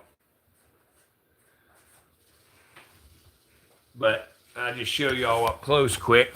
But we're sealed up tight. Everything is good and tight in there. Your door's closed tight against. There ain't no gaps, no chance of escape. This here is such a small, tiny little gap between the glass that nothing can possibly get out of that.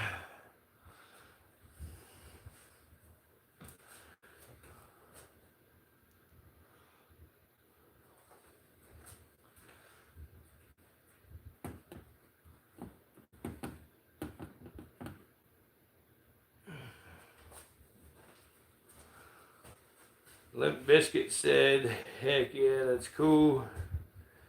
Limp Biscuit's in here. Wow, we got 8 people in here. We got 2 more likes too. Shit. Some people came in.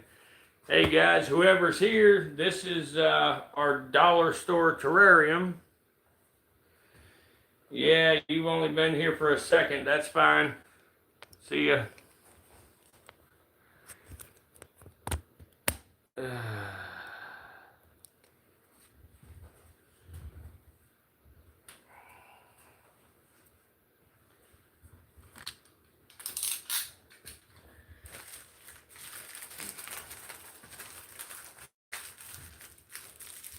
I've tried to keep you out of here, but you just made a new account and came back in.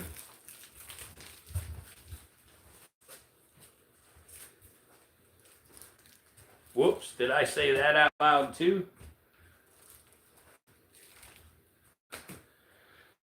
Oh, man.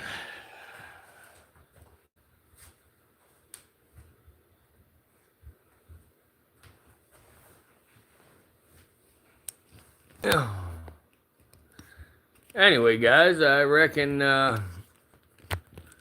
we can get us a look at a snake or something while we wait for this stuff to set up. It's getting there. It's getting close. It's getting close.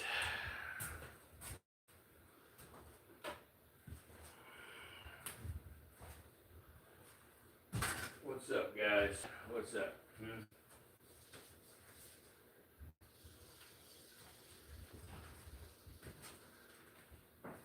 think I'm going to tomorrow. I'm not going to put nothing in this tonight, but tomorrow I think I'm going to put I'm going to pick my favorite 2 baby rattlesnakes and put them in this enclosure until they grow too big for it. You know, I'll just keep them in there for a couple of years, and then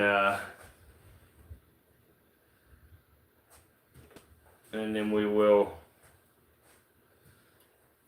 Thanks, Tom. But then we'll put them in something else after they, you know, get a couple of years old. But I think we'll pick like Rattlesnake Jake and one of the yellow ones, and we'll let them live in this enclosure.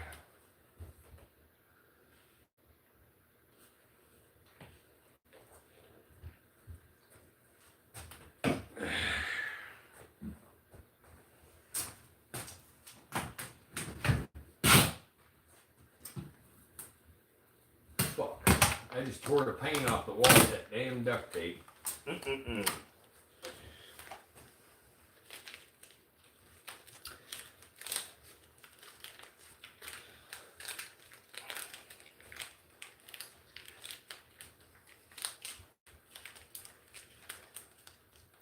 Yeah, I was hoping the stream would go over just a little better than it did, and then I would have built more, you know, terrariums and cage ideas and stuff as we, you know, went, you know, maybe once a week. Because I want to try to break this thing up where, you know, we do different stuff. Like I said, we have the, we got the iron sword, you know, coming, you know, a couple times a week and stuff, you know, hanging out with us, and then try to find different things to do on different days of the week and keep it interesting rather than repeating the same thing over and over again.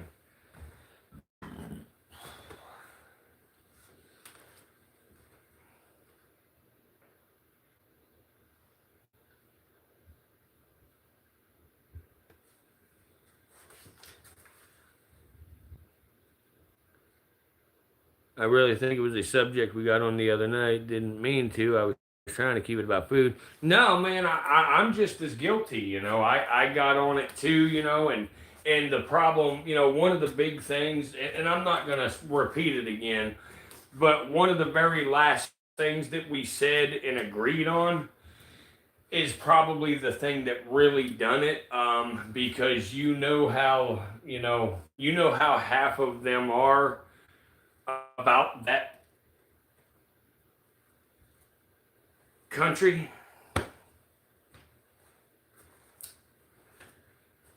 So yeah, that's what did it. It's a shadow ban. I know it's a shadow ban for sure.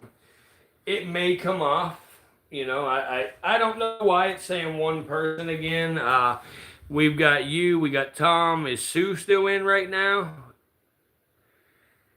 How about Limp Biscuit? Is he in here? Anybody else? Because I know it's only saying one, but I know they're fucked. So it's only going to allow my subscribers to see us for a little while. Like I say, eventually, you know, they'll lift the shadow ban eventually. Maybe I should delete that stream. You know, so nobody can watch that. The problem is I lose the subscribers and everything from it once I delete that. You and Patrick are here. Okay, Andrew's here. What's up, Andrew? We just built a Dollar Tree terrarium, buddy. We just finished up with it.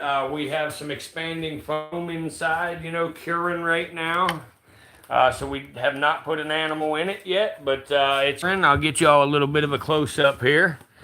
But here's our Dollar Tree terrarium.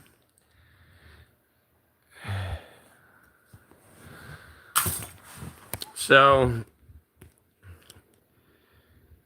it turned out pretty good. It's about 1.5 times the size of one. I'll show you here in a minute. These commercially available. And it is 2 times the depth of these commercially available ones. But right here, these are the commercial ones I'm talking about. It's 2 times the depth because these are It's twice the depth of that, and it's 1.5 times as long.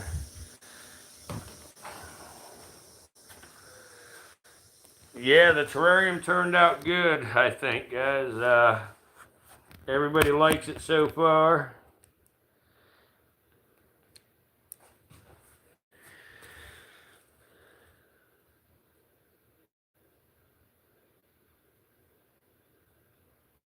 Oh no, your moderator's off of there too. Wow, it is, man. I didn't even know that, dude. I didn't even notice that. Hell no, I didn't know. You didn't say a damn thing to upset me. Yeah, there's a lot of shit messed up right now on here. Wow, here, let me fix that. There you go. Write another comment. That should be back. No, you didn't upset me at all. Not at all.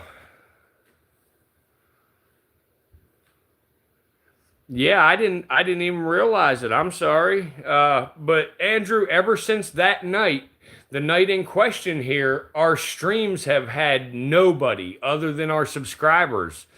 We have not had any outside views or nothing. Something has happened and they shadow banned us or something.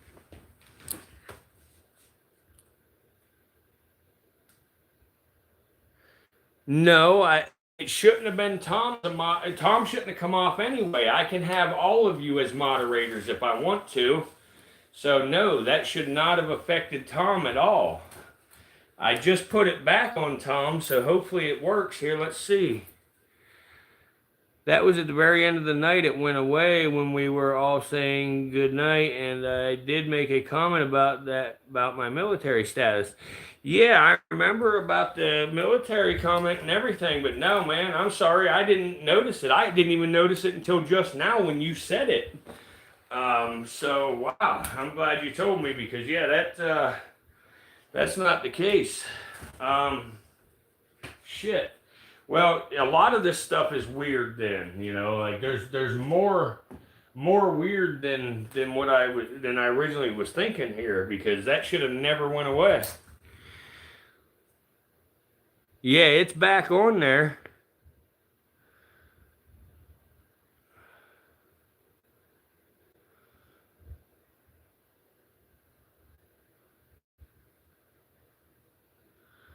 Yeah, YouTube's been fucked up ever since that night. So, wow. I'm really gonna dig deep and see what happened. Hey, I got a 24-hour timeout from a channel while I was literally asleep, and so was my computer. Clearly, YouTube's got a few bugs. Yeah, it definitely has some bugs because, man, that last stream that we had, Andrew, we had 41,000 views. And we went from 41,000 views. The very next stream, we had 6. And like right now, I know of Eliza, Patrick, Kate, Sue, Tom, Andrew. Who else do we got? Limp Biscuit. I know of at least 8 people in here right now, and it's saying 4. Wow, yeah, that's crazy too. Yeah, where it's taking your messages away and stuff. I'm gonna put Rattlesnake Jake and one of the yellow phase babies in here. We're gonna put two baby timbers in here. I may put more than 2 for a while because it's a pretty big enclosure. So I'm gonna put a handful of them in here and let them grow up for a year or 2 in this until they get too big for it.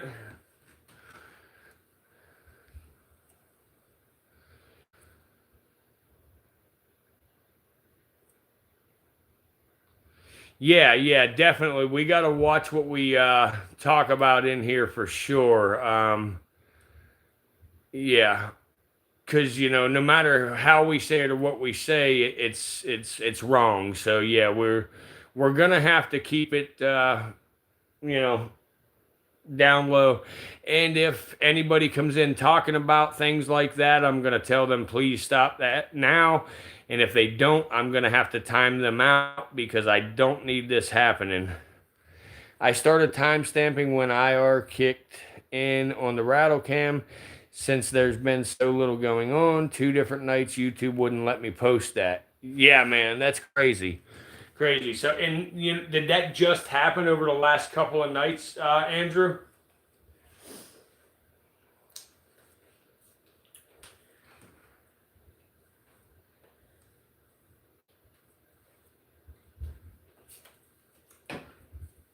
Okay, yeah. Well, then that's what has happened with us too, the same time frame.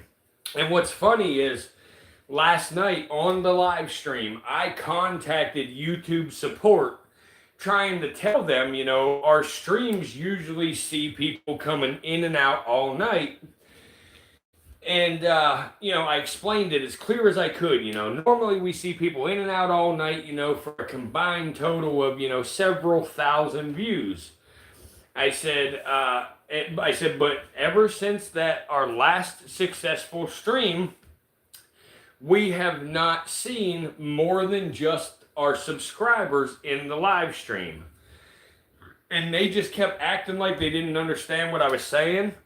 They took me through the entire analytics trying to say, oh, everything's working as it should be. You have people that ain't subscribed viewing your channel, and they would not accept that I was talking. I understand that I have people outside subscribers that normally view my stuff, but for the last couple of nights, they have not been able to see it to come view it. And they actually threatened me that if I contact them again with this issue, that it would result in problems for me.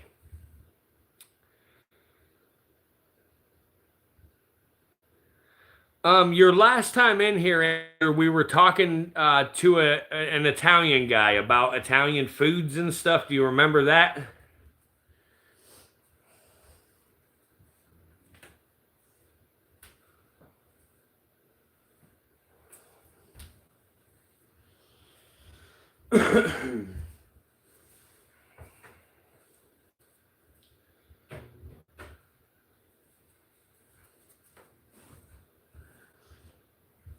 Okay, yeah, you may have already left by the time our conversation started.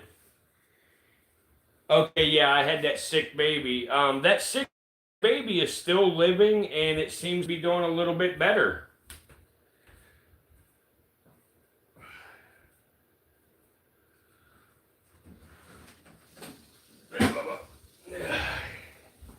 Here, guys, we might as well have something to look at while we're chatting here.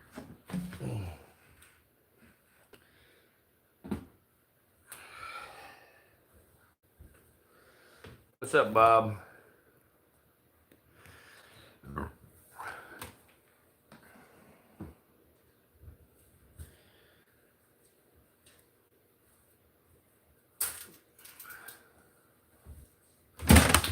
You fucking pig. Oh, man. Ugh.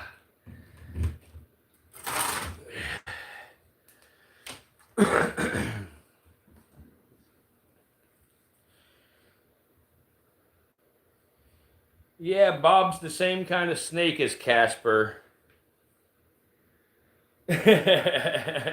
Yeah. I don't remember who named him Bob. I think it was Tom. I'm not sure if it was Tom or not, but yeah, he named him Bob, and it was a little bit funny of a name, so it stuck. But it also works like our new viewer Fish pointed out. Bob always moves his bedding around and his hide and all of that. So I used to call him a Mason, but now it's Bob, which is short for Bob the Builder.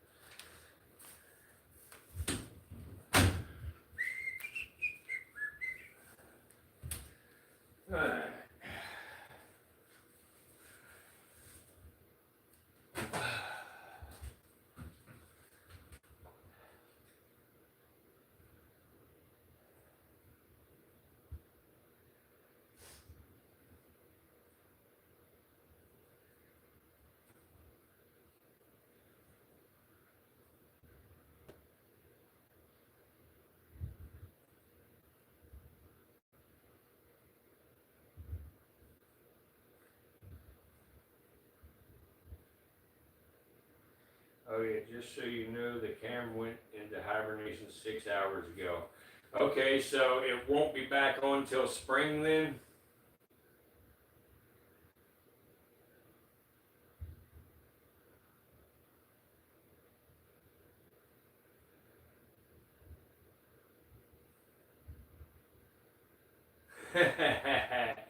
You got one that you named Olga. um, is Olga a baby or is that an adult? I don't know their names over there.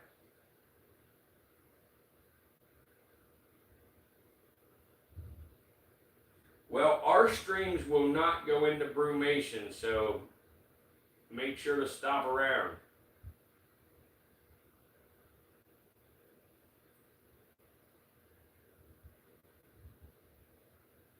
Yes, I do hashtags, I do tags, I do keywords, I've done all of that stuff.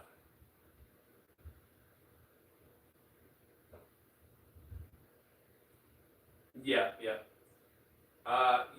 It's kind of crazy, Andrew, because this year here, I went out and I tagged a bunch of snakes this year. I do radio frequency tags with the timbers to track them and monitor them. Well, I tagged a handful of timbers this year, and I did subcaudal scale counts, and I showed 23 to 25 subcaudal scales on about six of them, and they should have been male snakes. It turned out that they were females, and they were gravid females that produced healthy litters.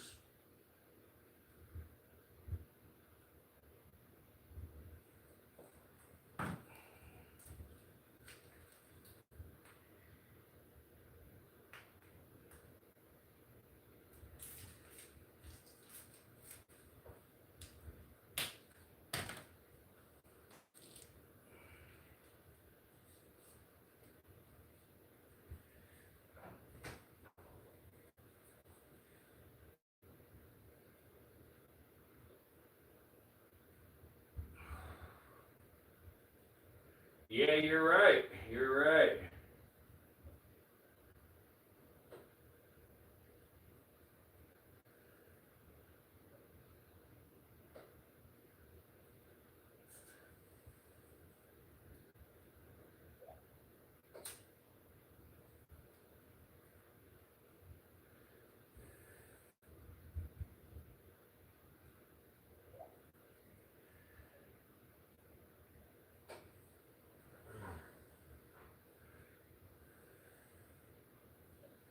Yeah, I built that. I call it the serpent cycle. But when I'm going out through there and stuff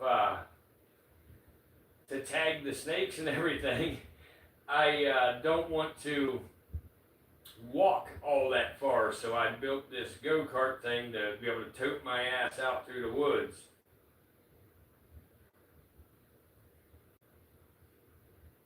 In 2 days, we found. Now this ain't counting the den sites. But in 2 days, we found 37 timber rattlesnakes out riding solo, out foraging and, hunting and, looking for a mate.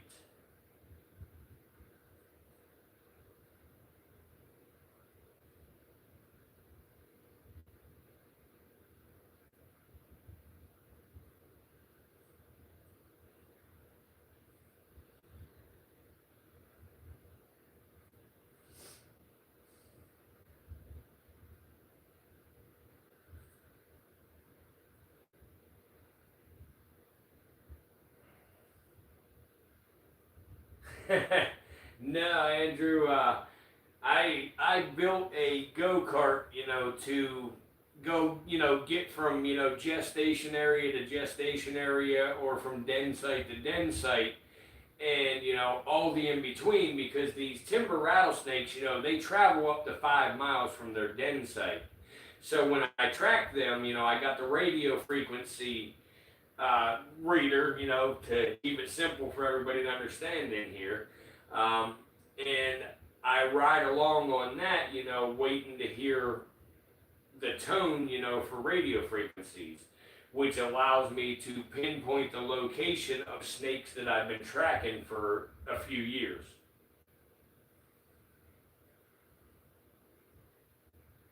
No, I cannot put Bob and Casper together. Bob would most certainly eat Casper. Tom, you're right. I definitely love my rattlesnakes. They're my favorite.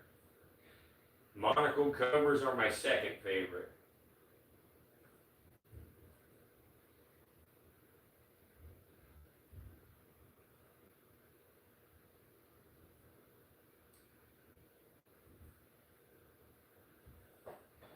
What was super glides?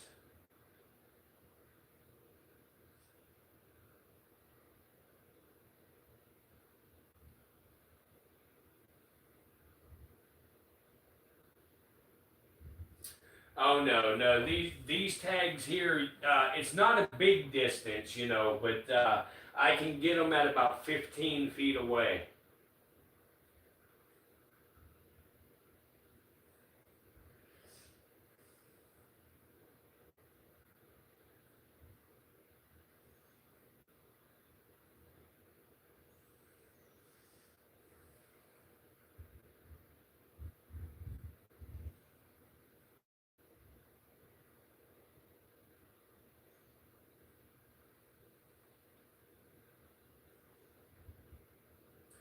You know, usually the ones like you're talking about, the pit tags, you know, they're usually an RFID. The tags that I use are UHF.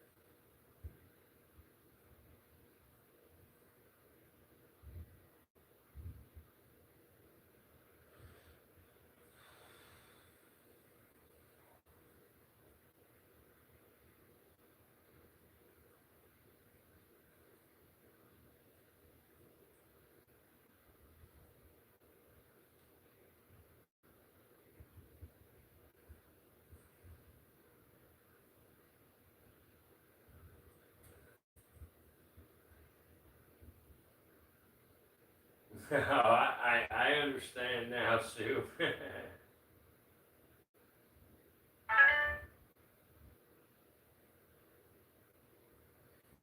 That's funny that you said that because this is the first year that Art went with me, you know, looking for rattlesnakes, and I fucking said exactly that a bunch of times, you know, because you know he would come stomping through the weeds and stuff, you know. I'd be very, very quiet. I'm hunting white snakes.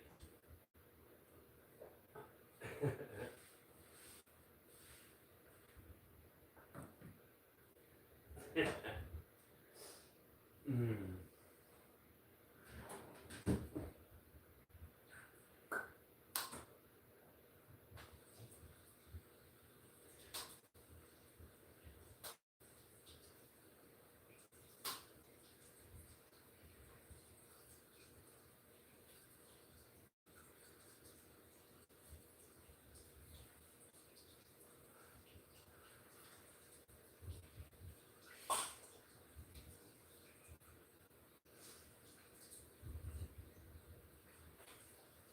Hey Tom, did you happen to Google and ask Google if you can be shadow banned for talking about certain things on your live streams?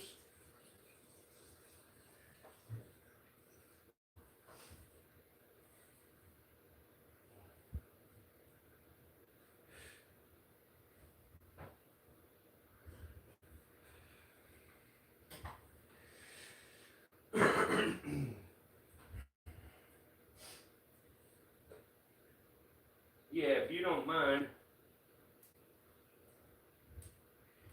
Yeah, you're probably right, Andrew. Something different than Google.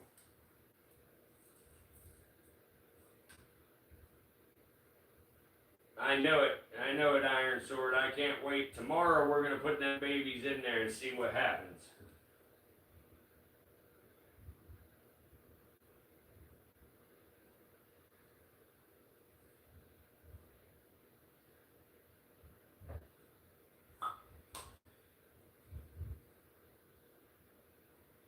Is Eliza and Patrick still with us?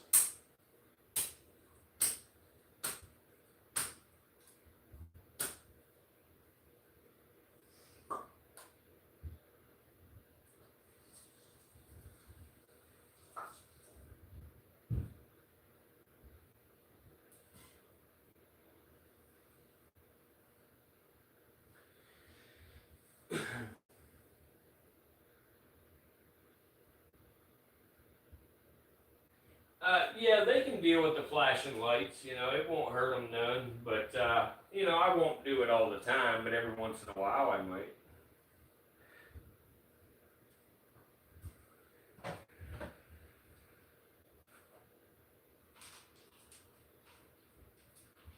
So, Sue, what's your next reptile on your bucket list?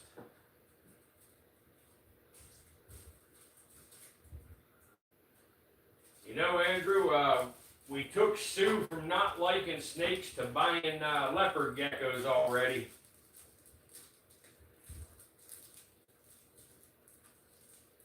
In just 90 short days. That's it. You're not going to get a big old tortoise like Ralphie?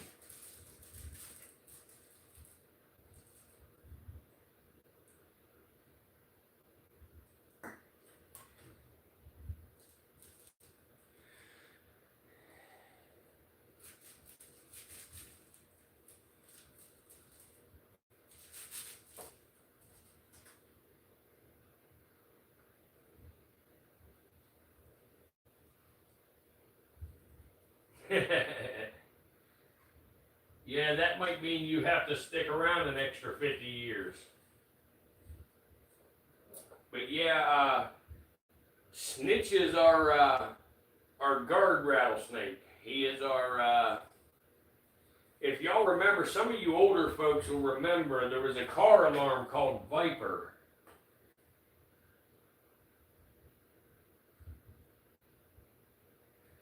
Yeah, you're right, Kate. Ralph will live probably longer than you.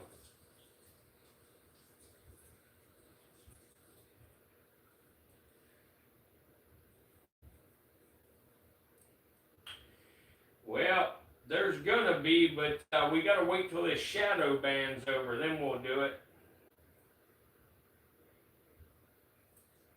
Well, the albino western diamondback is the Viper from that alarm system. He is Viper. You can't get close without him telling you to step back. You are too close.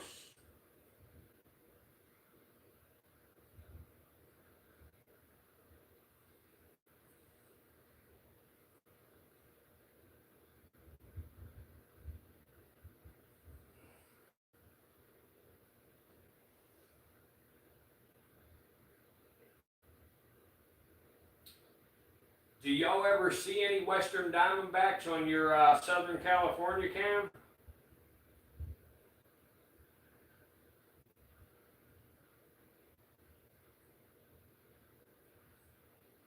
Or never mind. Y'all's are Northern Pacific, aren't they?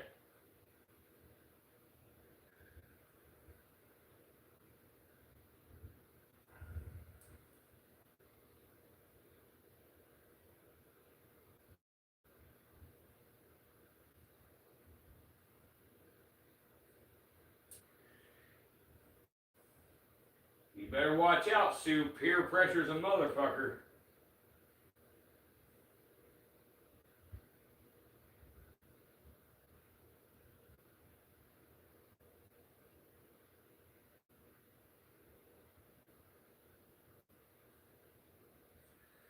I got you, Tom. Well, that's exactly what happened to us then.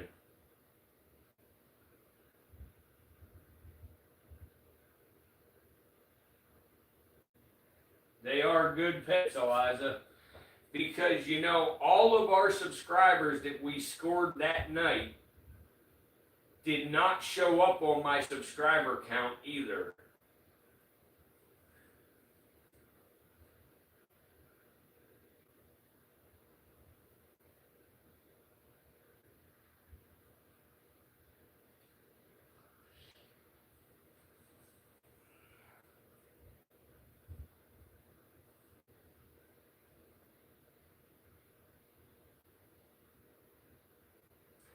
Nah, the bearded dragon won't outlive you. They're about 15 years.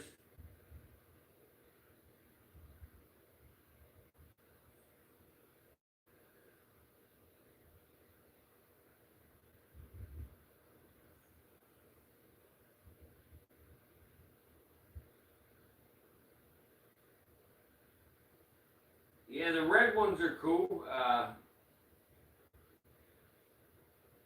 actually, Lucy, Lucy produces crimsons. She is not visual, but she is het for it.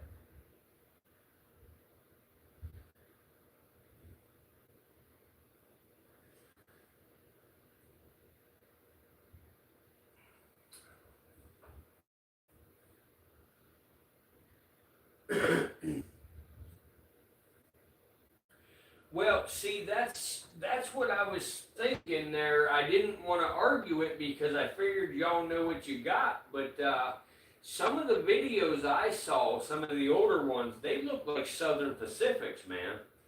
I could be wrong. Maybe y'all are right in an area where you overlap a little bit and you see some Sopax and Norpax.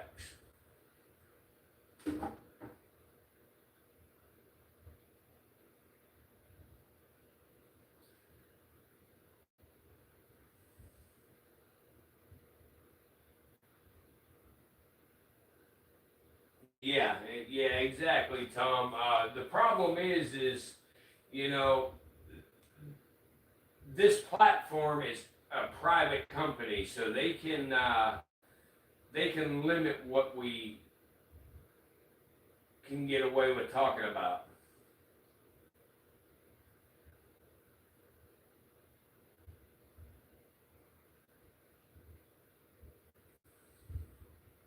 The Sopax look more like it. Is that what you're trying to say?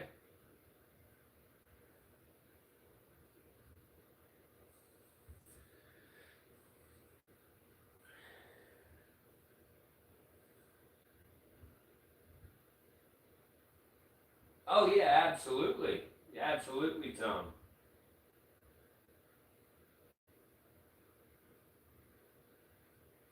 Yeah, yeah, definitely. I really, really thought they were Sopax when I was watching.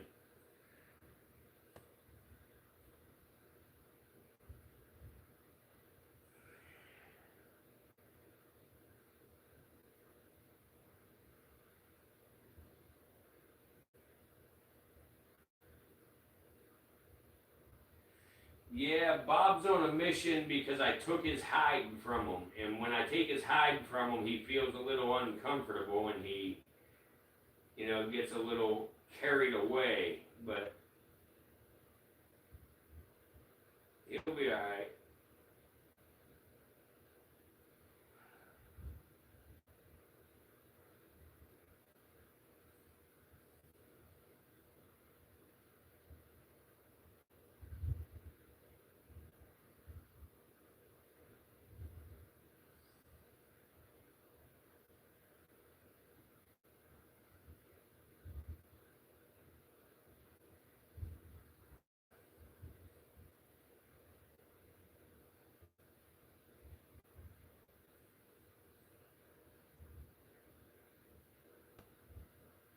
Yeah, we're up to 5 again.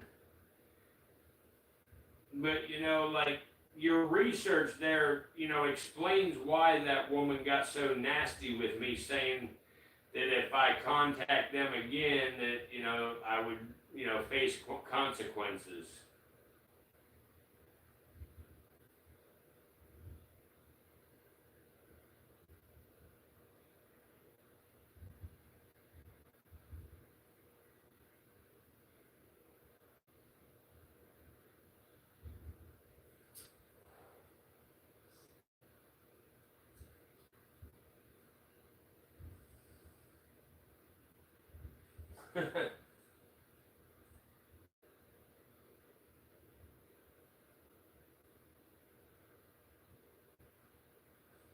Your cat is stupid, Kate. Your cat is retarded.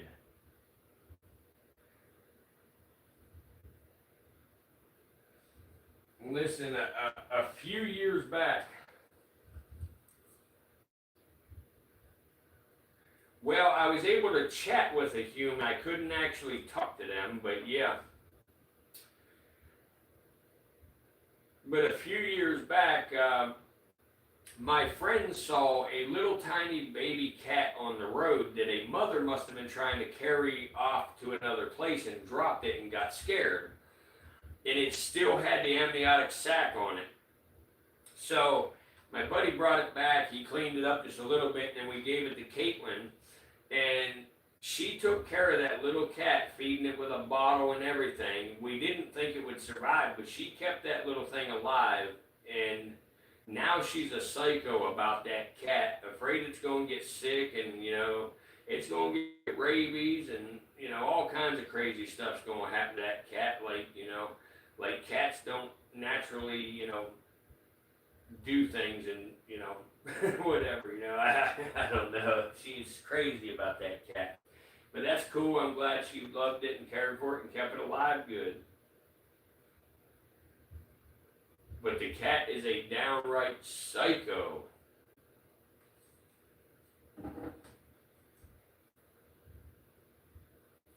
I will never apologize, Kate, because you know it's true.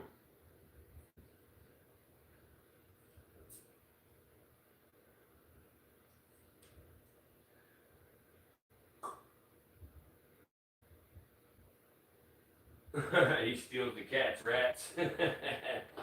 That's funny. My little Boston Terrier Jack Russell mix, when I have rats escape from the breeding barn, he actually catches them damn rats for me.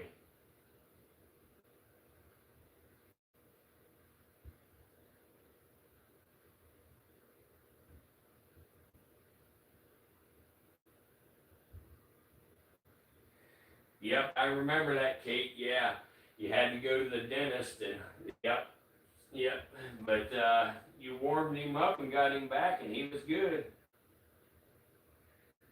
I never knew about the blanket.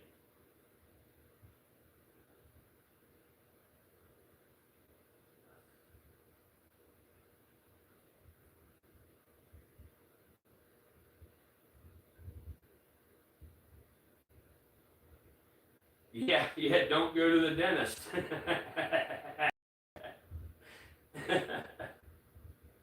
That solves it right there.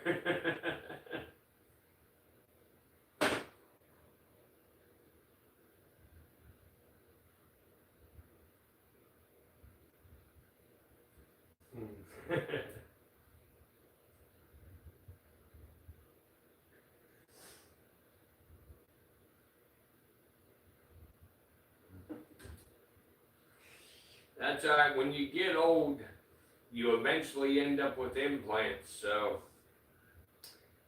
you don't have to worry quite as much then.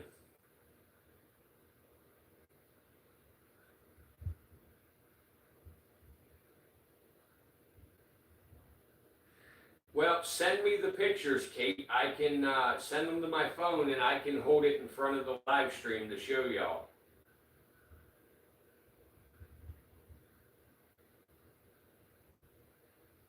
The cats get pissed now. Do they want to whip his ass for it? Or whip her ass for it? You got me, Andrew. You're right. You're right. But it's a one and done type of thing usually.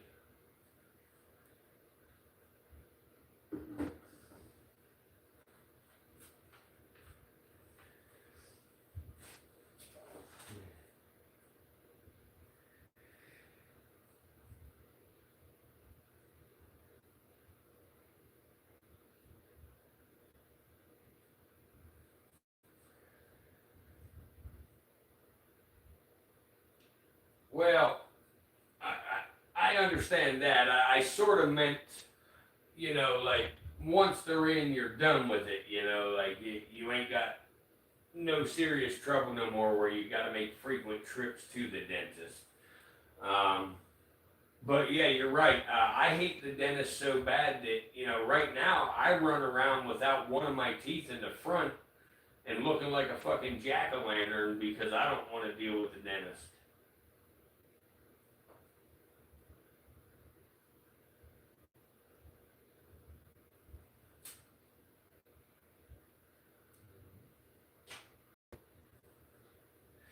I kind of wish we were like snakes, when one fang falls out, another one takes its place.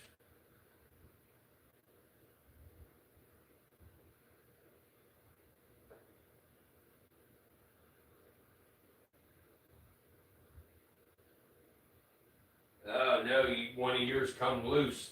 I know an old woman, that I did a lot of work for over the years. That she had them implants that was the all on four they call it, where they only put four studs in, and then all the teeth go on them.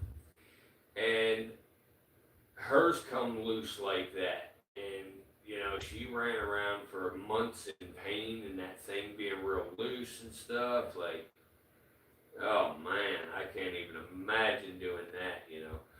But yeah, that sucks. They had to drill through to tighten the screws. Son of a bitch. Ugh.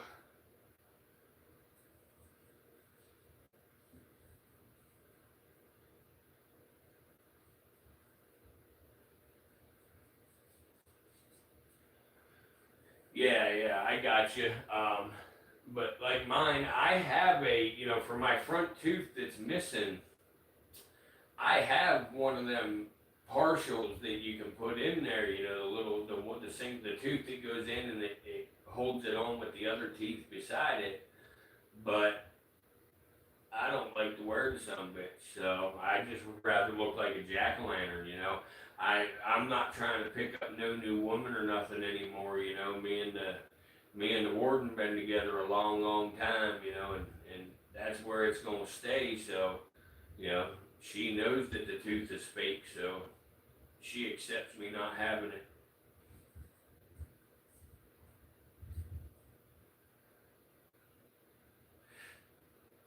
But every now and then when I look in the mirror, I feel like a damn jack o' lantern.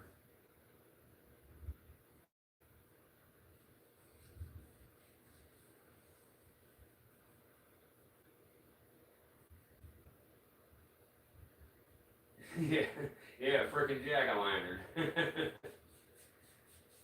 Yeah, Viper style, but yes, absolutely they would be.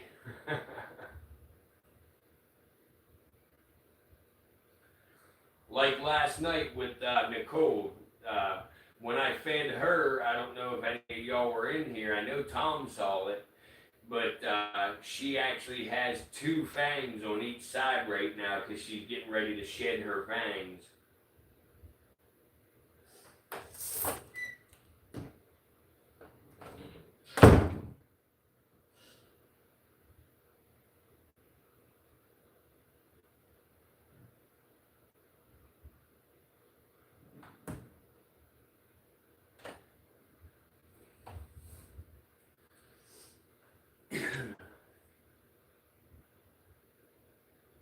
You look in the mirror and feel like a jackass. You are a jackass. You say some dumb shit sometimes.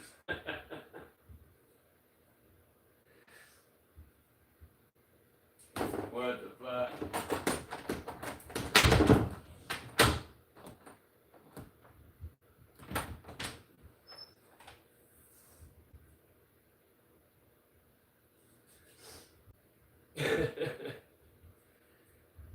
Oh, fuck.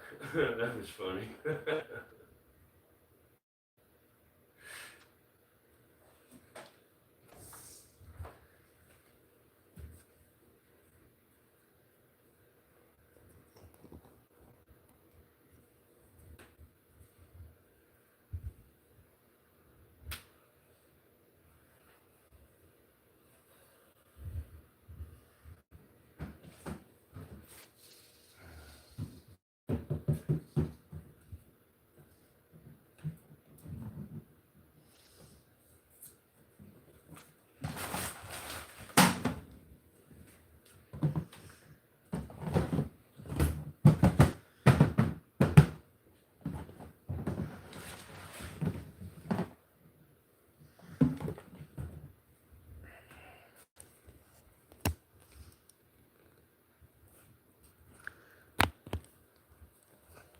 Sir Hissington. Hey. Sir Hissington. What's up, little dude?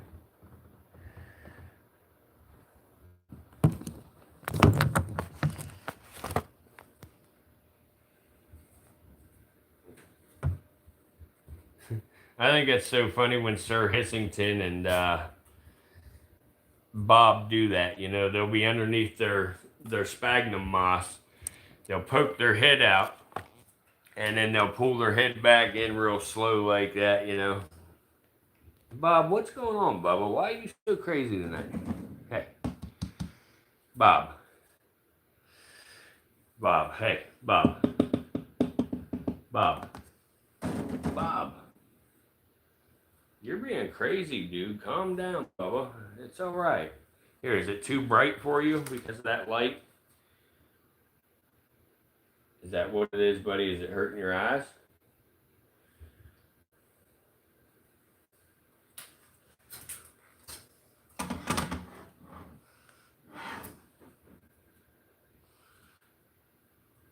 Is that what it is? You want me to turn this light off? Here, let me turn this light off for you. There, how about that, buddy? Is that better?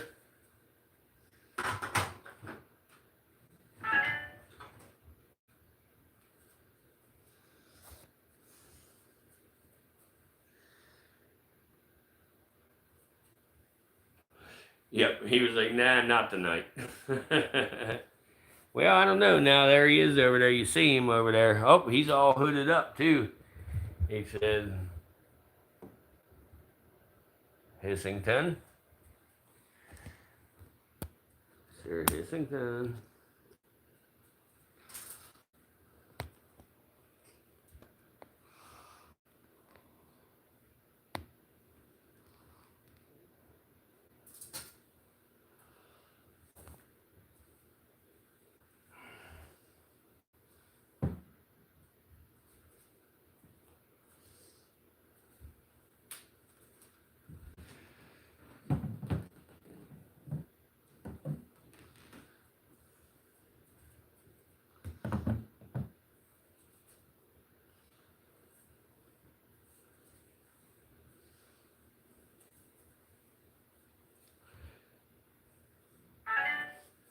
All right. Let me look real quick.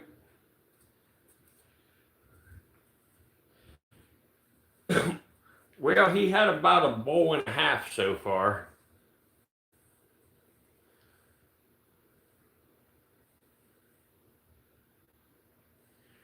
All right, here, guys, here you go. This was Kate's cat whenever she first got it. This little tiny baby kitty. That's when she very first got it, the day she got it. And now we'll show you what that big fat sucker looks like now.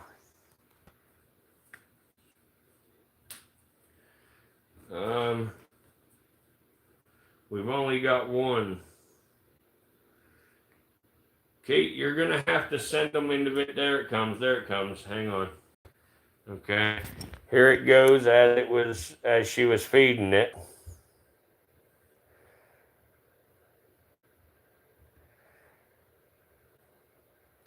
Yeah, Bob's on tonight for sure. He's on.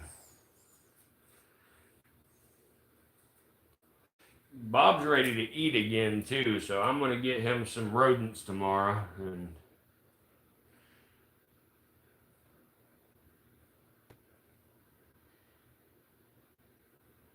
Kate, that's the only came through so far.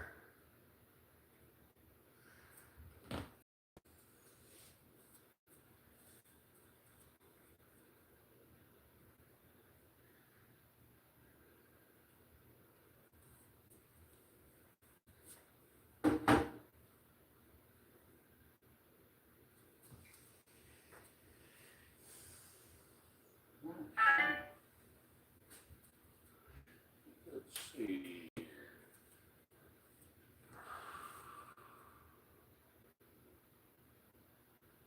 There we go. Okay. There we go. Here's another one. This is as he was getting bigger.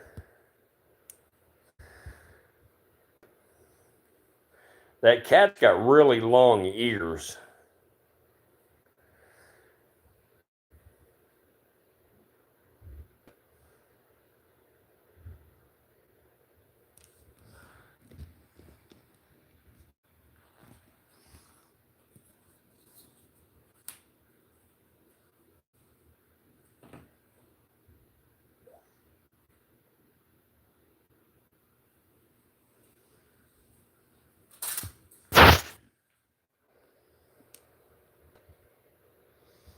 Yep, his name is Aries. Here he is guarding his bag of food, or treats, whatever that is.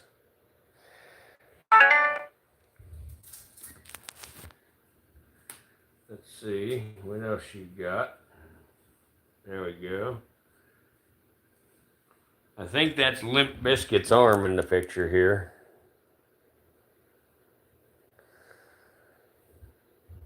Yeah. That must be an older picture because that looks like he has nuts there and he don't have them no more.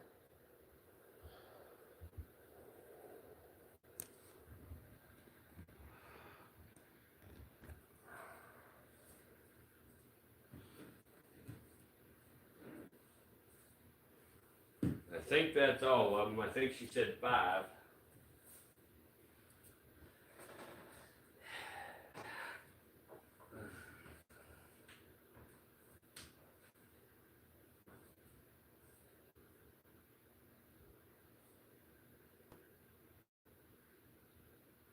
Yeah, unless they grew back.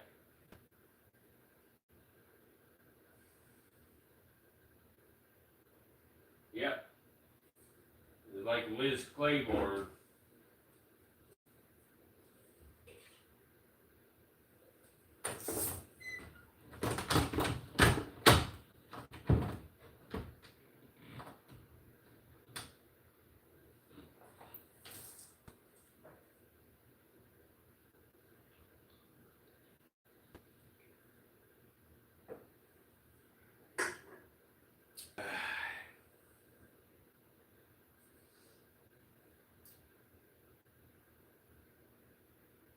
I was looking at the laser eyes. Yeah, the laser eyes is pretty crazy too.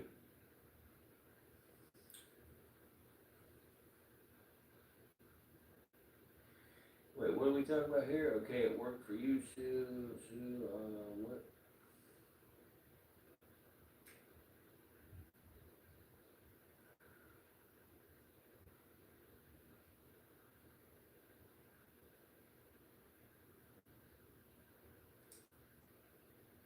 Yeah, only missing one so far. In the front, anyway. I got a few in the back gone.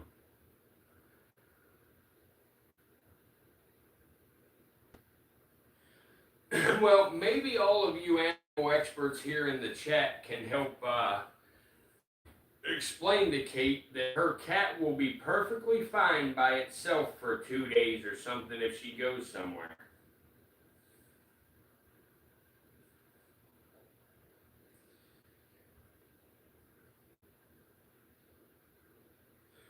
Hey, quit condoning the psychotic behavior.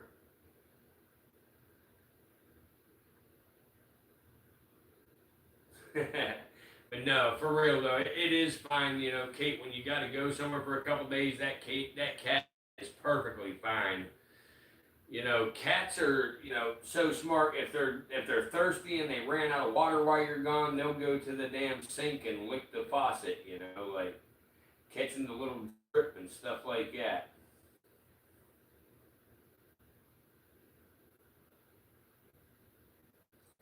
What is that? Your cat, Eliza?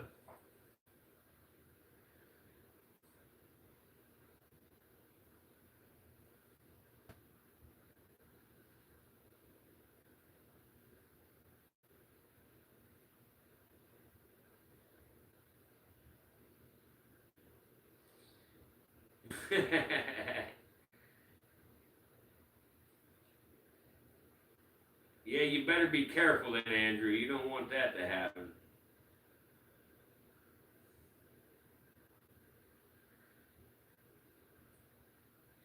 You'll mess around and catch the feline AIDS.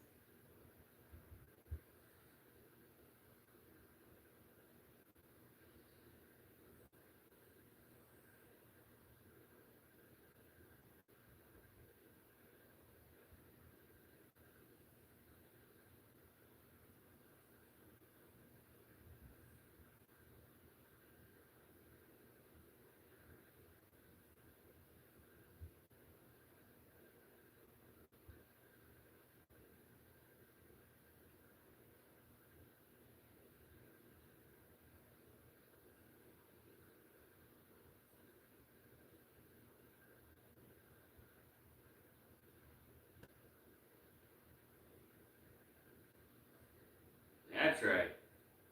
You're right. Dogs and horses, they're the ones. Well, that's how I got my white pit bull, the one that I call horse, or my white horse, is when Caitlin was younger, she was downtown with one of her friends, and there was a man that had a backpack full of white pit bulls. And she sat there all day long on a damn picnic table holding this little puppy of this guy's. And she kept calling me, asking if she could have it. And I kept trying to say no. And the guy was selling them, you know. At first he wanted a couple $100, but he was selling them, and I kept saying, no, we're not going to buy them. We're not going to buy them. Well, I figured that I would tell the guy something that, you know, he would definitely turn down. And I told him, I said, well, look, if you give this one to my daughter and you give her friend one, I'll give you $100 for the pair. That's the best I can do. And I thought for sure the man was going to tell me no. Well, anyway, it turned out that the guy accepted my offer. So the warden said no, and I said, yeah, well, to hell with it, let's go. I'll go be down there to get it, you know. So after he agreed. So anyway, I went down, I bought the damn dog for her and her friend. She had that dog one night. It was the day before school started. So the next morning, she had to get up in the morning to do her schoolwork. Well, the dog kept her up all night whining and stuff because it was a little puppy and it was gone, you know, it was taken from its mother too early. And so anyway, this damn puppy kept whining and waking her up, you know, so by come morning time, she was so pissed off at that dog, she said, I don't want it no more. Rah, rah, rah, rah. So anyway, the warden ended up having to take care of that dog. So now, here we are, you know, like 6 years later or something, and Paisley is her name, I call her Horse. She lays right in the center of the bed.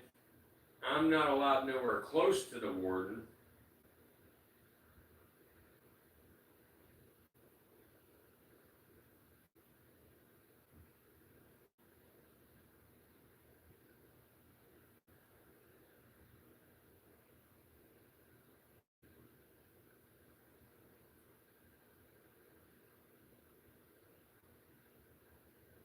Who the fuck is Dexter?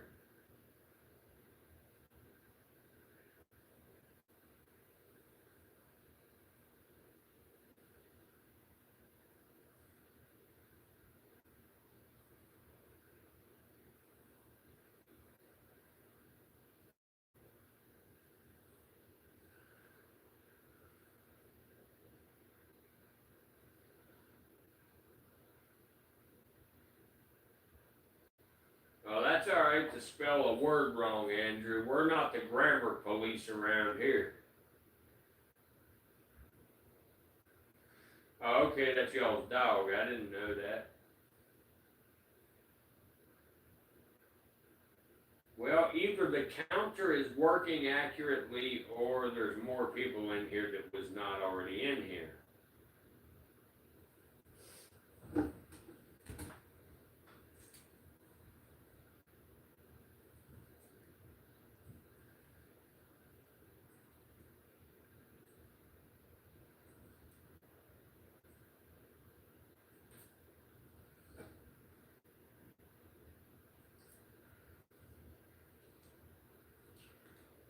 I think I'm going to give Bob his hide back, and we're going to take a look at someone else for just a few here, because Bob's a little stressed out right now, so I'm going to give him his hide and let him relax.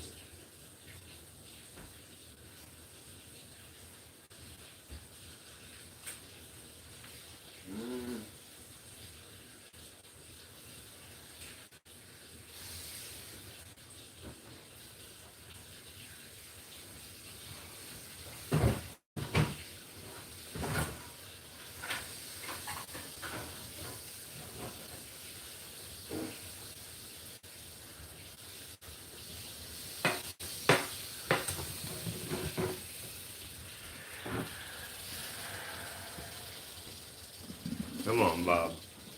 You're stressed out, Bubba. Come on, let's go over here and relax. Here. Here, dude. Here, dude. You're okay, Bubba. Here. Let me put a hide up for you so you can calm down, dude. Here. There. There you go. There you go. Good. All right, big guy. That's all right, big guy. There you go. There you go.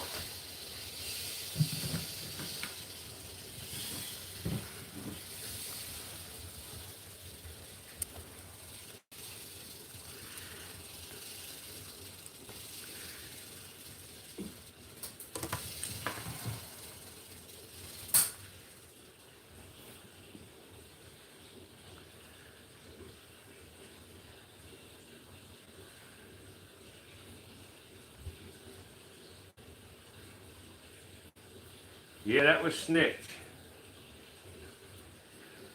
Yeah, that's snitch.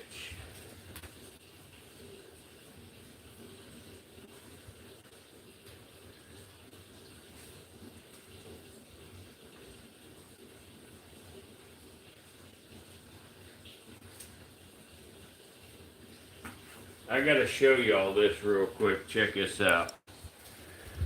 I just told you that, Bob was stressed out and stuff, and that's why he was acting like that. Check this out.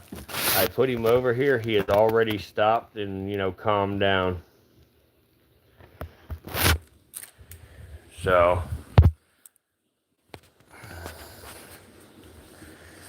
that's the thing with your reptiles, guys. When you own reptiles or have reptiles, as pets or for the hobby, your animals, if you just watch them, they will tell you what they need. They will tell you, what's wrong and things like that. You just got to pay attention, and understand, what's going on.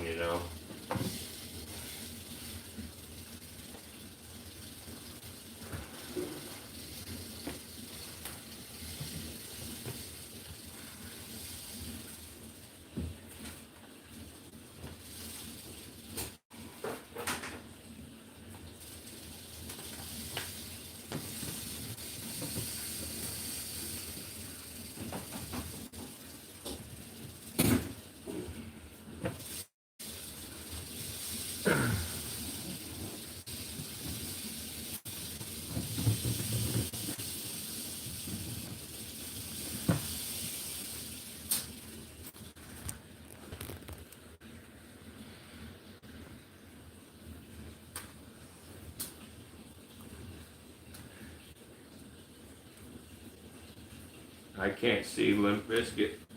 Yeah, where is Limp Bizkit? Limp Bizkit, he is a tangerine albino western diamondback rattlesnake. So he is a western diamondback. He is just an albino morph.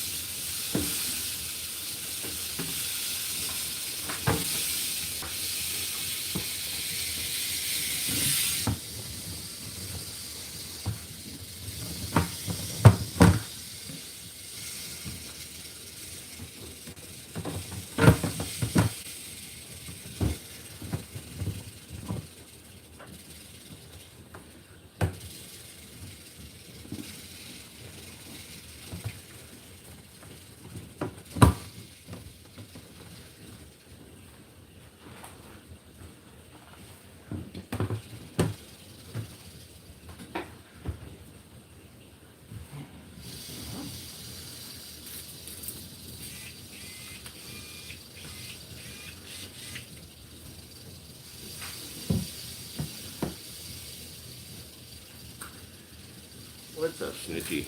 Hey. Hey, Snitchy Snitch. Hey. Snitchy Snitch.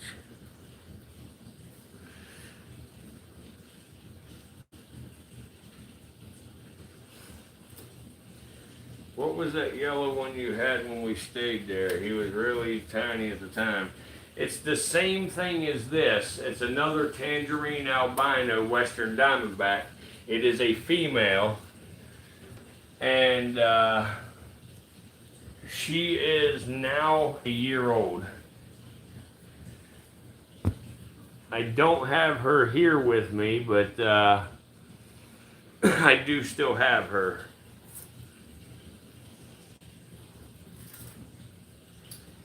But Snitch's rattle, as you can see, Snitch is about a 3.5-year-old specimen. You can tell that Snitch has never broke a segment off of his rattle before. Because as you see, it is very wide up by the base, but then it tapers down to very small, just like the babies right here. That's because this is his very first pre-button, and every time he shed, it got a little bit bigger and a little bit bigger and a little bit bigger until we got to there.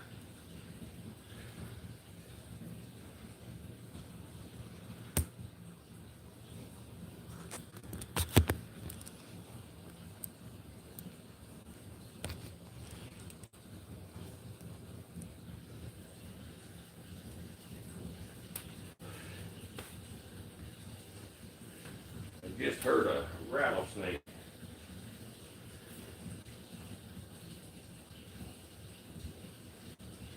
What's up with that?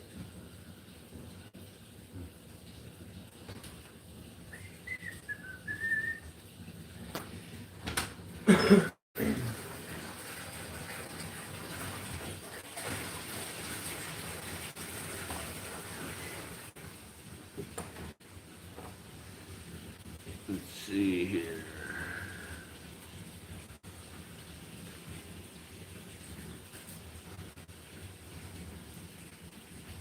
Snitch sounds like if you just cooked on the stove and put the hot pan underwater in the sink. Yeah, kinda. Is Snitch going to into shed soon? His eyes look like a cloudy, like an eye cap is forming. No, Snitch is not gonna, well, no, Snitch is not going in the shed soon. Let me get you up close to his eye so you can see. Nope, his eye is perfectly clear. He just,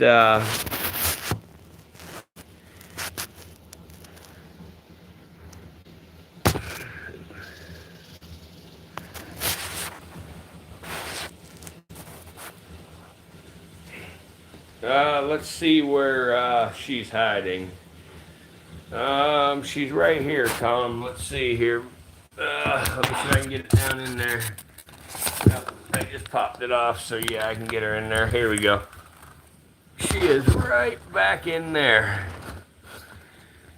This is her printer box that she has turned into a hide. And she has crawled in beside it tonight.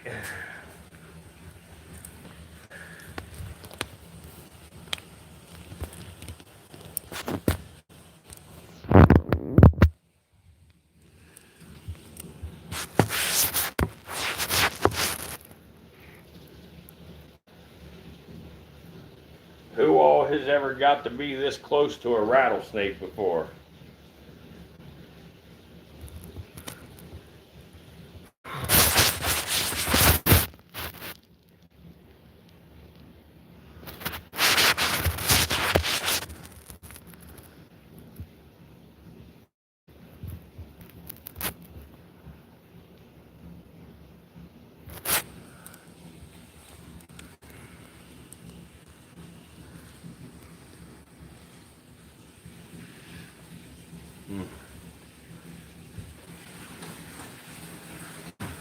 Here, I'll get her out. Let me find the best way to get to her here.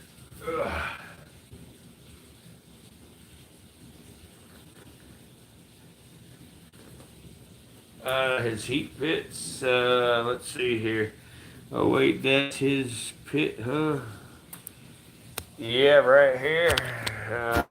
Or wait, oh wait, you're talking about the. No. You're talking. She's talking about her dog. My pit bull is a full-blooded American pit. I thought you were talking about Snitch's heat pits there for a second.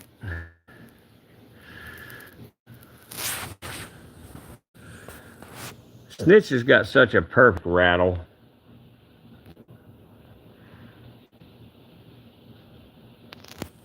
Oh, you was talking about his pits? Oh, okay, I got you. Yep, that's his heat right here.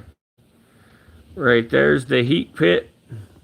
Right there's the nostril and the eye. So that's why I always describe them as between the eye and the nostril. Right there in the front.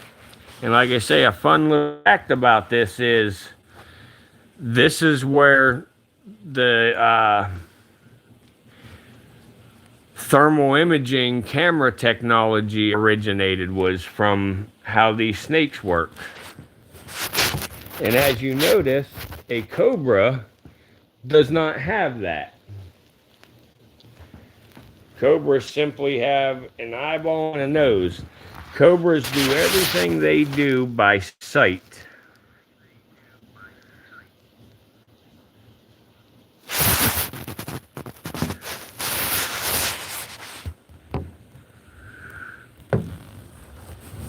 But is the video coming in clear for y'all?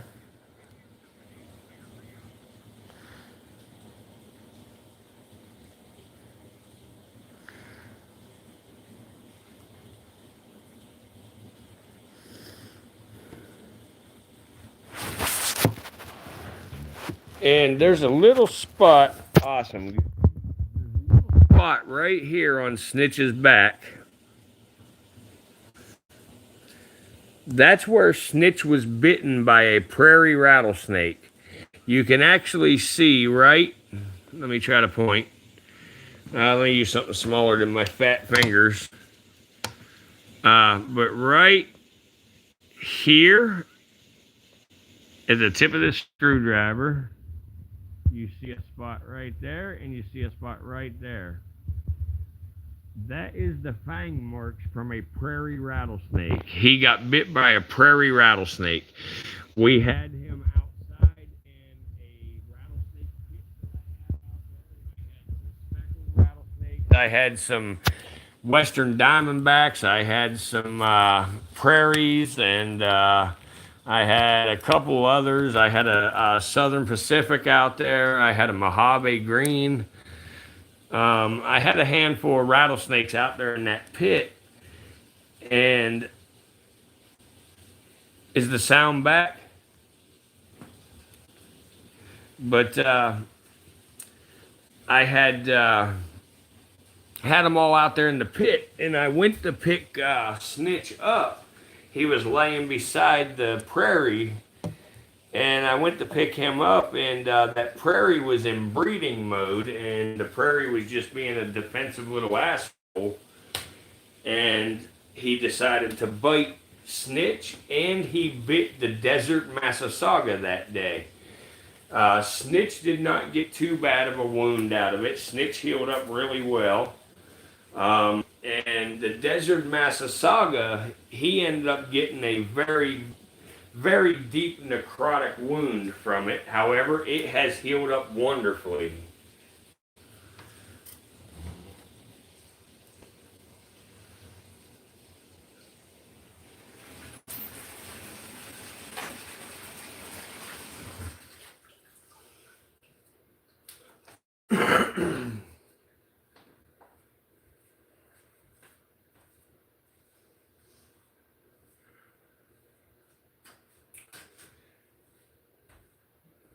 Andrew, did you get to see the new pair of Eastern Diamondbacks that we just got?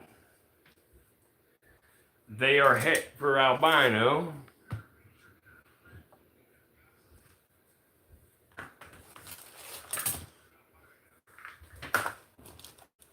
No? Let's take a look at the pair of Eastern Diamondbacks. They are not albinos, they are just het for albino. So they are not visual.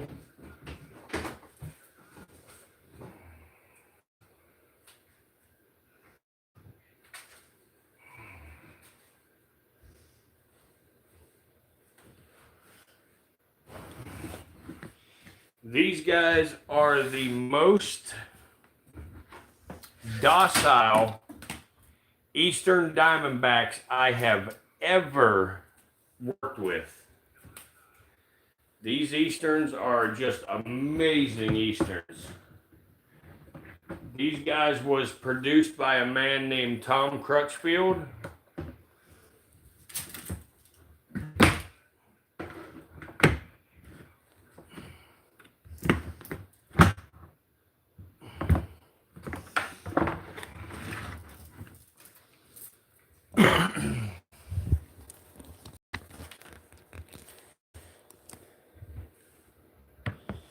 Yep, right here.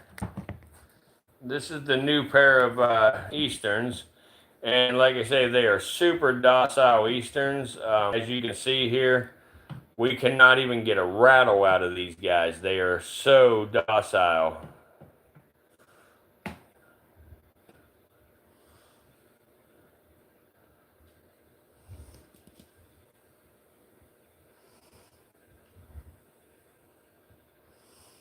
They are rather large specimens. You gotta be careful. Even though they're docile, you don't never want to fully trust them. So, and then this guy right here, this is the male. And again, I cannot even get these guys to rattle. I mean, I have yet to hear these guys rattle, and I have had them for about 5 days now. And they will not even rattle. Super docile specimens.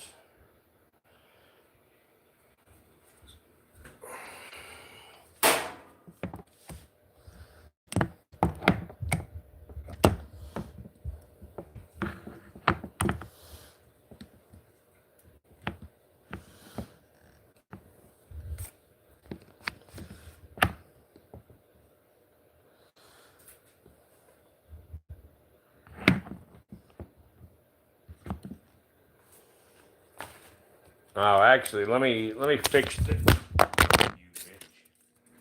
Come on, man. Why you gotta mess with me like this?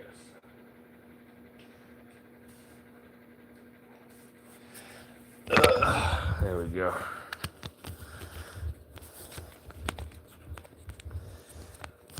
Let me get this camera back in the tripod, and I'm gonna sit it right in there with them so we can watch them. Stay there, Bubba.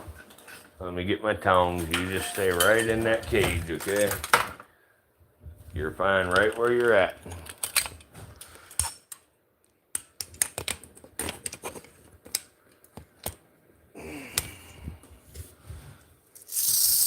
Oh, we finally just got a rattle. Wow, I'm amazed we got a rattle. That's the first rattle I have heard out of these snakes the whole time since I've had them.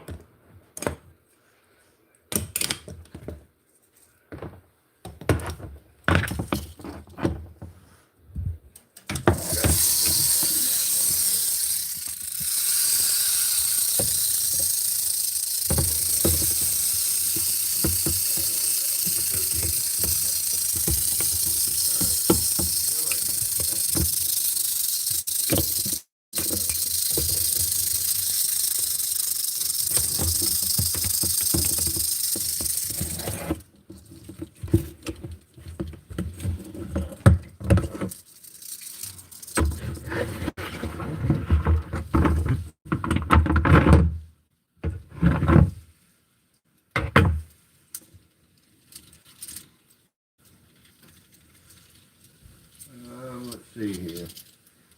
With that lid on, it's a little bit dark in there, it looks like. That ain't bad. Yeah, they don't like the camera. I was gonna say, yeah, that's for real the first rattle I ever heard from these snakes.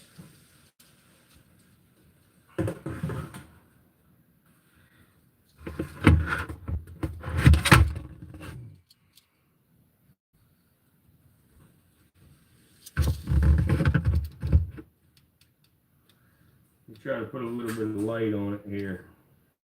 And I'm going to try to move Snitch where we can see him too.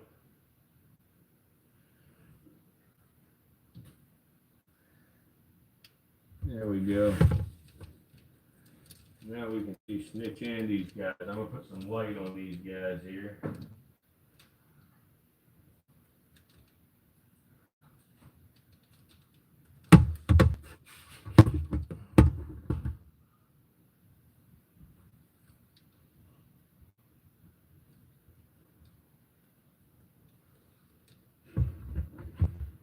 Yeah.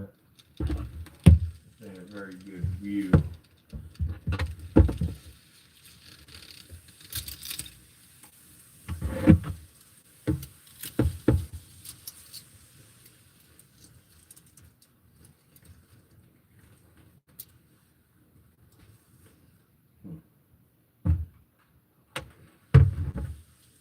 See what that does. Probably makes it red. Yeah.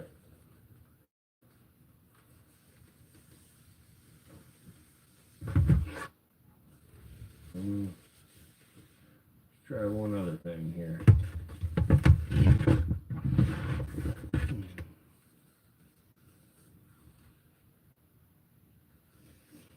Nope, that don't work there. Okay. Let's see if this will work.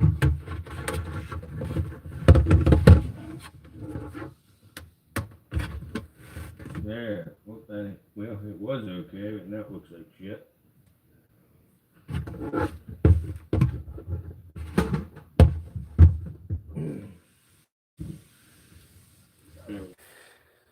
Sorry about that, guys. Some damn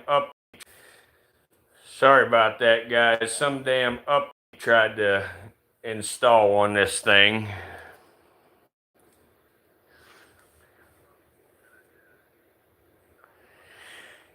Yeah, well, the internet was okay. It was the stupid update. I don't know why this phone wants to try to update on me like that, you know, but it does. It shouldn't be trying, but whatever. But I'll get y'all set back up here now that I got it working. For some reason, the chat's not up on this phone, but it's still working over there, so we're good. So we'll accept it for what it is. You don't want to see that mug. Let me change that. There you go. See, y'all just got to see the jack-o'-lantern face. Told you, I wasn't lying.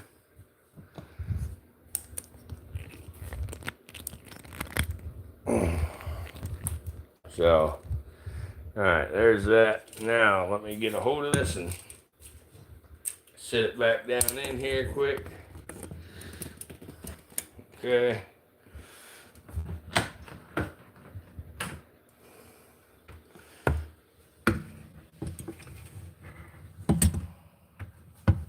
This is very difficult, so just bear with me.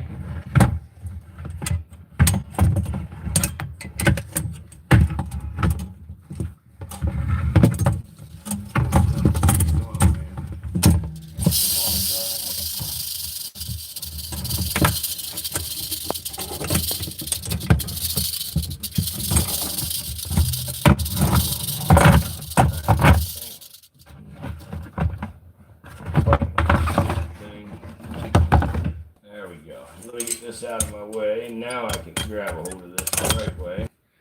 Get it set up here. Alright, come on. It's such a pain in the butt sometimes. Come on. There we go. Like that. And now like yes. Alright, come on. Come on. There we go. By God, we got it. Let's back her up a little so we can see it even when they move.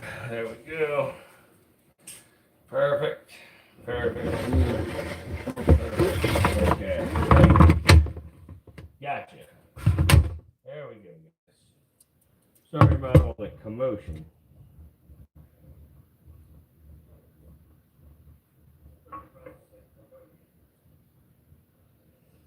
The hell's all that blinking down there? Let's see, is that this?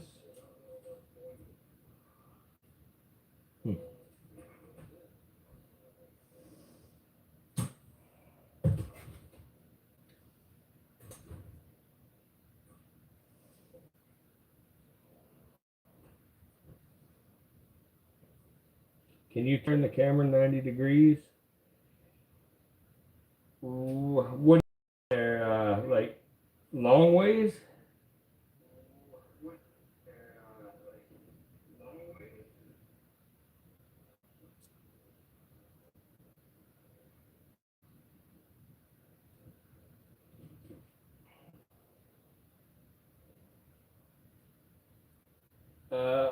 Well, I can, yeah, yeah. That would actually work better if I did that.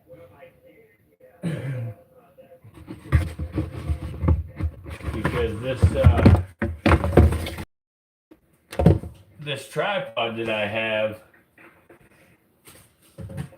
is not made to go the direction I have it, and that's why I have so much trouble with it.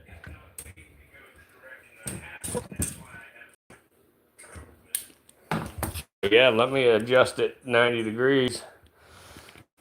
There we go.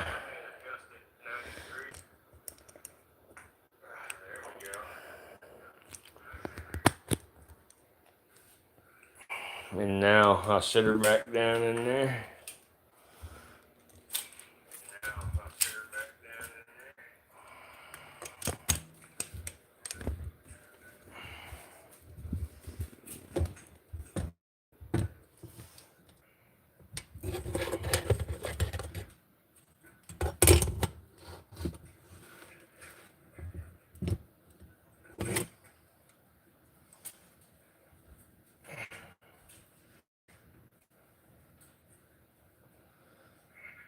That kind of is pretty bad though. That don't look good, does it?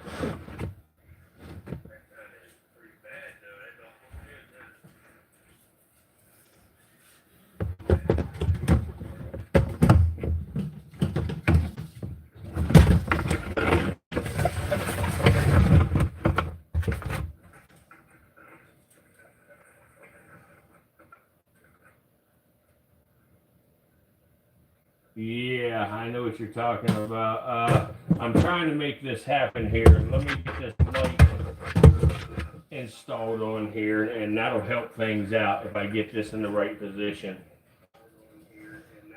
Let me find my duct tape quick.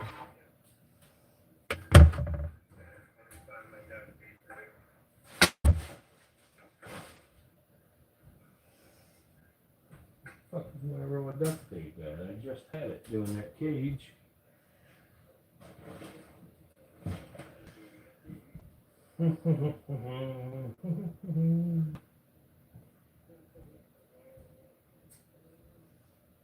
There it is. Alright, so let me get this lid over here like this.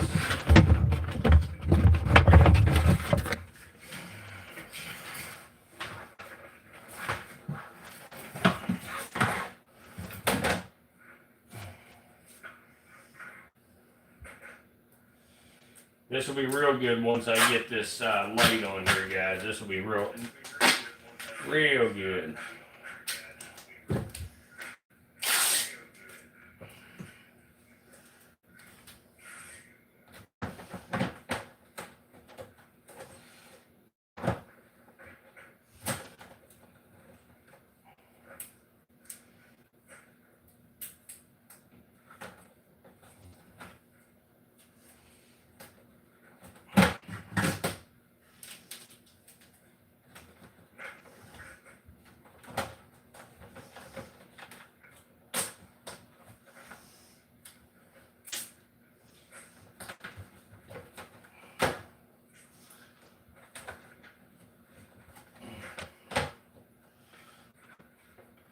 Alright, here we go.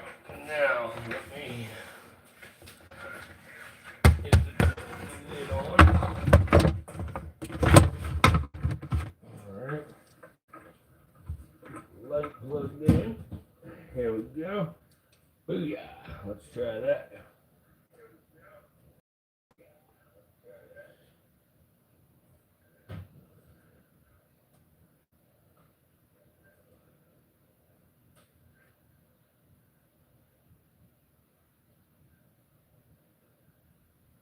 Is that any better right there, Andrew?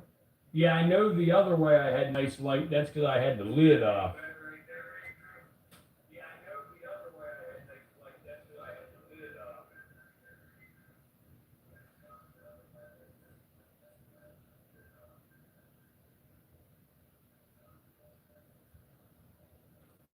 Yeah. Let me see here. One last little effort on something here and see what we can do.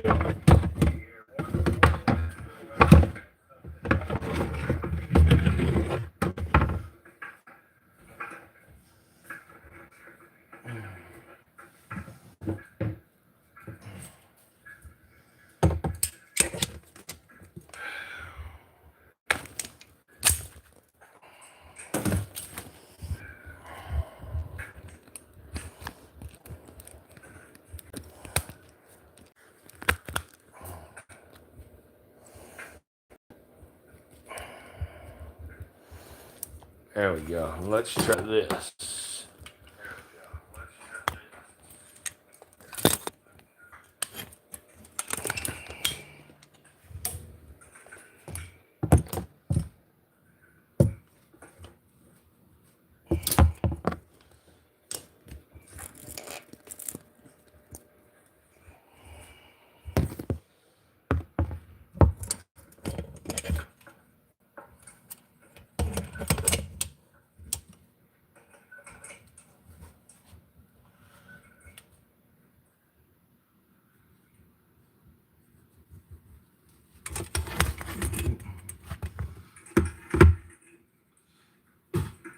There you go, Andrew. Is that all right?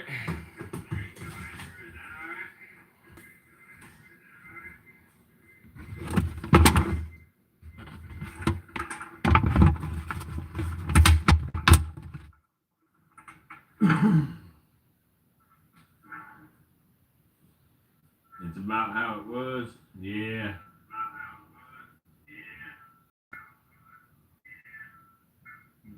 It's brighter now, though. I got the light better and got it a little closer, but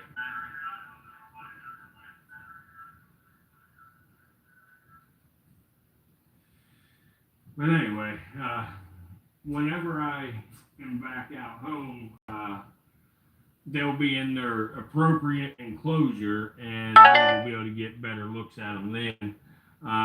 The one on the left is actually darker than the one on the right naturally. These guys, I know you can't tell from the video that easily, but these guys are thicker than a Pepsi can.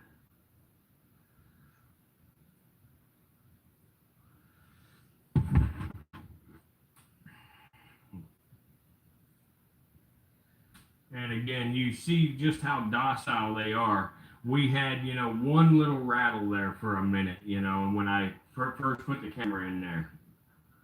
And it's just because it sort of scared them a little bit. They didn't know what it was. But after they realized what it was, not a problem.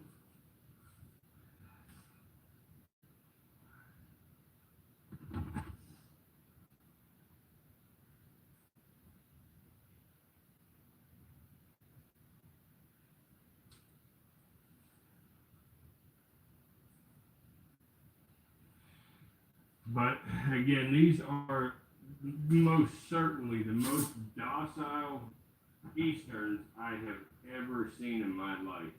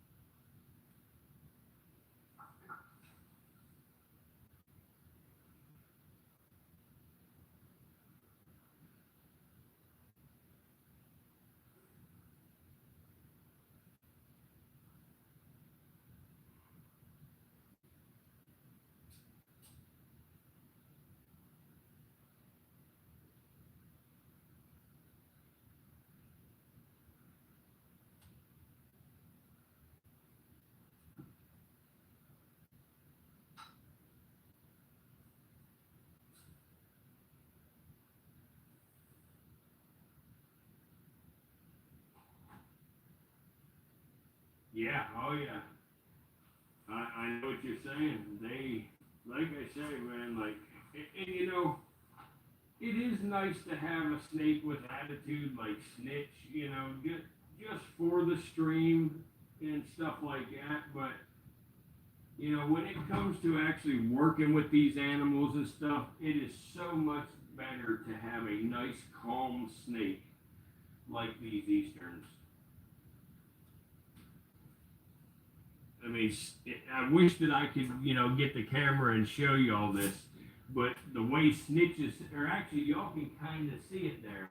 If you look in the background, you see Snitch. He's got his head straight up, you know, looking at these two like, what the fuck is this? It's like he feels like he met his match. I mean, I have my hand in front of Snitch right now. I have my hand in front of Snitch right now, waving it back and forth. Snitch ain't making a noise. He's like frozen, like he don't want to move.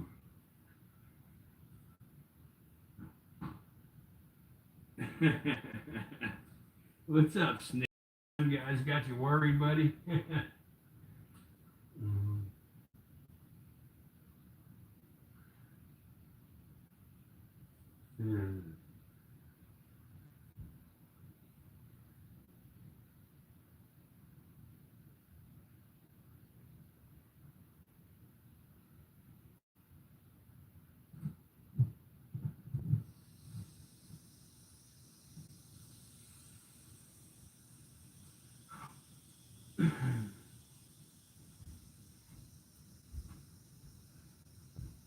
That's so funny.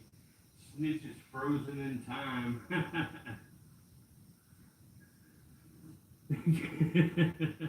What's up, Snitch? You meet your match finally, Bubba.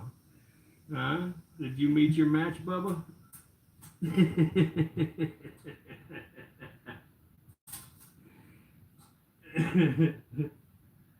I can't believe he's froze like that.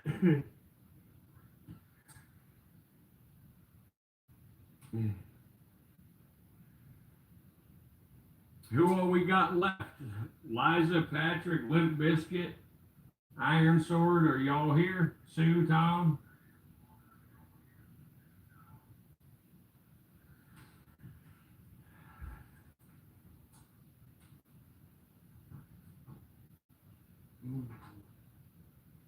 Andrew, you're here.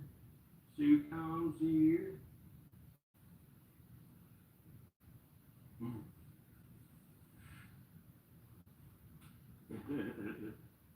Up, Snitch finally moved. What's up, Bubba? Huh? What's up, Bubba? Oh my. Tom is sleeping. Gotcha.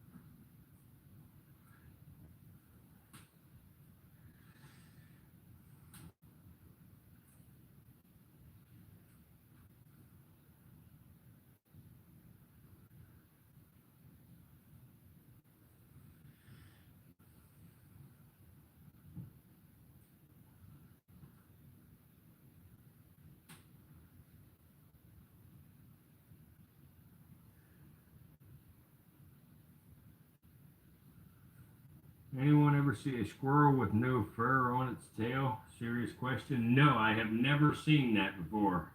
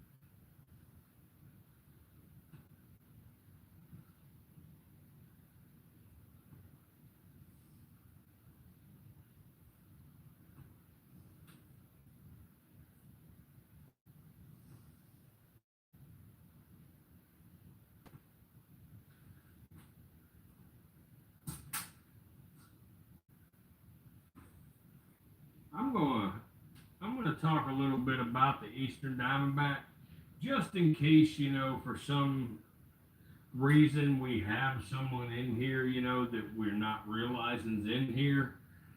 I know that that's not likely, but just in case, we're gonna go ahead and.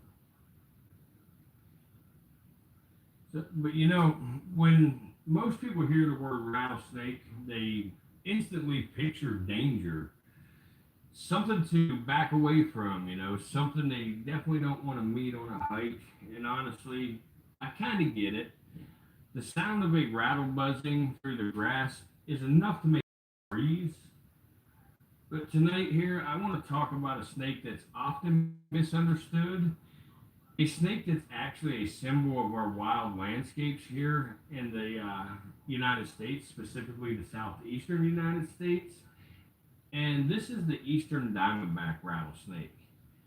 So, the eastern diamondback rattlesnake is not just any rattlesnake, it is the largest venomous snake in North America. It is the largest rattlesnake on the planet. Sometimes they grow over 6 feet long, and they're thicker than a man's forearm. They're a reptile that truly demands and commands respect. But respect doesn't have to mean fear. In fact, once you learn a little more about these snakes, how they live, how they behave, and why they're important, you start to see that fear is actually one of the least useful reactions we can have. Let me start with something a lot of people don't realize. Eastern diamondbacks are incredibly shy. Despite their size and their reputation, they don't go looking for trouble. They're not out there trying to attack people. They're actually trying to avoid us. The snakes prefer to hide in palmetto bushes and slip through tall grasses and stay out of sight of humans. When they rattle, it's not a threat at all. It's a warning. It's their way of saying, I'm here, please don't step on me, please give me a little space. And honestly, that's pretty polite for a wild animal. Let's talk about their looks for a second. The eastern diamondback rattlesnake is not an accidental name. They have a striking pattern of dark diamonds bordered by lighter scales running all the way down their backs. It's actually a camouflage masterpiece. If they stay still on the forest floor, you could walk right by one and never even notice. Again, something they are perfectly happy with. But what I find really fascinating about eastern diamondbacks is how perfectly they're built for the environment they live in. They're ambush predators. That means that they don't run around chasing animals. They sit still, they wait. and they strike with incredible speed and precision. Their heat sensing pits allow them to detect little rodents and other warm blooded animals, even if it's completely dark. Just imagine being able to see the heat coming off of a mouse or a rabbit.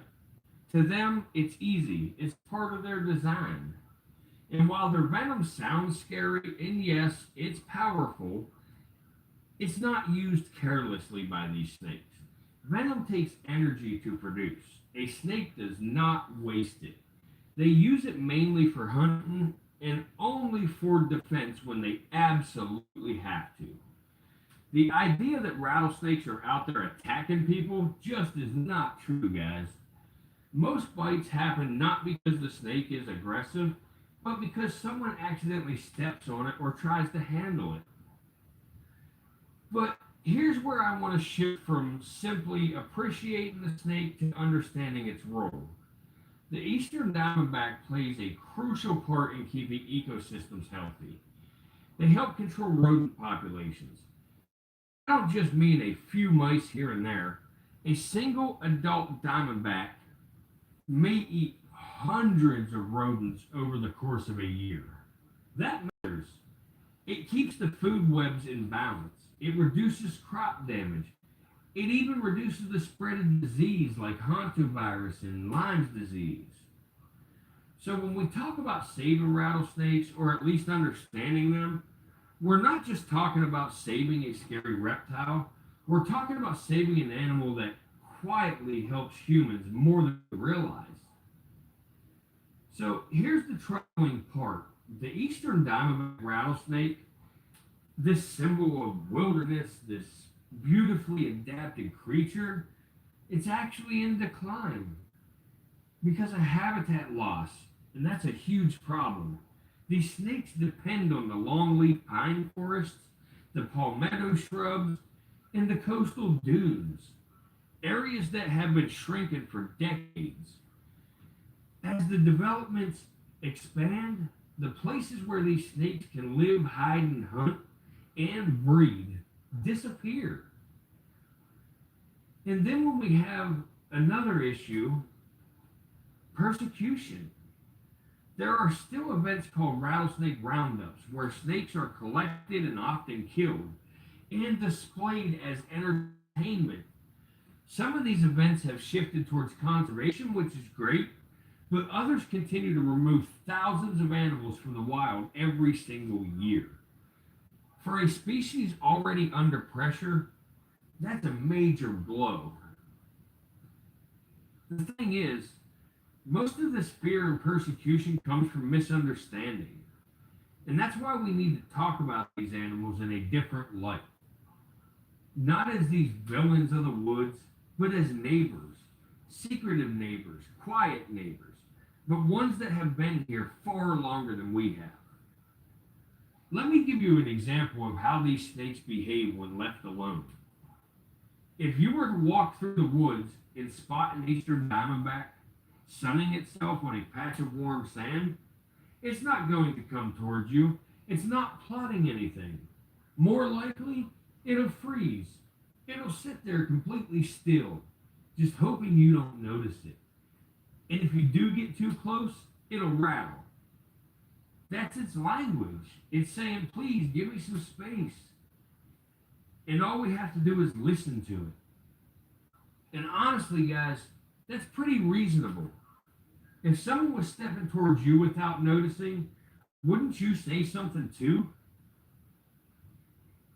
But here, I got a little good news. Awareness is growing.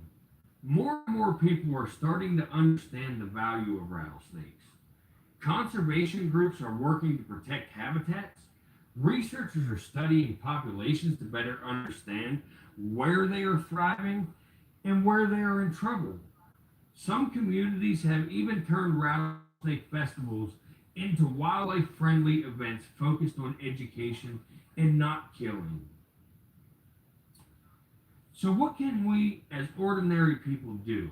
Well, first, it starts with respecting them.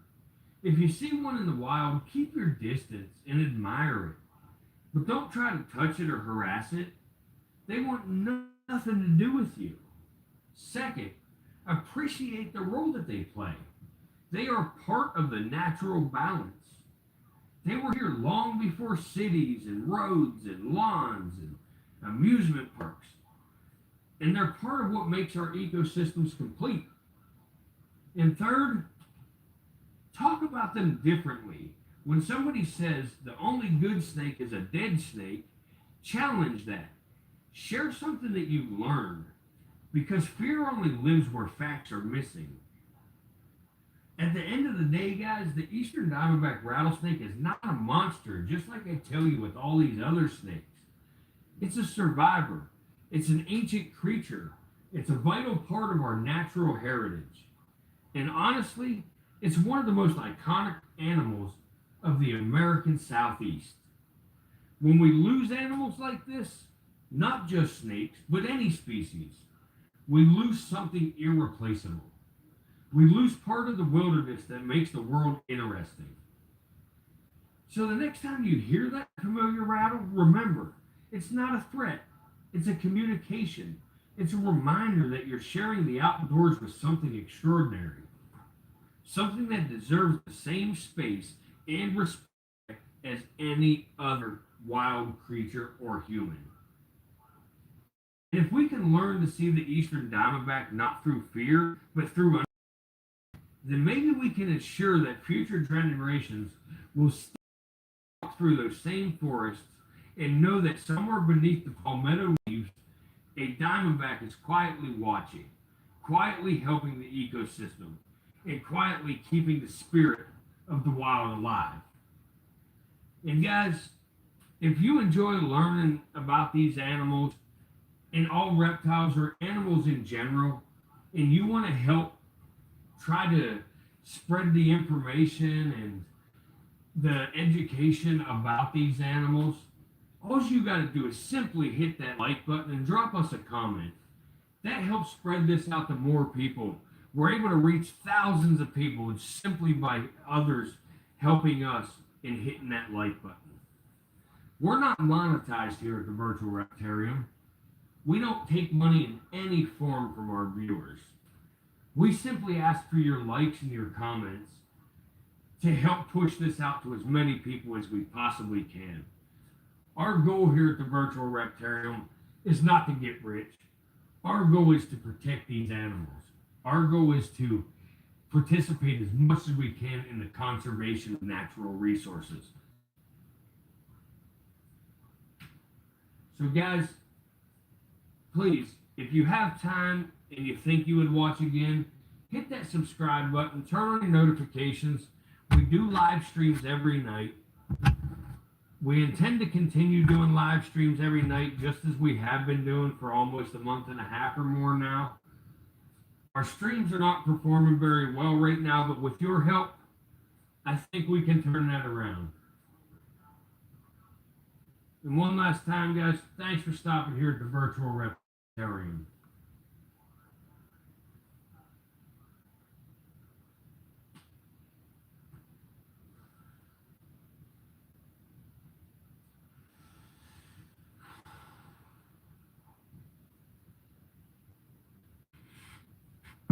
Let's see. The rat ended up being a squirrel with no fur on the tail. Never have seen such a thing. Yeah, me either. That's crazy. You still with us, Andrew, or did you crash out, buddy?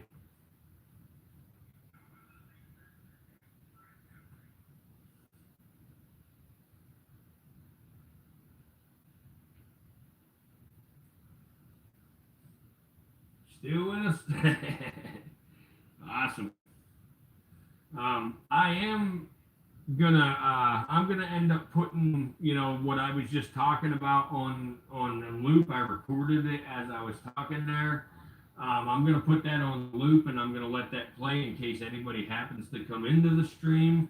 But I'm still gonna continue to chat with y'all in the chat, you know. So it's time for me to get in the bathtub. But yeah. And Sue, that is freaking odd. A squirrel with no fur on the tail.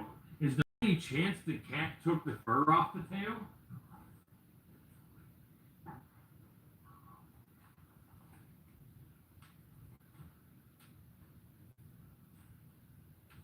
a chance that it was a baby possum or something?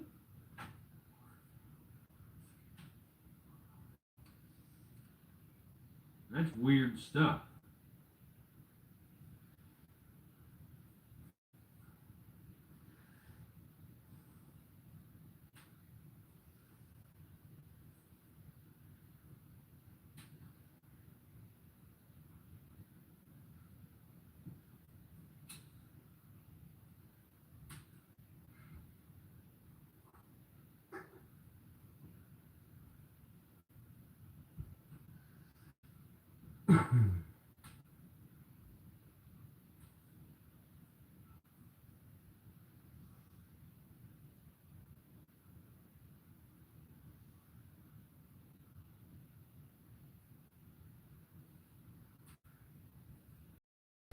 In 2 more days, it is the Iron Sword's birthday. You know, when most people hear the word rattlesnake, they instantly picture danger, something to back away from, something they definitely don't want to meet on a hike. And honestly, I kind of get it. The sound of a rattle buzzing through the grass is enough to make anybody freeze.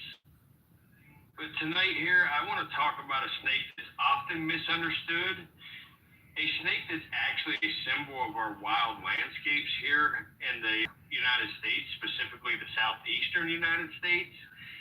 And this is the eastern diamondback rattlesnake. So the eastern diamondback rattlesnake is not just any rattlesnake. It is the largest venomous snake in North America. It is the largest rattlesnake on the planet. Sometimes they grow over 6 feet long, and they're thicker than a man's forearm. They're a reptile that truly demands and commands respect. But respect doesn't have to mean fear. In fact, once you learn a little more about these snakes, how they live, how they behave, and why they're important, you start to see that fear is actually one of the least useful reactions we can have. Let me start with something a lot of people don't realize. Eastern diamondbacks are incredibly shy. Despite their size and their reputation, they don't go looking for trouble. They're not out there trying to attack people. They're actually trying to avoid us. The snakes prefer to hide under palmetto bushes and slip through tall grasses and stay out of sight of humans. When they rattle, it's not a threat at all. It's a warning. It's their way of saying, I'm here, please don't step on me, please give me a little space. And honestly, that's pretty polite for a wild animal. Let's talk about their looks for a second. The eastern diamondback rattlesnake is not an accidental name. They have a striking pattern of dark diamonds bordered by lighter scales running all the way down their backs. It's actually a camouflage masterpiece. If they stay still on the forest floor, you can walk right by one and never even notice. Again, something they are perfectly happy with. But what I find really fascinating about eastern diamondbacks is how perfectly they're built for the environment they live in. They're ambush predators. That means that they don't run around chasing animals. They sit still, they wait, and they strike with incredible speed and precision.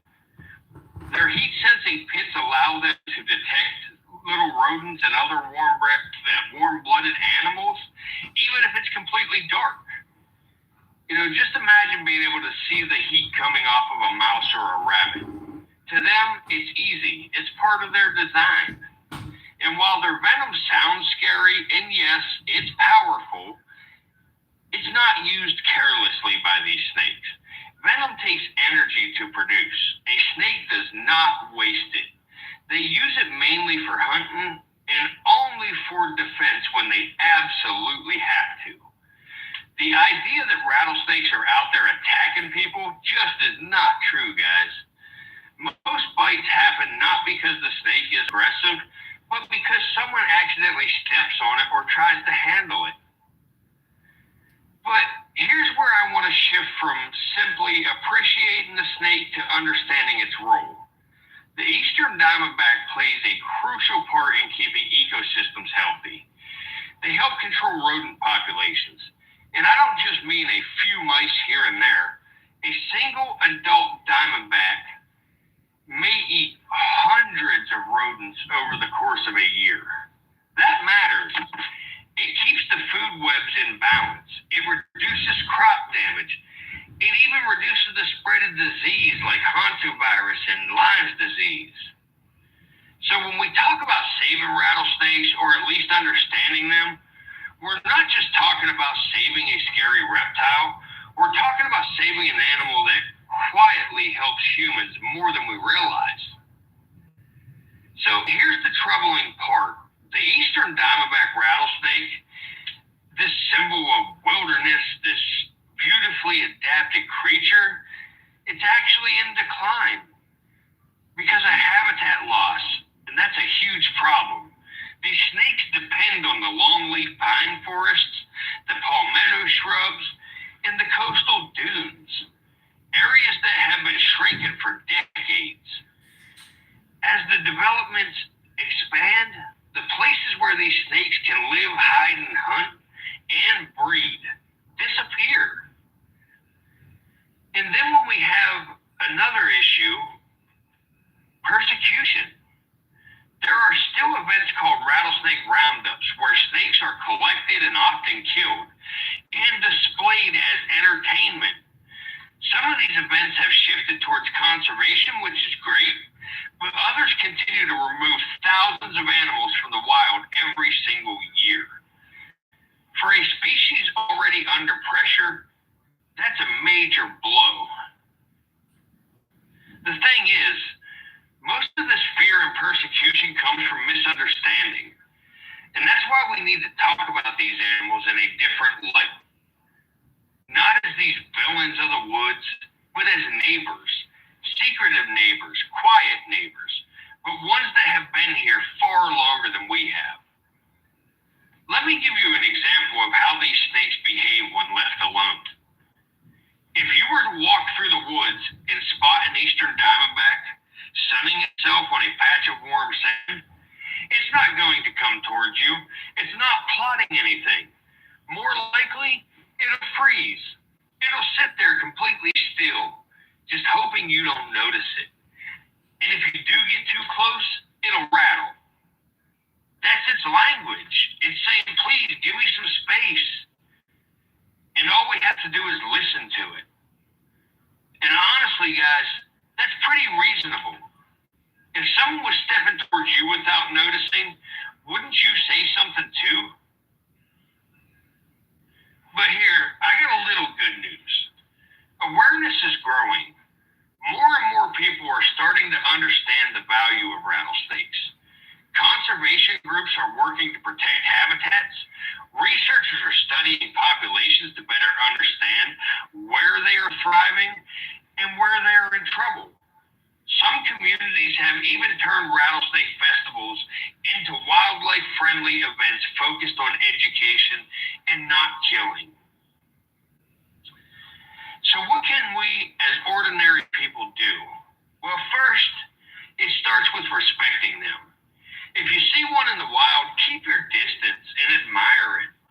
But don't try to touch it or harass it. They want nothing to do with you. Second, appreciate the role that they play. They are part of the natural balance.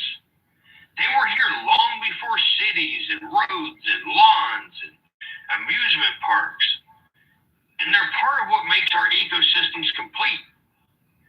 And third, talk about them differently. When somebody says the only good snake is a dead snake, challenge that. Share something that you've learned, because fear only lives where facts are missing. At the end of the day, guys, the eastern diamondback rattlesnake is not a monster, just like I tell you with all these other snakes. It's a survivor. It's an ancient creature. It's a vital part of our natural heritage. And honestly, it's one of the most iconic animals of the American Southeast. When we lose animals like this, not just snakes, but any species, we lose something irreplaceable. We lose part of the wilderness that makes the world interesting. So the next time you hear that familiar rattle, remember, it's not a threat. It's a communication. It's a reminder that you're sharing the outdoors with something extraordinary. Something that deserves the same space and respect as any other wild creature or human. And if we can learn to see the eastern diamondback not through fear, but through understanding, then maybe we can assure that future generations will still be able to walk through those same forests and know that somewhere beneath the palmetto leaves, a diamondback is quietly watching, quietly helping the ecosystem, and quietly keeping the spirit of the wild alive. And guys, if you enjoy learning about these animals, and all reptiles or animals in general, and you want to help try to spread the information and the education about these animals, all you got to do is simply hit that like button and drop us a comment. That helps spread this out to more people. We're able to reach thousands of people simply by others helping us and hitting that like button. We're not monetized here at the Virtual Reptarium. We don't take money in any form from our viewers. We simply ask for your likes and your comments to help push this out to as many people as we possibly can. Our goal here at the Virtual Reptarium is not to get rich. Our goal is to protect these animals. Our goal is to participate as much as we can in the conservation of natural resources. So guys, please, if you have time and you think you would watch again, hit that subscribe button, turn on your notifications. We do live streams every night. We intend to continue doing live streams every night, just as we have been doing for almost a month and a half or more now. Our streams are not performing very well right now, but with your help, I think we can turn that around. And one last time, guys, thanks for stopping here at the Virtual Reptarium.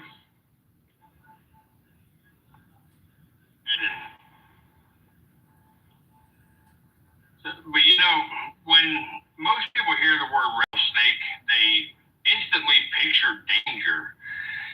Something to back away from, you know, something they definitely don't want to meet on a hike. And honestly, I kind of get it. The sound of a rattle buzzing through the grass is enough to make anybody freeze. But tonight here, I want to talk about a snake that's often misunderstood. A snake that's actually a symbol of our wild landscapes here in the United States, specifically the southeastern United States. And this is the eastern diamondback rattlesnake. So the eastern diamondback rattlesnake is not just any rattlesnake. It is the largest venomous snake in North America. It is the largest rattlesnake on the planet. Sometimes they grow over 6 feet long, and they're thicker than a man's forearm. They're a reptile that truly demands and commands respect.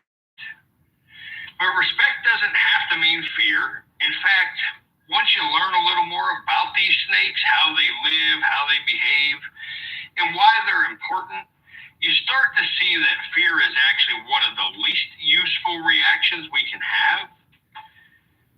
Let me start with something a lot of people don't realize.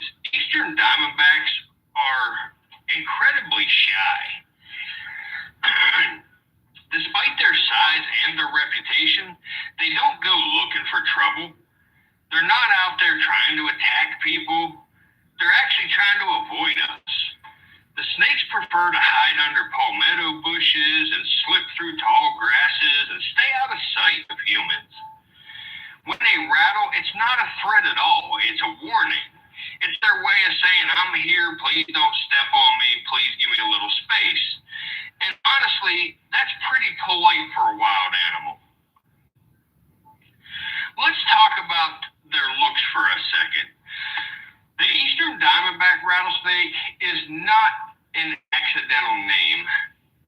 They have a striking pattern of dark diamonds bordered by lighter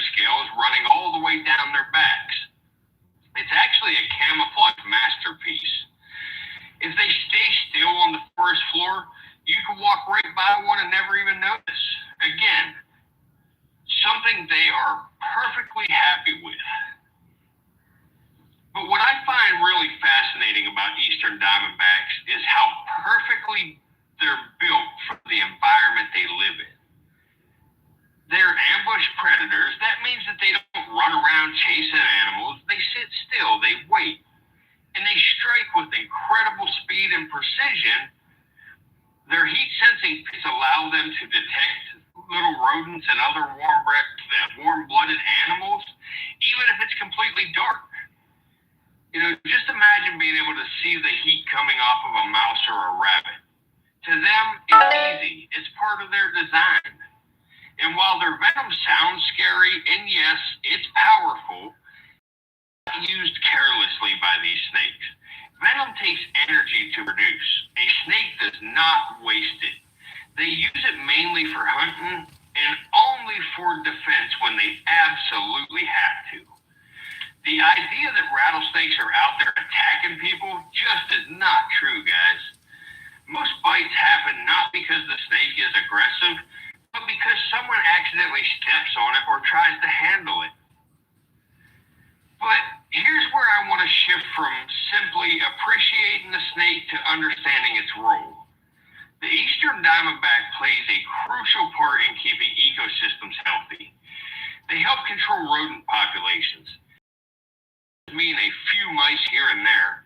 A single adult diamondback may eat hundreds of rodents over the course of a year. That matters. It keeps the food webs in balance. It reduces crop damage.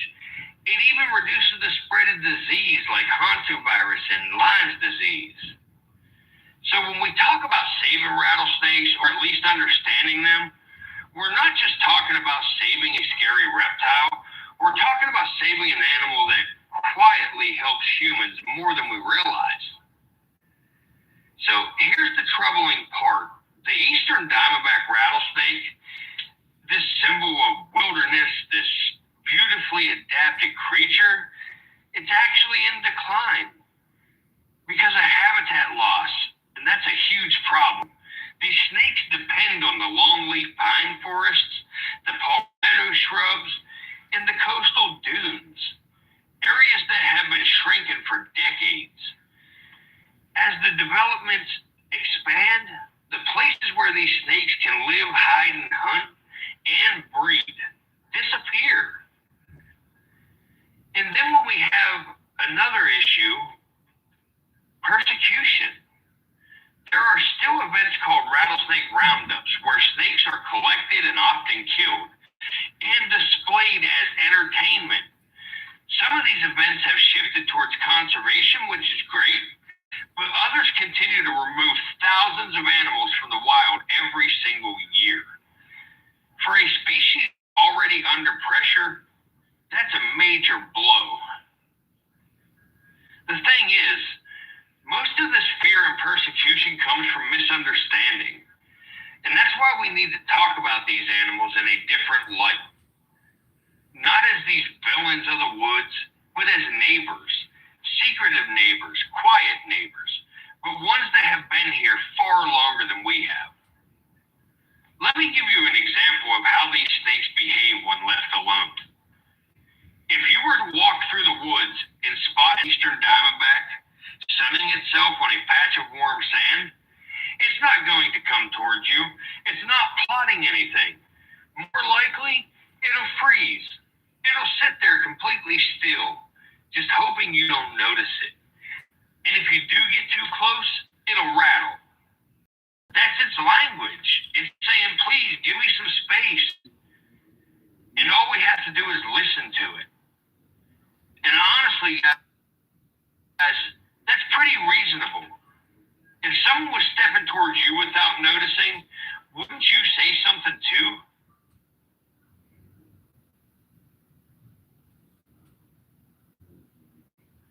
But